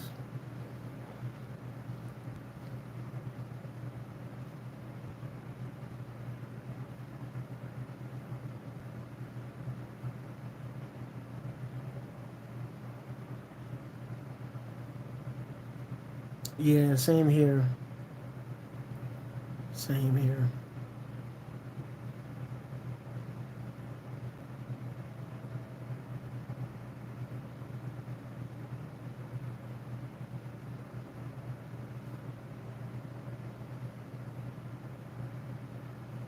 Yeah, you guys take care. You guys take care as well.